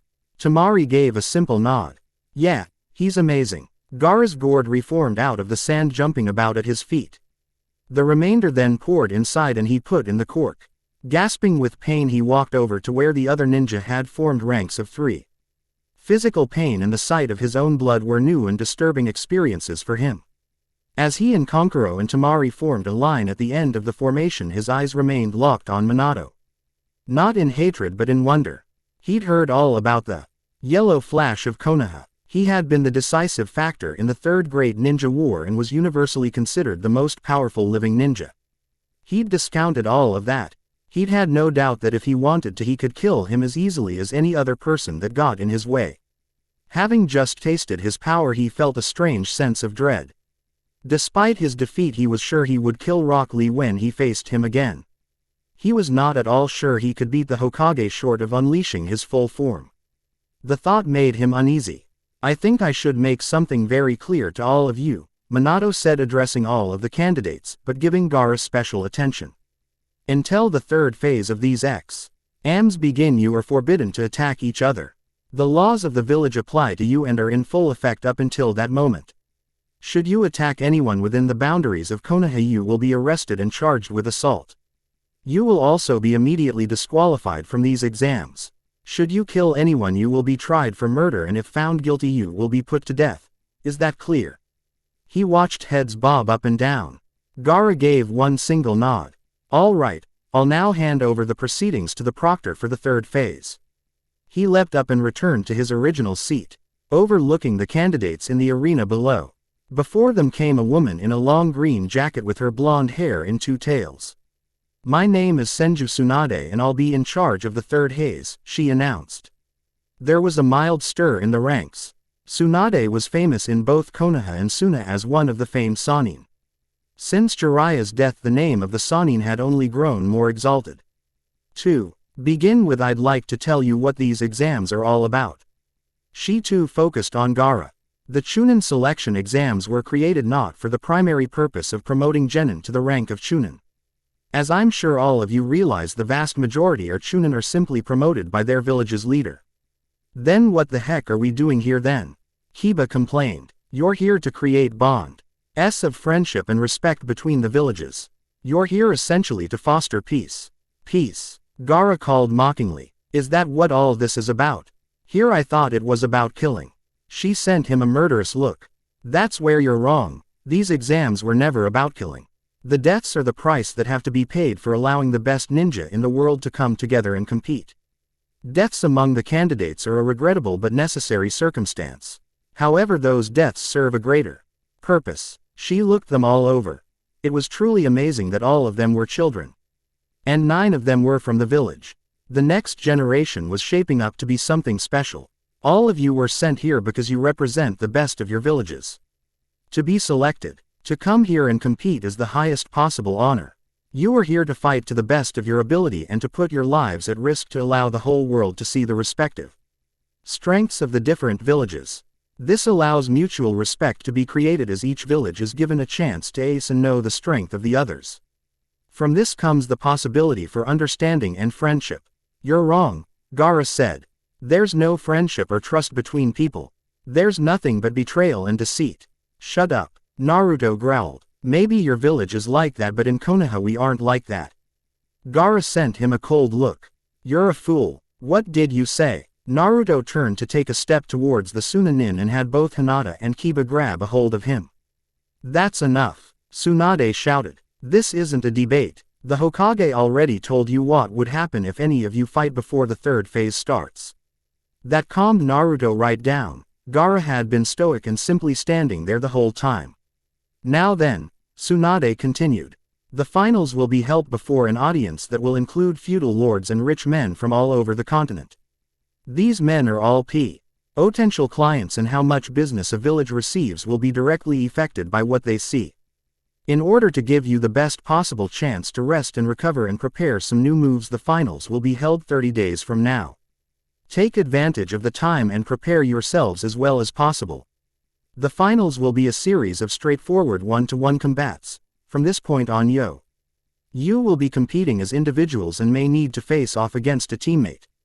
She noted the way the genin eyed each other at that prospect. Some looked a tad nervous, most appeared eager. "You will of course want to be the final winner. But as you compete you'll be judged by a number of experts including the Hokage and Cage. These scores will determine who will be promoted. That means that, even if you are eliminated in the opening match, if you are impressive enough you may still be promoted, while even winning the last fight does not automatically mean you'll be made Chunin. Now before we proceed, are there any questions? No one raised a hand. All right, she nodded towards Anko, who had a box in her hands. Each of you take a slip of paper from this box. Anko went among them and they each took one paper. On each was number. Okay. Tsunade held a clipboard. Starting with number 1, read off your numbers. 1, Sasuke said. 2, Kankuro said. 3, Naruto said. 4, Gaara said. 5, Hinata said. 6, Temari said. 7, Neji said. 8, Shino said. 9, Hisa said. 10, Rock Lee said.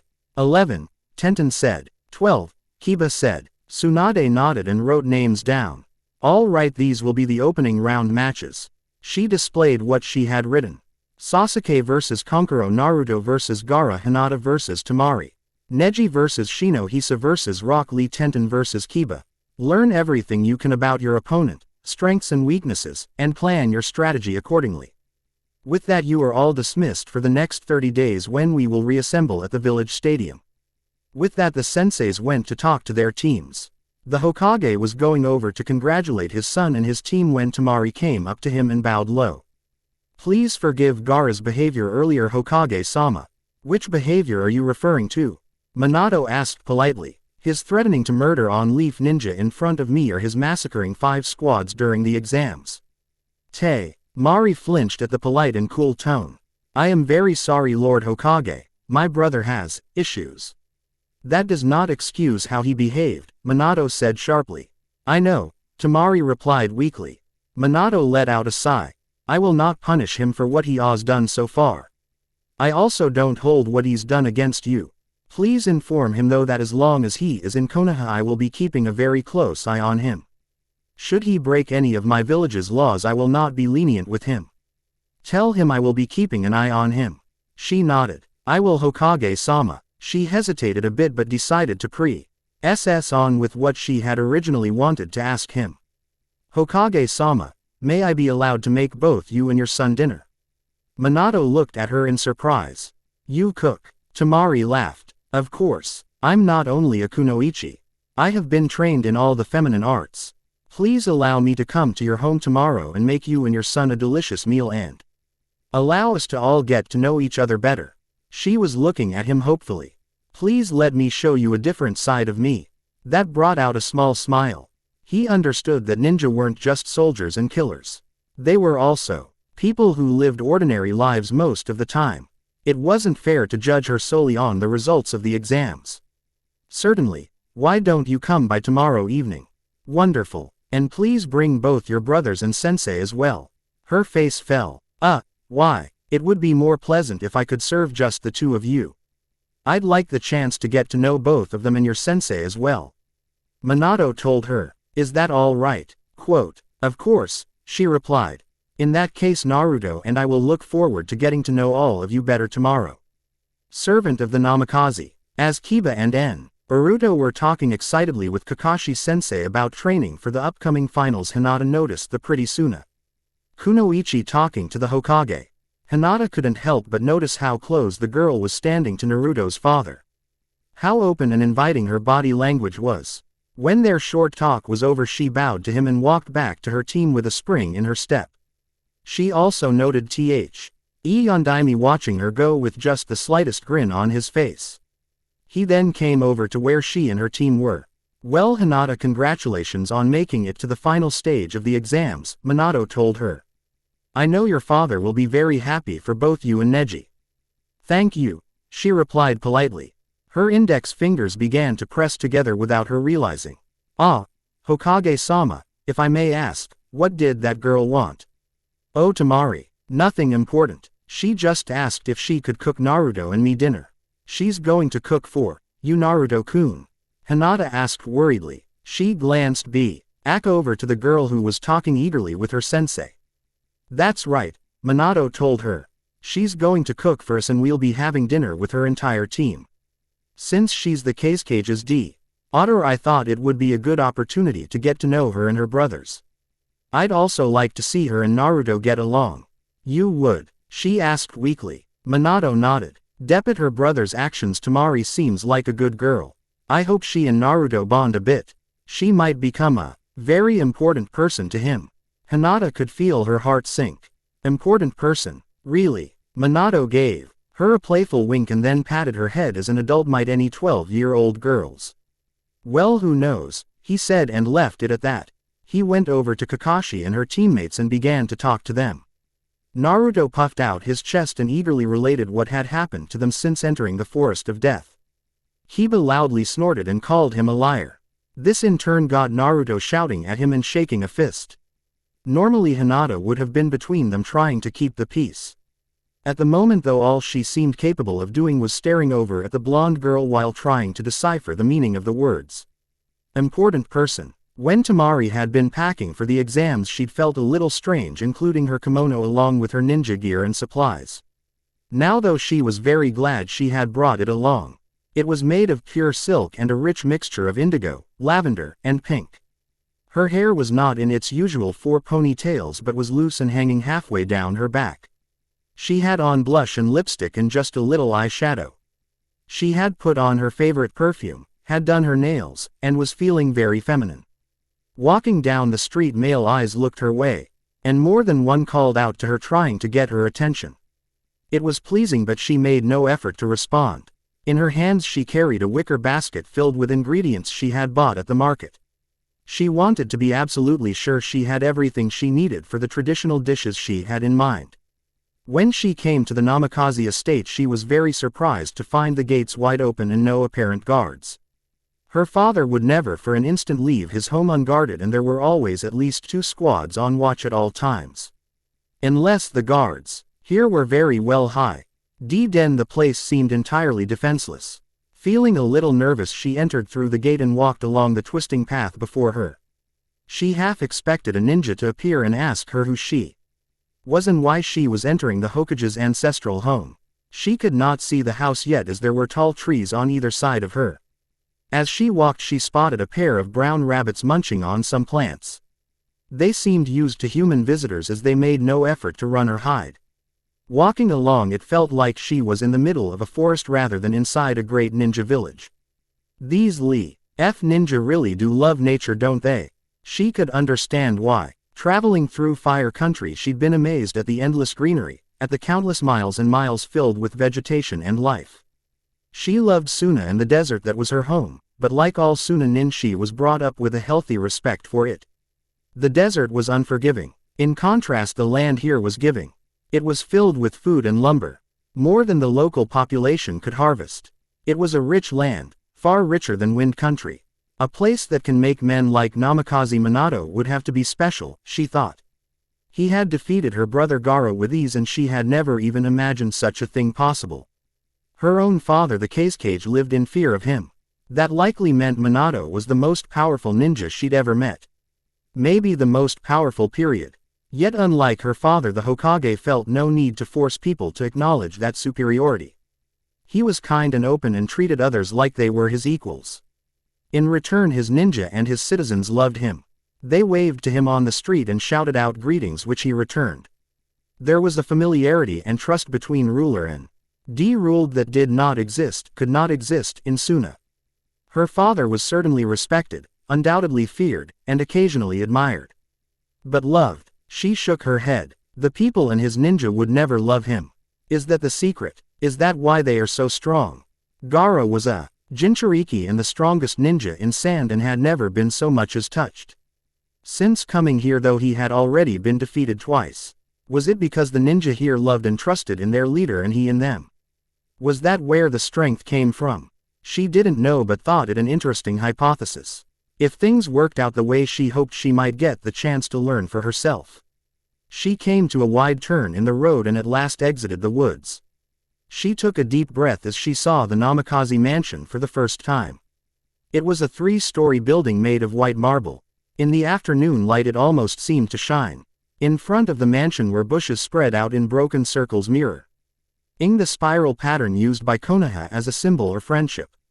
Even from where she was, she could see flowers of different colors blooming: red, yellow, white.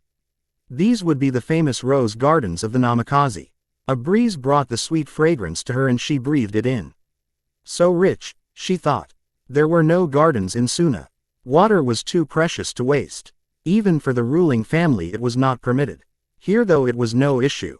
The sight of those flowers seemed such a luxury to her.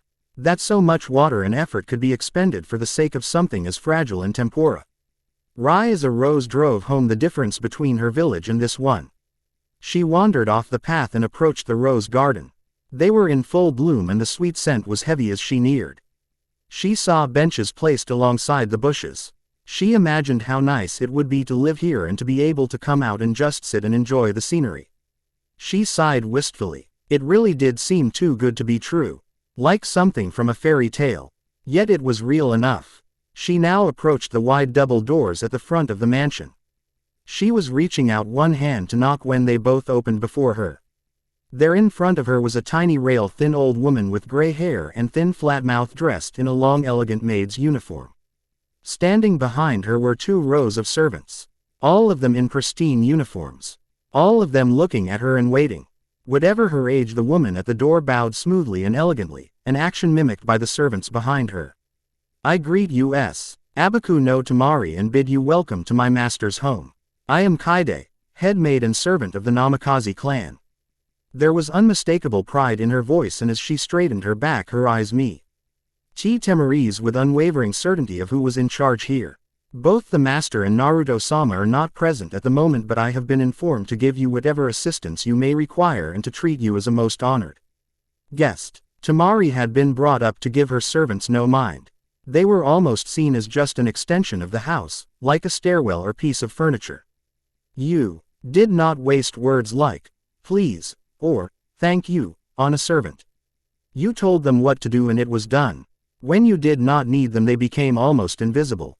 The erect knowing look in the old Wang An's eyes made it clear she had no intention of blending into the background. Though Tamari would never think to do it in Suna, she bowed low and respectfully to the head maid. I thank you for welcoming me and I promise I will behave as a proper guest. In my homeland we take the hospitality of others very seriously. Straightening she gave Kaide a bright smile. Could you please direct this humble kunoichi to the kitchen? Kaide watched silently from the doorway as Tamari chopped vegetables and cut up pieces of meat to be cooked. She had offered to help but Tamari had insisted on preparing everything on her own. She had to admit that the young girl appeared to know what she was doing in a kitchen. I am a bit surprised to see you are so expert at preparing a meal, Kaide told her. Tamari looked up from where she was chopping onions. Why, in Suna it's the wife who is expected to do the cooking. Her hands did not stop despite taking her eyes from her work.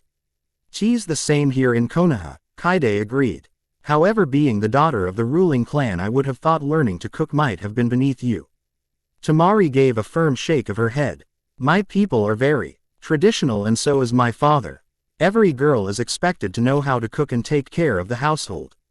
I am sure you will make a fine wife someday, Kaide told her. Thank you, Tamari said happily. Perhaps even for someone here in Konoha. Quote, her hand slipped and she nearly cut one of her fingers. Tamari gave a startled look which she swiftly masked. The very slight smile on the old woman's lips told her it had not been missed. You need to be more careful, Kaide admonished. About cutting or about revealing my thoughts. Tamari could not believe that a maid had actually made her slip like that. No, this woman was most definitely not a regular servant. I will pay more attention, she promised. What is your opinion of Naruto? Kaide asked her. Are all the servants in Konoha this inquisitive? Tamari asked. I think you will find things are a bit different here, Kaide told her. Yes, I am starting to notice that. So what do you think of him? Kaide asked again, still polite but clearly expecting an answer. I haven't really talked to him much, she said as she began cutting strips of beef. He seems likable, though he is still just a child. He wears the Hitai and is an adult of the village, Kaide corrected. Well, of course, as far as being ninja I acknowledge he is an adult. For other things though he is still only a child.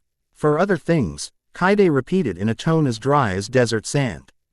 Tamari merely smiled at her. He is extremely close to the Hyuga heiress Hinata, Kaide mentioned.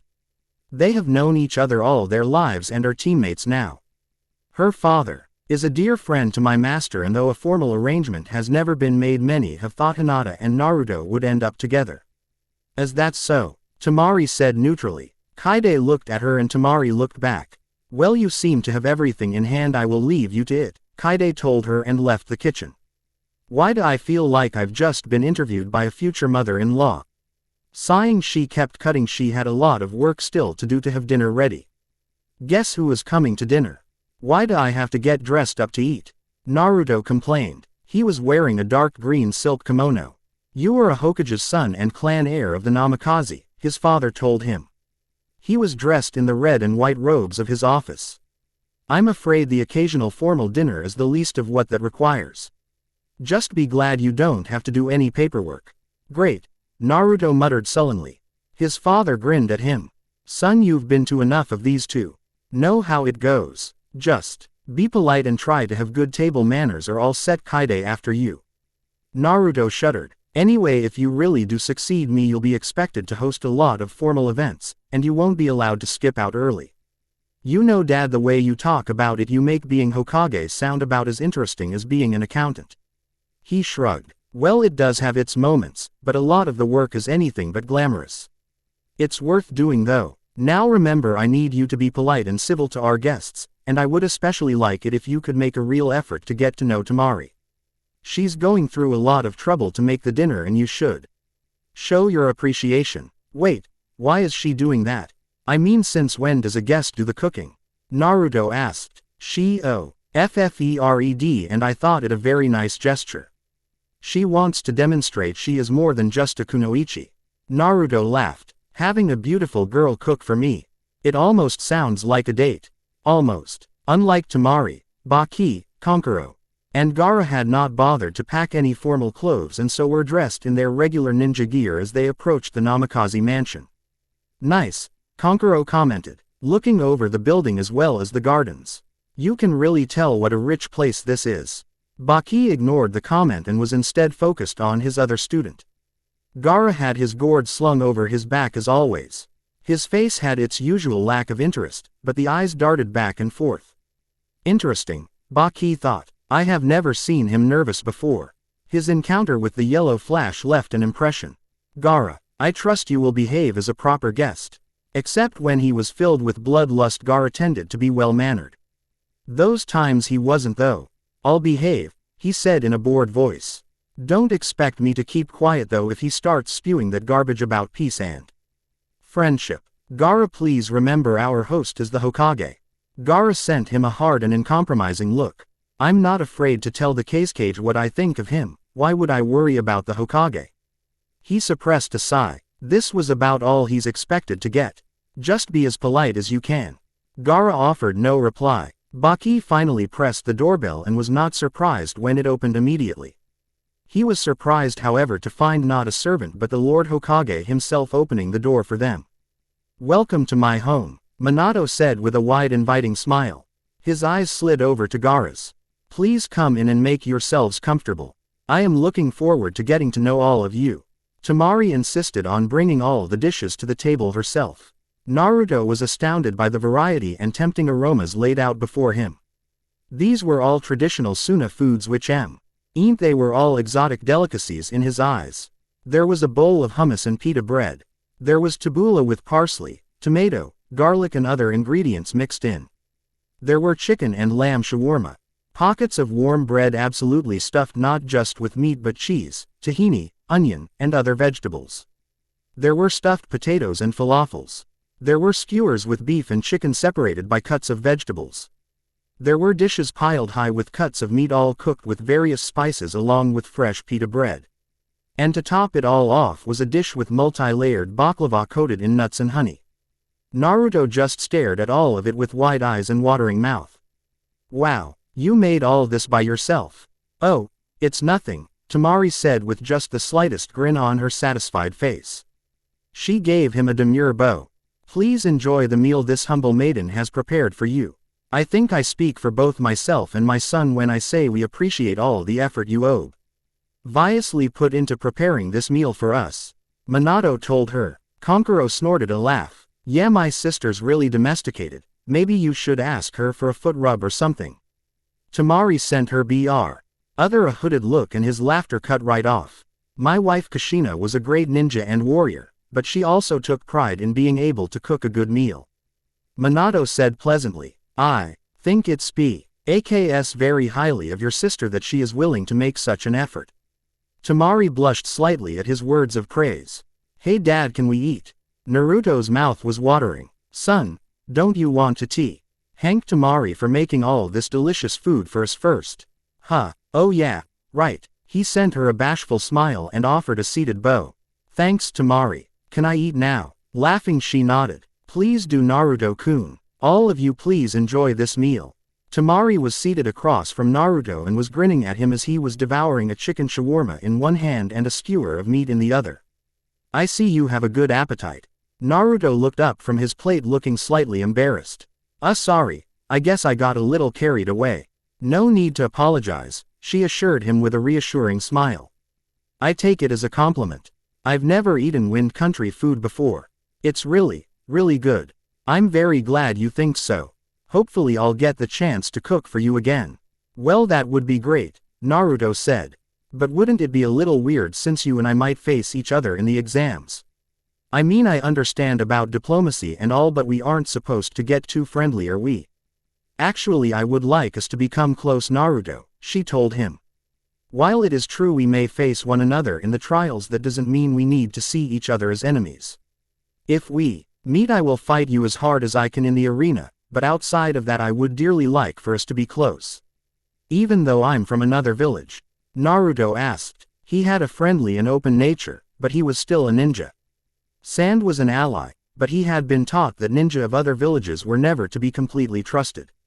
Is it because you're the daughter of the Kazekage and I'm the son of the Hokage? Well, if I said that had nothing to do with it, I'd be lying, she admitted. We are who we are though. That doesn't mean I don't honestly want to get to know you though, or that I'dn't like it if you were to feel comfortable around me. My dad has taught me some about diplomacy and I'd be glad to be friends, especially if it means I get more of this great food. I'm very pleased to hear that, Temari told him. I look forward to being friends, or even more. For just a moment Naruto paused while in the process of stuffing his face. While not exactly the most observant of people, he was not a total idiot. Her words and something about her tone hinted at things hidden underneath the underneath. What do you mean? Only that there are all sorts of possibilities, she said smoothly. Were we to be more than friends, I think that would be a wonderful thing. All at once Naruto began to feel just a little bit nervous. Peace grows from understanding and trust, Minato said, noticing his son's reaction. If we build ties between us as individuals, it will help strengthen the ties between our two villages. Are you spewing that nonsense again? Gaara suddenly spoke in a low hiss. Temari looked over at her brother nervously. Things had been going so well. Gaara, please. Friendship, peace, understanding, all those things are nothing but lies, Gaara continued, ignoring her. The only thing that exists between people is hatred. That's stupid, Naruto told him. People can be friends. Gaara turned his pale, unblinking eyes to him. You're an idiot. What did you say? He snapped. Calm down, son, Minato said, crossing his hands in front of his face and turning his attention towards Gaara. If my son is an idiot, then I am as well, since I also believe people can become friends. As I said once before, I find it sad that one so young can be so jaded. I would think someone your age would be full of the hope for a better future. I personally believe in a world of peace where different people can come together and understand each other. Only children or fools could believe in that, Gaara said firmly. Then what is it you believe in, Gaara? Minato asked him quietly. Myself. Only myself. No one else matters, no one else is to be trusted. All other people are my enemies.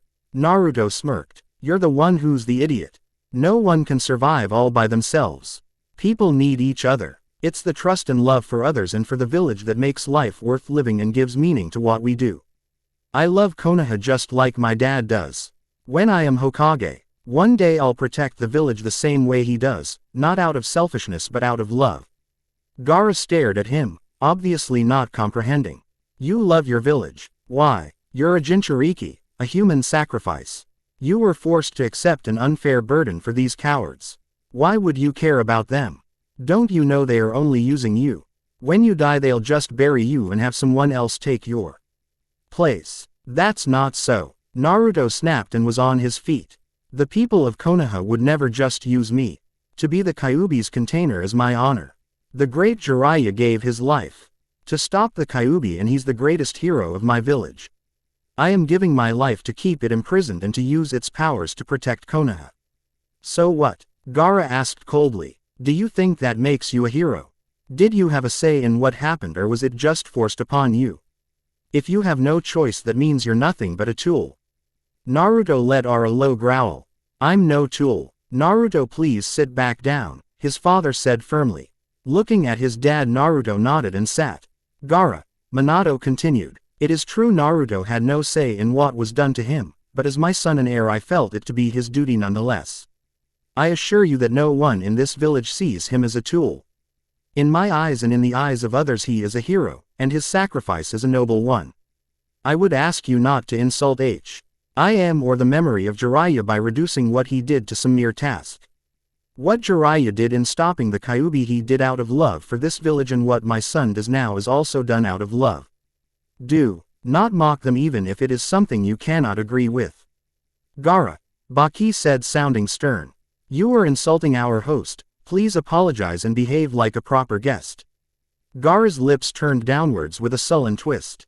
I apologize, he said blankly. After that the dinner continued in a strained silence. Once the meal was over, Gaara and Kankuro departed as Temari said goodbye to Naruto. Oh, and Baki asked for a word in private with the Hokage. I am very sorry for my brother's behavior, Temari bowed low. Please do not judge him too harshly and know his opinions are not mine. I truly admire how you bear your burden. Don't worry about it, Temari. I don't blame you for what he said. I think I should warn you though, I am going to completely and totally kick his ass when we fight. Before coming to Konoha she would have thought those words to be ignorant. Now though she was not so sure. Gaara had been defeated twice and Naruto was the Nine-Tails Jinchuriki and son of the Yellow Flash. Well, I can't promise to cheer for you since he is my brother, but I will wish you luck. Leaning forward she planted a soft and very warm kiss on his cheek. Good luck to you, Naruto-kun, she said in a breathy whisper. May I come over again to visit you before the finals? Sure. His face was flushed and he was all too aware of just what a pretty girl she was. I really do look forward to getting to know you better, she said warmly before departing. Watching her go he touched his cheek and found himself looking forward to seeing her again. I sincerely apologize for my student's behavior, Baki said bowing. I regret his rude words. Words I can forgive, Minato replied. What I regret are all the lives he took during the second phase of the exams. I hope he will show more restraint in the third phase. Especially since he will be fighting my son. I will instruct him that he is not to kill or seriously injure Naruto whatever the circumstances. Well, that's comforting, Minato said a bit dryly. I trust the same will go for Rock Lee or any other ninja he faces should he advance. Of course, Baki said quickly. The Cage laments the unnecessary loss of life had occurred and wishes to only maintain the close ties our villages share. Well, obviously given his proposal, I hope that Gaara's actions tonight will not have an undue influence on your decision. I won't blame Temari or the Cage for Gaara's opinions. Though I think it's a good thing he won't be visiting us again. Yes, Baki said. He had the good sense to sound embarrassed. Speaking of which, I have just received a message from the Cage earlier today. He intends to arrive here a week prior to the finals in order to have more time for negotiations. He will also be bringing our members of the government with him and several heads of the great houses. Just in case they are needed to attend a ceremony. Minato replied neutrally. The Cage did not mention a reason. Assume they are here simply as part of a state visit. Naturally, Minato answered, giving away nothing. He had no trouble seeing the hidden meaning. Diplomatic visits by Cages were rare enough. Bringing along clan heads and other important ninja was usually only done for major events. Like royal weddings. The Cage obviously wanted this union very badly, and if he agreed to it would push to have it completed immediately. I am looking forward to talking to him. It should be interesting. Secret revealed. Hinata was heading towards Training Ground 7 where Kakashi Sensei was planning to Start training them for the finals of the Chunin exams. She had not spoken to Naruto-kun since returning from the Forest of Death. Even though she knew her priority needed to be working to get ready for the finals, that was not where her focus was at the moment. Yesterday, are you telling me that blonde girl from Sand is going to the Yondaime's home to cook Naruto dinner? Ino said, sounding outraged. Since her team had failed to qualify, she had come to the Hyuga Manor to visit her friend and find out what had happened at the conclusion of the second phase. She had been pleased, though not surprised, to learn Naruto and his team had passed. She had laughed hearing how the Hokage had put that Gaara boy in his place when he had acted up. Hearing about the dinner Temari was making at the Hokage's mansion, though, had horrified her. This is the worst. This is terrible. It's a total disaster. It's the worst thing to happen since the Kyuubi attacked the village. Ino was jumping about Hinata's room, waving her arms about frantically. Ino, please calm down, Hinata told her. Ino's usual overdramatic antics were beginning to affect her as well. She was feeling very nervous at the prospect of Naruto spending an evening with that girl, and Ino was not helping. I'm sure this is nothing but a diplomatic occasion. Naruto is the Hokage's son and she is the Kasuke's daughter. They're probably just doing this as a formal dinner to help foster good relations. Hinata, wake up and smell the impending doom. Ino grabbed her about the shoulders and began shaking her back and forth. Don't you see what's going on here? What? Quote, this girl is obviously after him. She's going there to put her moves on him. Her moves? Hinata asked weakly. Temari was much older and likely more experienced. What sort of moves would she have? Surely she wouldn't do anything provocative with the Hokage right there. That's right, Ino shouted. My mom talks about it all the time. A woman has initiate things but always let the man think he's in control. I bet she ends up smiling at him and laughing at his jokes and playing up to him shamelessly to try and get his attention. You mean sort of like you used to do? Ino sent her a sharp glare. Hey, this is not about me. Aren't you worried something might happen between those two tonight? Of course not. Ino gave her a knowing smirk. You don't sound so sure. This is nothing but a diplomatic dinner, Ino. Nothing is going to happen. Despite her words, Hinata had grown more and more nervous after Ino had gone. Marriages between important families were common. They helped create alliances and seal ties between villages. The fact the girl was the Kasuke's daughter was a red flag. The idea that a political marriage could be set up between the two families in order to cement the alliance between Konoha and Suna was not at all far-fetched. As a general rule, Hinata tried her best not to pry into Naruto's personal life, but she was nervous and thinking about ways to find out just what had happened last night. As things turned out, she was in luck. As she arrived, Naruto and Kiba were already there, and their Kiba was shamelessly pressing Naruto for details. Honestly, why did boys love to gossip so much? Since neither boy had noticed her arrival, she hunkered down in the nearby bushes and listened in. I am not spying, she thought to herself. This is definitely protective surveillance. Naruto had both hands behind his head and a big foxy grin on his lips. This was so much fun having Kiba so desperate to hear about what had happened last night. Since it was just the guys here, he was playing up what had happened to make Kiba even more jealous of him than he already was. Come on man, you have to tell me more. I'm begging you, Kiba pleaded. How was she dressed? What did she look like? Well, she came over with this real pretty kimono and her hair down to here. He put a hand halfway down his back. She had makeup on and the girl was seriously hot. Quote, Kiba was practically drooling. In her hiding spot, Hinata felt her heart sink. Does Naruto-kun like girls with makeup? So what happened? She cooked for you, right? Kiba asked. Cooked for me. She made a feast. All sort of these amazing foods they have in Suna. I especially like these little bread pockets filled with meat and spices. It was really amazing. I mean, Kaide is an awesome cook and all, but Temari is almost as good, and her delicacies were totally different from anything I'd ever had before. Sounds like you two got along, huh? Kiba gave him a conspiratorial look. Naruto laughed. Are you kidding? The girl was all over me. All over you. Kiba practically shrilled. He actually sounded a bit like Ino. All over him. Hinata thought worriedly. Yeah, Naruto said, really enjoying how jealous Kiba was of him. She was doing this and that, sitting across from me asking me questions, laughing at my jokes, hanging on my every word. The girl was so totally into me. No way, Kiba said. I mean, that chick is a total babe. And you know what they say about girls from the desert, right? No, what do they say? That they're all trained how to please a man. They're like totally submissive and know all these tricks. Like they do this dance with veils for you. He looked at his friend sharply. She didn't do that, did she? Nope, no veils. Kiba looked disappointed. She did say she wanted to be close to me and that she hoped we could be more than friends. Hinata's eyes narrowed. Naruto looked awfully pleased with himself. You're lying. No way, no way, no way, I swear. And not only that, but when we said goodbye she kissed me and said she wanted to see me again. She kissed you. She kissed him. Hinata's fists clenched. Hinata, is there a reason you're spying on your teammates? Eek. She jumped about to see Kakashi Sensei standing there looking amused. In his right hand was a book entitled, Naughty School Girls Need Discipline. Kakashi Sensei, I wasn't really spying. I was just, listening to them without letting them know you were here. He suggested with a smirk beneath his mask.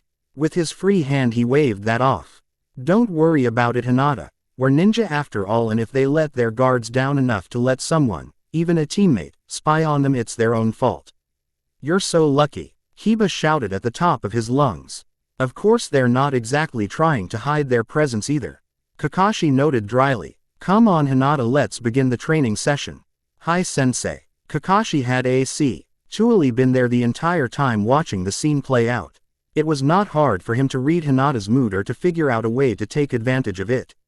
Naruto noticed that Hinata was a little off today for some reason. She was standing a bit further from him than usual and seemed to be avoiding looking at him for some reason. He had no idea why. Well team, Kakashi began. First congratulate Ions once more on passing the second phase of the exams. In 1 month's time you and the other candidates will be facing off at the stadium before not only all of Konoha but many lords and high-ranking officials including the Cage. He paused to let that sink in. Try not to embarrass the village. Hey, Naruto and Kiba shouted in unison. Anyway, Kakashi continued, why don't we start with a sparring session just to get loosened up? Hinata and Naruto, I want to see you both fight, and please go all out. Sure thing, Naruto said lightly. He and Hinata sparred all the time. Hi, she said rather tightly. As they took their positions opposite one another, Naruto thought Hinata was looking rather more serious than she usually did. She fell into the Juken fighting stance. Byakugan. The veins about her eyes popped up and gave his childhood friend a fearsome look. All at once Naruto started to get a little nervous. He fell into his own fighting stance. Say Hinata, you're not mad at me for some reason, are you? Quote, what could I possibly be mad at you for, Naruto-kun? Beneath his mask Kakashi was grinning. He was almost sorry to do this, but it would be a good lesson for Naruto about letting his guard down. Fight. Naruto was on the ground barely conscious and his arms twitching. Help me, he said piteously. Kiba was looking on horrified as Hinata merely stood there. As Naruto twitched and moaned in a heap. Hinata, aren't you going to help him now? She looked at Kakashi. Do I have to, Sensei? Nope, he'll probably live. Kakashi said. Okay Kiba, your turn now. Both Kiba and Akamaru began to whimper. Sounds like Naruto had a rough day, Minato noted with a chuckle. He and Kakashi were in his private study talking. Kakashi nodded. Well, on the plus side, Hinata got a lot of her anger out and she got to practice reopening chakra points and nerve clusters. Still not as scary as Kushina used to be, Minato said fondly. Rin, Kakashi noted wistfully. Is there anything more frightening than a jealous woman? Both men shared a good laugh. Seriously though, isn't it about time you told Naruto what is going on? Kakashi asked. I mean, as amusing as all this is, don't you think he deserves to know what's about to happen? Minato slowly nodded. Yes, I suppose it is. The Cage and his party will be arriving soon and he needs to know before then. In short order, a still bruised and sore Naruto found himself in his dad's study with his father and Sensei. Am I in trouble? No son. It's just that something very important that is going to affect your life is about to take place and it's time you learned about it. Naruto frowned. You mean something more important than me making Chunin? You might say so, his father answered and produced a document from out of a pocket. This will not only affect you Naruto but everyone in the village, everyone in 2 villages as a matter of fact. Naruto eyed the small piece of paper feeling nervous. His dad didn't usually exaggerate if he said it was that important, it probably was. This is an S-rank secret, son. Though I am revealing it to you, you may not speak of it to anyone other than me, Kakashi, or Temari. That specifically includes your teammates. Wait, why can I talk to Temari about it but not Hinata or Kiba? Minato handed his son the document. Just read this and you'll understand. Naruto took the paper and began reading it. Halfway through his jaw dropped and he started to make choking sounds. Dad, you're not agreeing to this, are you? Minato sighed. This was about the reaction he'd expected. Well, he couldn't very well blame him. For the good of the village, yes son, I am. He looked his son directly in the eye. I am going to marry Temari. Naruto's mouth moved but no sounds came out. On the bright side, maybe she'll let you call her Kasen, and tuck you in at night, Kakashi said. Naruto began to make more choking sounds and fainted. Thanks a lot Kakashi. Sorry sensei, couldn't resist.